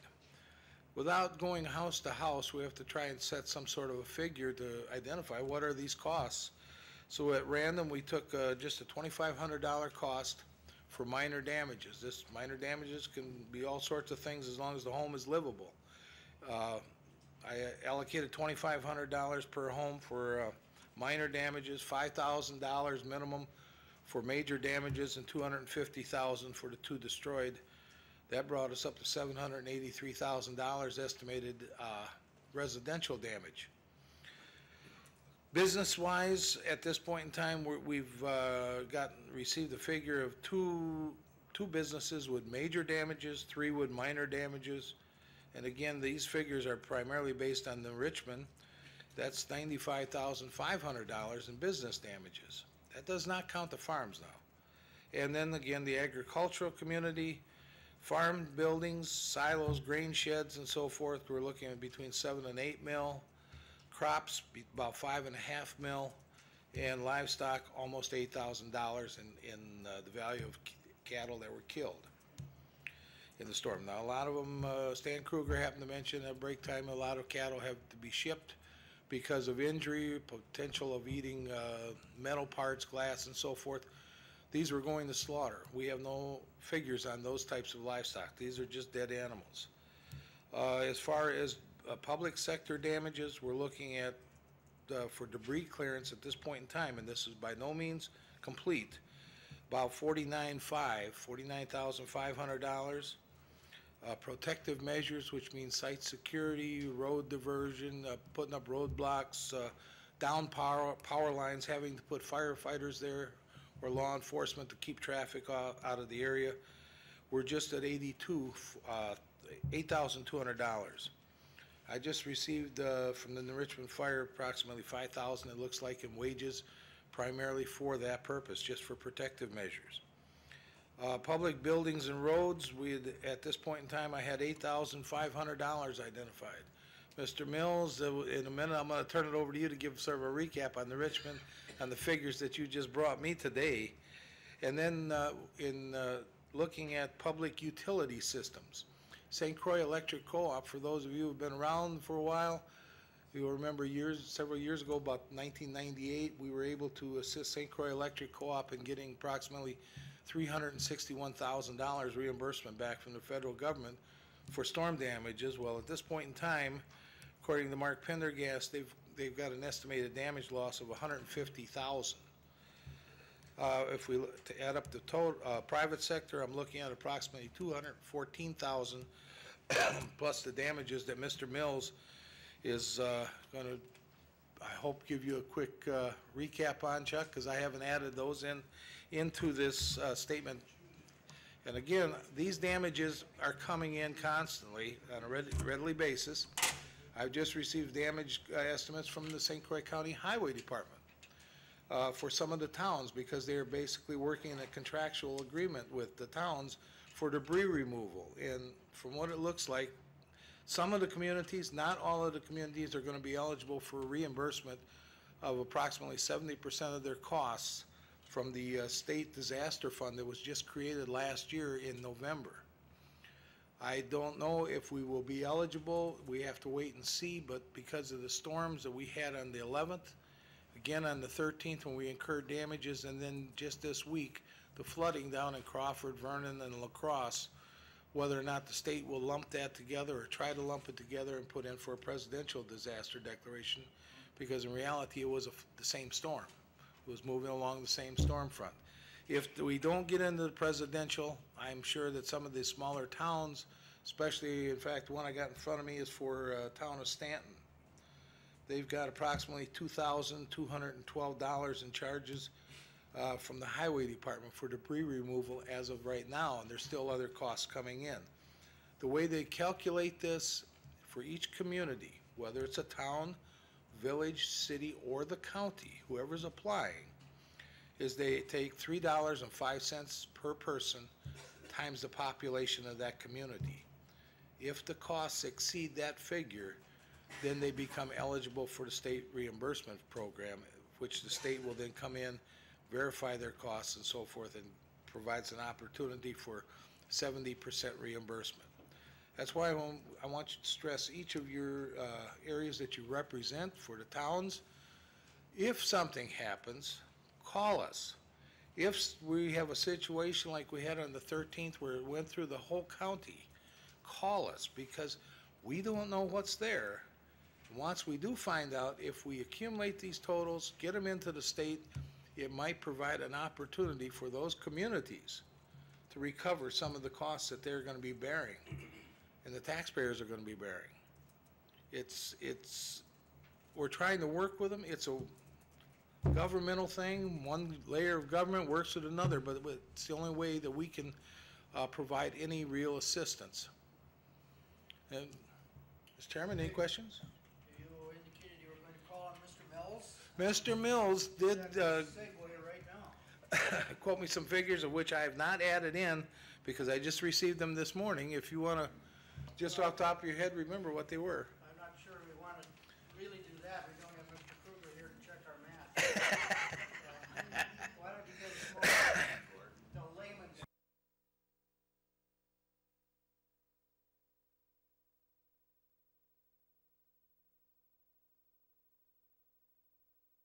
Center and the EOC, thank you. Yeah, the public sector, first of all, is what Jack is interested in, and I'll have these figures for him probably about by 4 o'clock this afternoon. But we're talking about public sector. We're talking about park and recreation. We have a municipal airport with damages.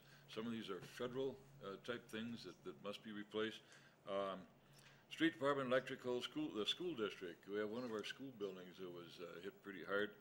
And anyway, we're looking at $78,800 just in the public sector for the city, just the city limits. Jack mentioned Stanton. That's my home. This the Principality of Stanton. And in checking with the county people that were helping out, Tim, and thank you to you, there'll probably be another 2 days. We've had 2 days of debris removal out there, and another 2 days perhaps. Jack, just a rough figure. We then be advised we have the Chicago Northwestern Railroad going through town. I had to contact them. They had debris on the tracks. That's all we needed to increase this mess would be a train derailment. And they've got that cleaned up. Damage to their signals. We had trains after they cleared the tracks going through town. But at our major intersection on Knowles Avenue, if you can figure these cross arms that come down, one of them is now this long, so now the red lights go on, and we got one cross arm coming down, the other one going like this. Traffic signals, a couple of them were smashed. We're looking at some pretty significant numbers here. Jack was on this right away. Got him out of the bed probably about, what, 10:30, yeah. At approximately 10 to 12. And much to my dismay, I think the hardest part was what everybody's been kidding me about, is I stepped out of my car and I was ankle deep in water. So it did not result in a very comfortable evening that night walking around squish, squish, squish. Reverend Mayor Schnetzler, we declared a local disaster in writing at 11, Is that before or after 2300. Us before. Whenever he arrives, it's a disaster in itself, but a lot of help, a lot of good help in that one. All departments function. I seem to get picked on quite frequently. I don't know why. We got a lot of work to do. All right, any questions for Mr. Colbert or Mr. Mills? I'm just, thank you. I'm just curious as to owning four businesses myself. We carry a lot of insurance for stuff like this. Private houses carry insurance. Now, this is a lot of damage, and obviously, we don't know all of it yet. But how does insurance play into this? When we start asking for aid to recover on all this stuff, federal, state, local, is there anybody who says, well, wait a minute, how much are you getting from your insurance company first?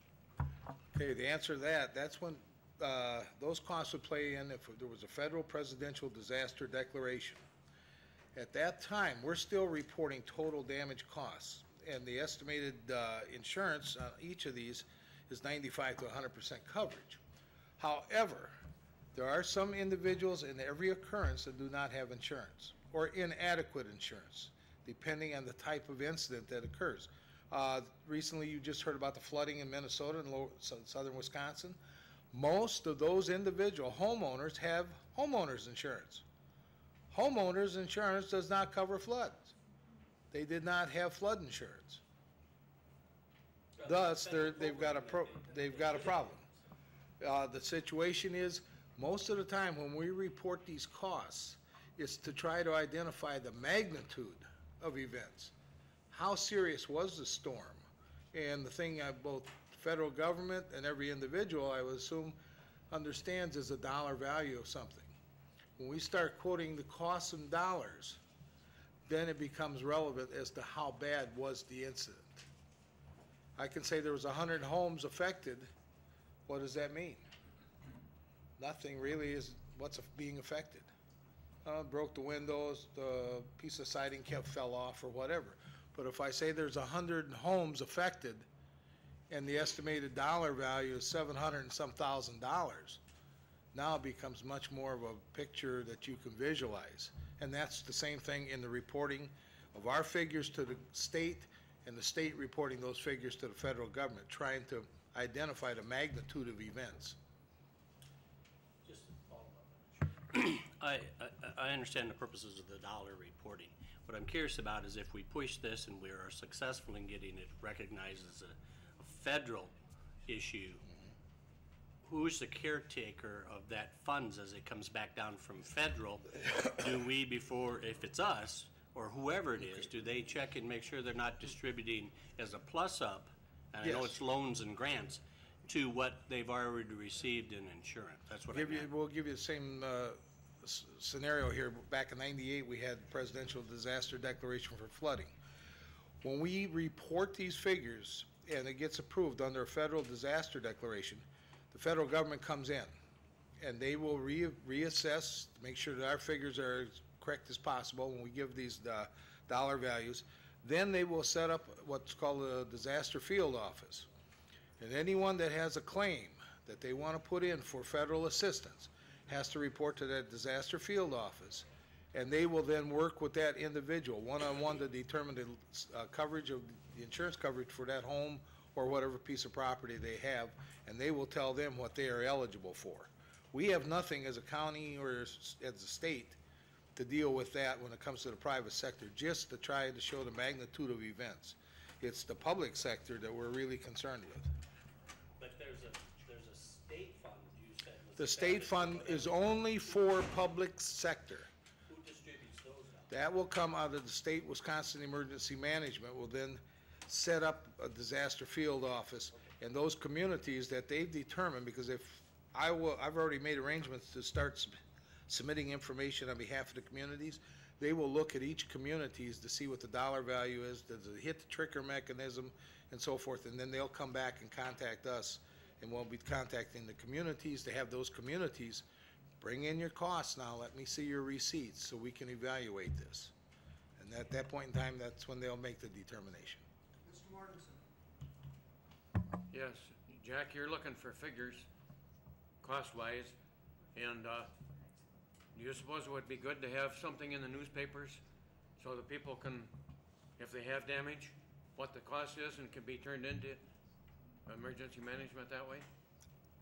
I would much rather not, because what we're gonna do is get the individual private sector turning in a tremendous amount of costs.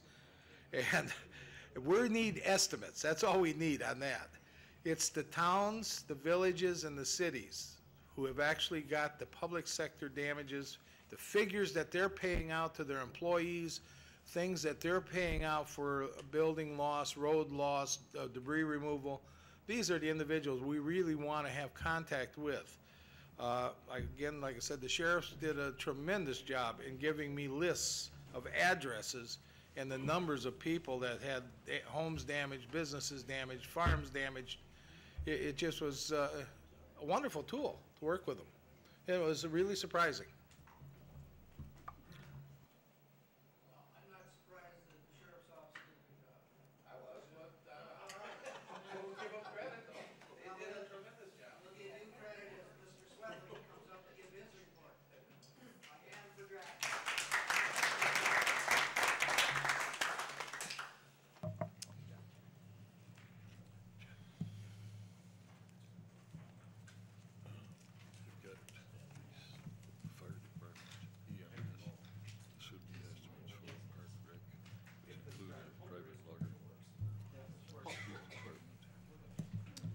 And you'll be taking us through something that's similar to the handout, will you?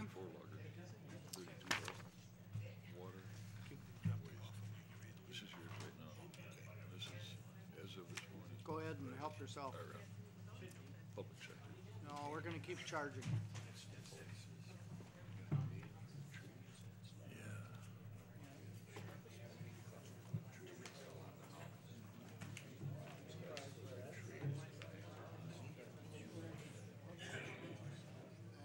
No, remember that, they just got to call me, I got to send in forms constantly, and I renew this one every day.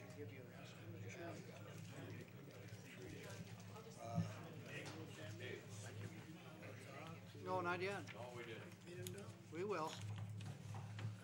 Just just keeping you here. All right, Casey, you have the floor. Mr. Swedlick, Mr. Communications. Thank you for the opportunity to come before you today. I'll be brief, especially without that. If you see in your packet, there's a handout of the PowerPoint presentation. Skipping right ahead to what would be the fourth slide on the calls for service. We've outlined just a running tally of 1993 through 2006 and showing you the calls for service. Calls for service are actually defined as incidents coming into the dispatch center, the 911 center, that result in us assigning another agency to, and they then in turn handling that incident. So it's not a matter of questions coming into us, it's a matter of somebody asking for a service performed somewhere within St. Croix County.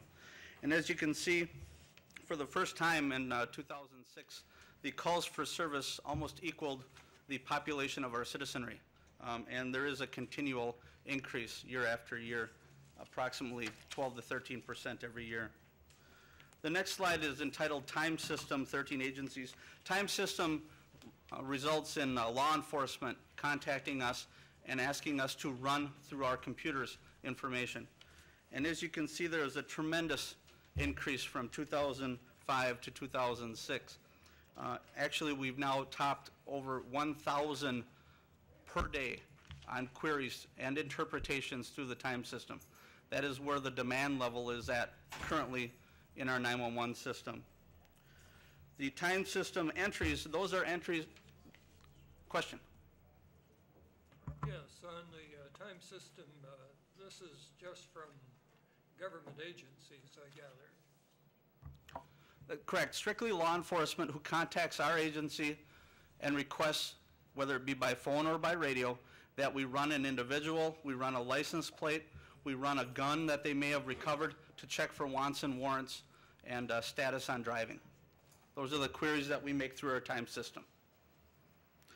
The second time system slide involves our entries. Entries into the time system are warrants on individuals that are wanted for one reason or the other throughout the county, stolen guns that are entered from robberies, from burglaries, things of that nature, all come through the time system, and we are the one central point for entry. This is a very labor-intensive process for dispatchers to enter this information correctly and accurately into the time system. The next slide involves a color photo, or actually color on mine, but to save money, it's black and white on yours. The Baldwin Backup Activation, I wanted to highlight this because this is the first time that this Baldwin Backup Center has been used in this capacity. We had set it up as a replacement for Hudson. But unfortunately, on New Year's Eve of 2006, it presented us with a headache somewhat unlike headaches associated with New Year's Eve, in that we had at the 650-foot level of the King Stack in Bayport a complete electrical outage, known to us only following our UPS, our battery backup failure. This resulted in the complete isolation of all emergency services, police, fire, ambulance, first responders on the east half of our county. Our reaction to this professionally was, yes, we had several reactions, but professionally our reaction was to immediately and emergency staff our backup communication center, whereby we were able to supplement the duties we were still able to perform here in Hudson, and thereby removing the isolation from the east half of the county. That took us 45 minutes to respond. 45 minutes in a response for a complete power outage. Now, what we did after that was we shuttled generators up to the 650-foot level of the King Stack. That allowed us to then put on a backup electrical system now the equipment that we had there that was down. That was a 2-hour time frame. The power itself was out for 2 days. So the safeguards that we had in place took a 2-day power outage that could have resulted in complete isolation. With generators, brought it down to a two-hour outage, and with the backup activation, made it a 45-minute downtime. So it worked out tremendously. It was, in my opinion, money very well spent on that backup communication center in Baldwin. Accomplishments, which is your next slide. We have successfully implemented the 911 cellular phase 2 in St. Croix County. It is not without its difficulties. We currently do not have a 100% fail-safe system. What we end up to be most of our issues are citizenry who move to a new cell phone for their own personal needs or wishes, and then hand their old cell phone that they think is disconnected to their toddler, grandchild, and the grandchild now plays with the cell phone thinking it's an inactive cell phone. Unfortunately, the one thing that is active on cell phones is 911, regardless of whether or not there's a service. We receive many, many calls per day from children playing with cell phones. And simply either because they maybe got into mom's purse or dad's cell phone, or they hand them the cell phone to play with. That tasks our center tremendously because it results in having to not only us find out where they are, but eventually dispatch a law enforcement agency, and their services are taxed as well. We replaced the fire base stations. I came before the Finance Committee reporting that we had a shortfall of $25,000 in our fire base repeater conversion project. That has now been finalized. We have successfully converted to a fire base operation. There is a continual work needed for this system. We have coverage issues. We have blank spots within the county that we need to address for portable radio coverage. Some of that responsibility lies within me. Some of that responsibility lies within the emergency services in St. Croix County. We tested one agency's radios, and out of 6 radios tested, only one of them was 100% fully functional. So it's a sharing of responsibilities that's going to hopefully address this concern.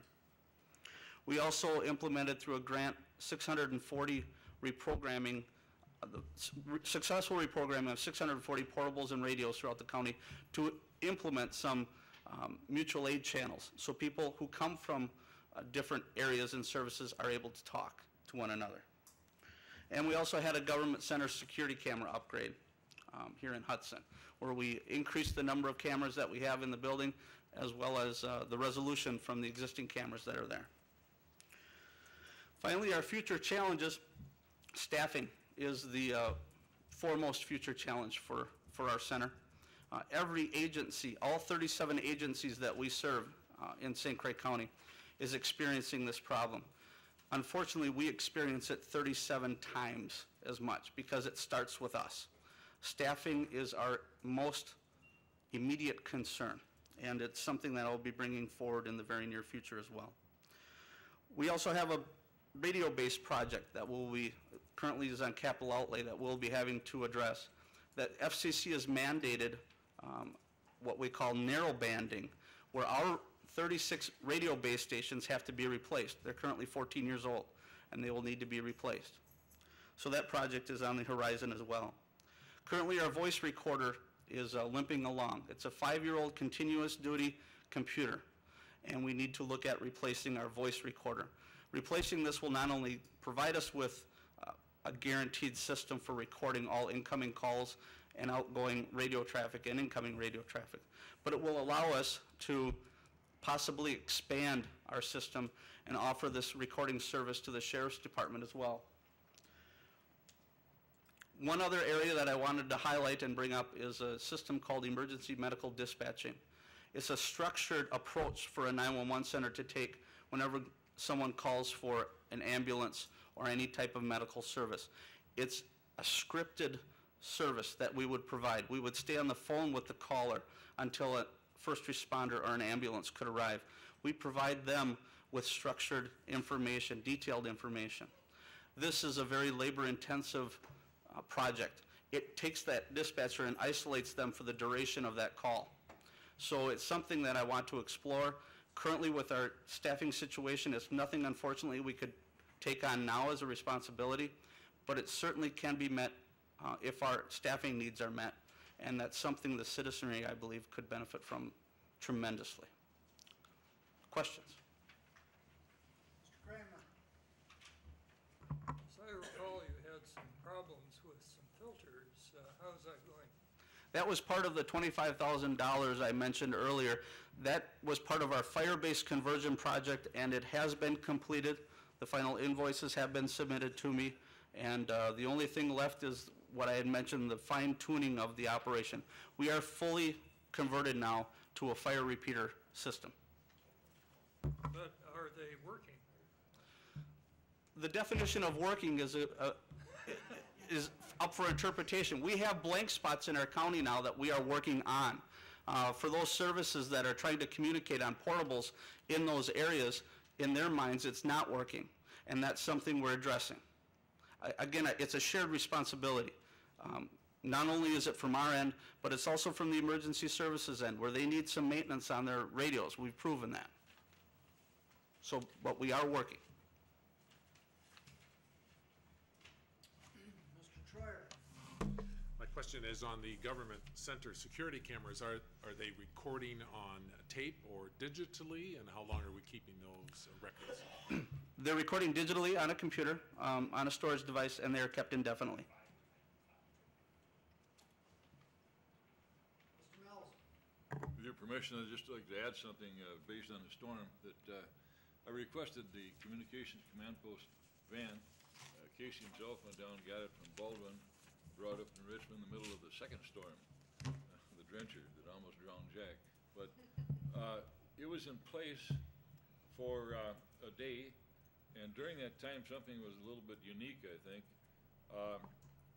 We had 47 dispatches of fire and EMS and rescue in about a 10 or 12-hour period of time, I believe, before it tapered off.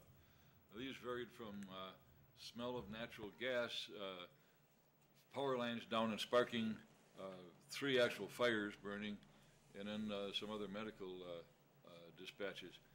In that time, to take the pressure off the dispatch center down here,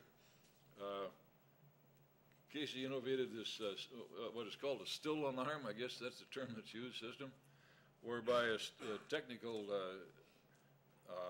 definition of a still alarm would be that somebody's got a fire and there's a fire station across the street. Rather than pick up the phone, they run over there and say, hey, it's burning. With these, when a 911 dispatch would come into the dispatch center, they would call Casey at the communications van. And he'd simply take down the situation and location, run to the door and give it to the deputy fire chief for fire, or the EMS director who had full staffs down at the station. And they'd whistle out of there without, you know, paging them out from their homes. And that was slick.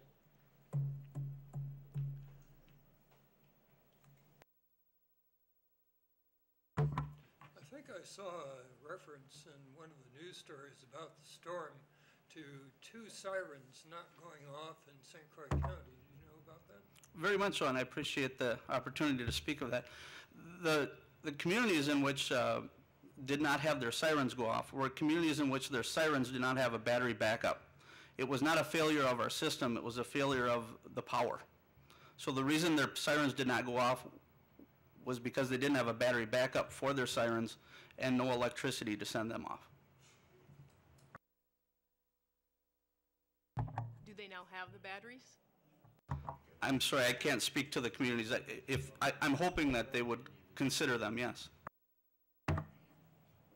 Say, the sirens seem to go off when there's not a whole lot going on.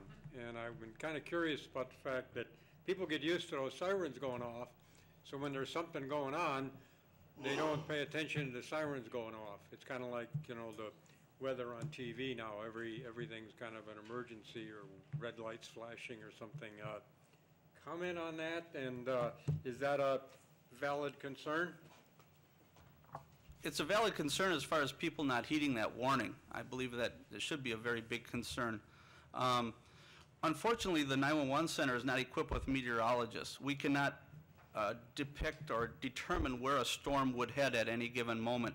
We react to the National Weather Service. The National Weather Service tells us all of St. Croix County is under severe thunderstorm warning or tornado warning. Those 2 events will result in us tripping the alert sirens. The National Weather Service does not segment St. Croix County. In other words, they don't say the northwest quadrant of St. Croix County is under a severe thunderstorm warning. They just issue the warning for the entire county. Therefore, all of the sirens are activated. It's an all or nothing deal. And if the citizenry, and I do field many questions as to why the sirens are activated. The analogy I use is your seatbelt.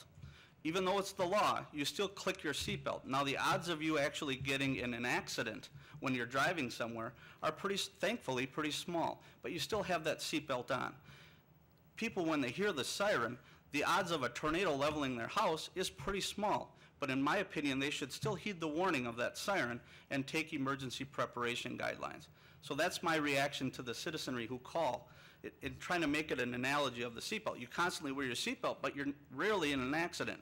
I think the sirens go off a lot, but that's because St. Croix County is under severe weather advisory by the National Weather Service. So the results of that, the citizenry have their choice, whether they choose to heed that warning or not. My wish is that they would. So my ma used to have this nursery rhyme about the person that cried wolf, you know, and it tended to get ignored. To me, that's a real problem, because that siren goes off and, you know, it disrupts. If you follow the instructions, it's really a disruptive thing. So just a comment. Just a follow-up on that. I can see your concern on that too, but we publish in the papers through emergency management the definitions and the procedures on that. Number one, remember, there are no more tornado sirens, just like there are no more fire numbers. These are not tornado sirens. And it doesn't mean that you have to go and jump in the bathtub with your neighbor or whatever, or go downstairs if you have a basement. It means you get in and tune in. Get in and tune in. It's to alert the people on the outside. And this was very well covered, I think, too, by Channel 11, you know. But the thing is, they'll only go off for severe weather warning and tornado warning or toxic spill. It could be a train derailment, something like that. Or the third thing would be counterterrorism information. So, as Casey said, to each his own. They really, in the context of number of hours per day, per week, per year, don't go off that often. But if a person gets in and tunes into their own personal NOAA weather monitors, TV, radio, whatever, you know, that should answer the question. But remember, it's not a tornado siren. And I personally cannot buy this cry wolf concept anymore, really, if you really think about it. Yeah, it's a good point, too. They're tested also every first Wednesday of the month unless there is a severe weather possibility at that time.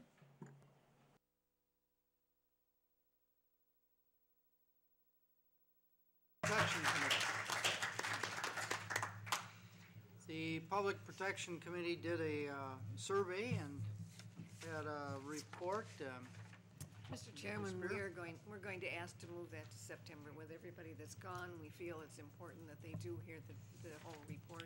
We'd So- like to be placed on the agenda for September. We'll cover it at the September board meeting then.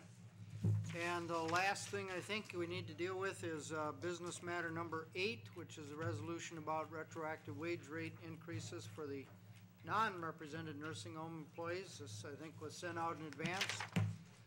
Looks like this. Is anybody left from the Finance Committee? Ms. Wentz makes the motion. Mr. Caff seconds it.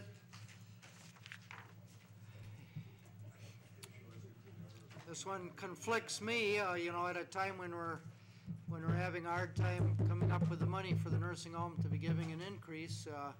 Just seems counterintuitive, but on the other hand, remember, last month we had to approve a wage settlement that was ordered by the arbitration system.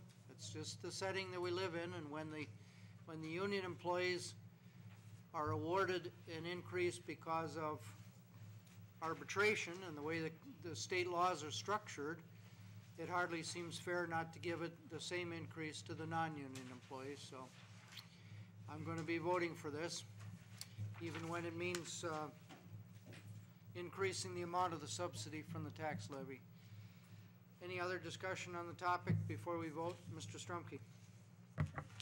Could you just refresh our minds, or mine, as to what pay raise did the county board approve for the union people that was turned down? Well, the amount that was approved by us was the same amount that was ordered, the same percentages that was ordered by the arbitrator. Yeah, that's not my question.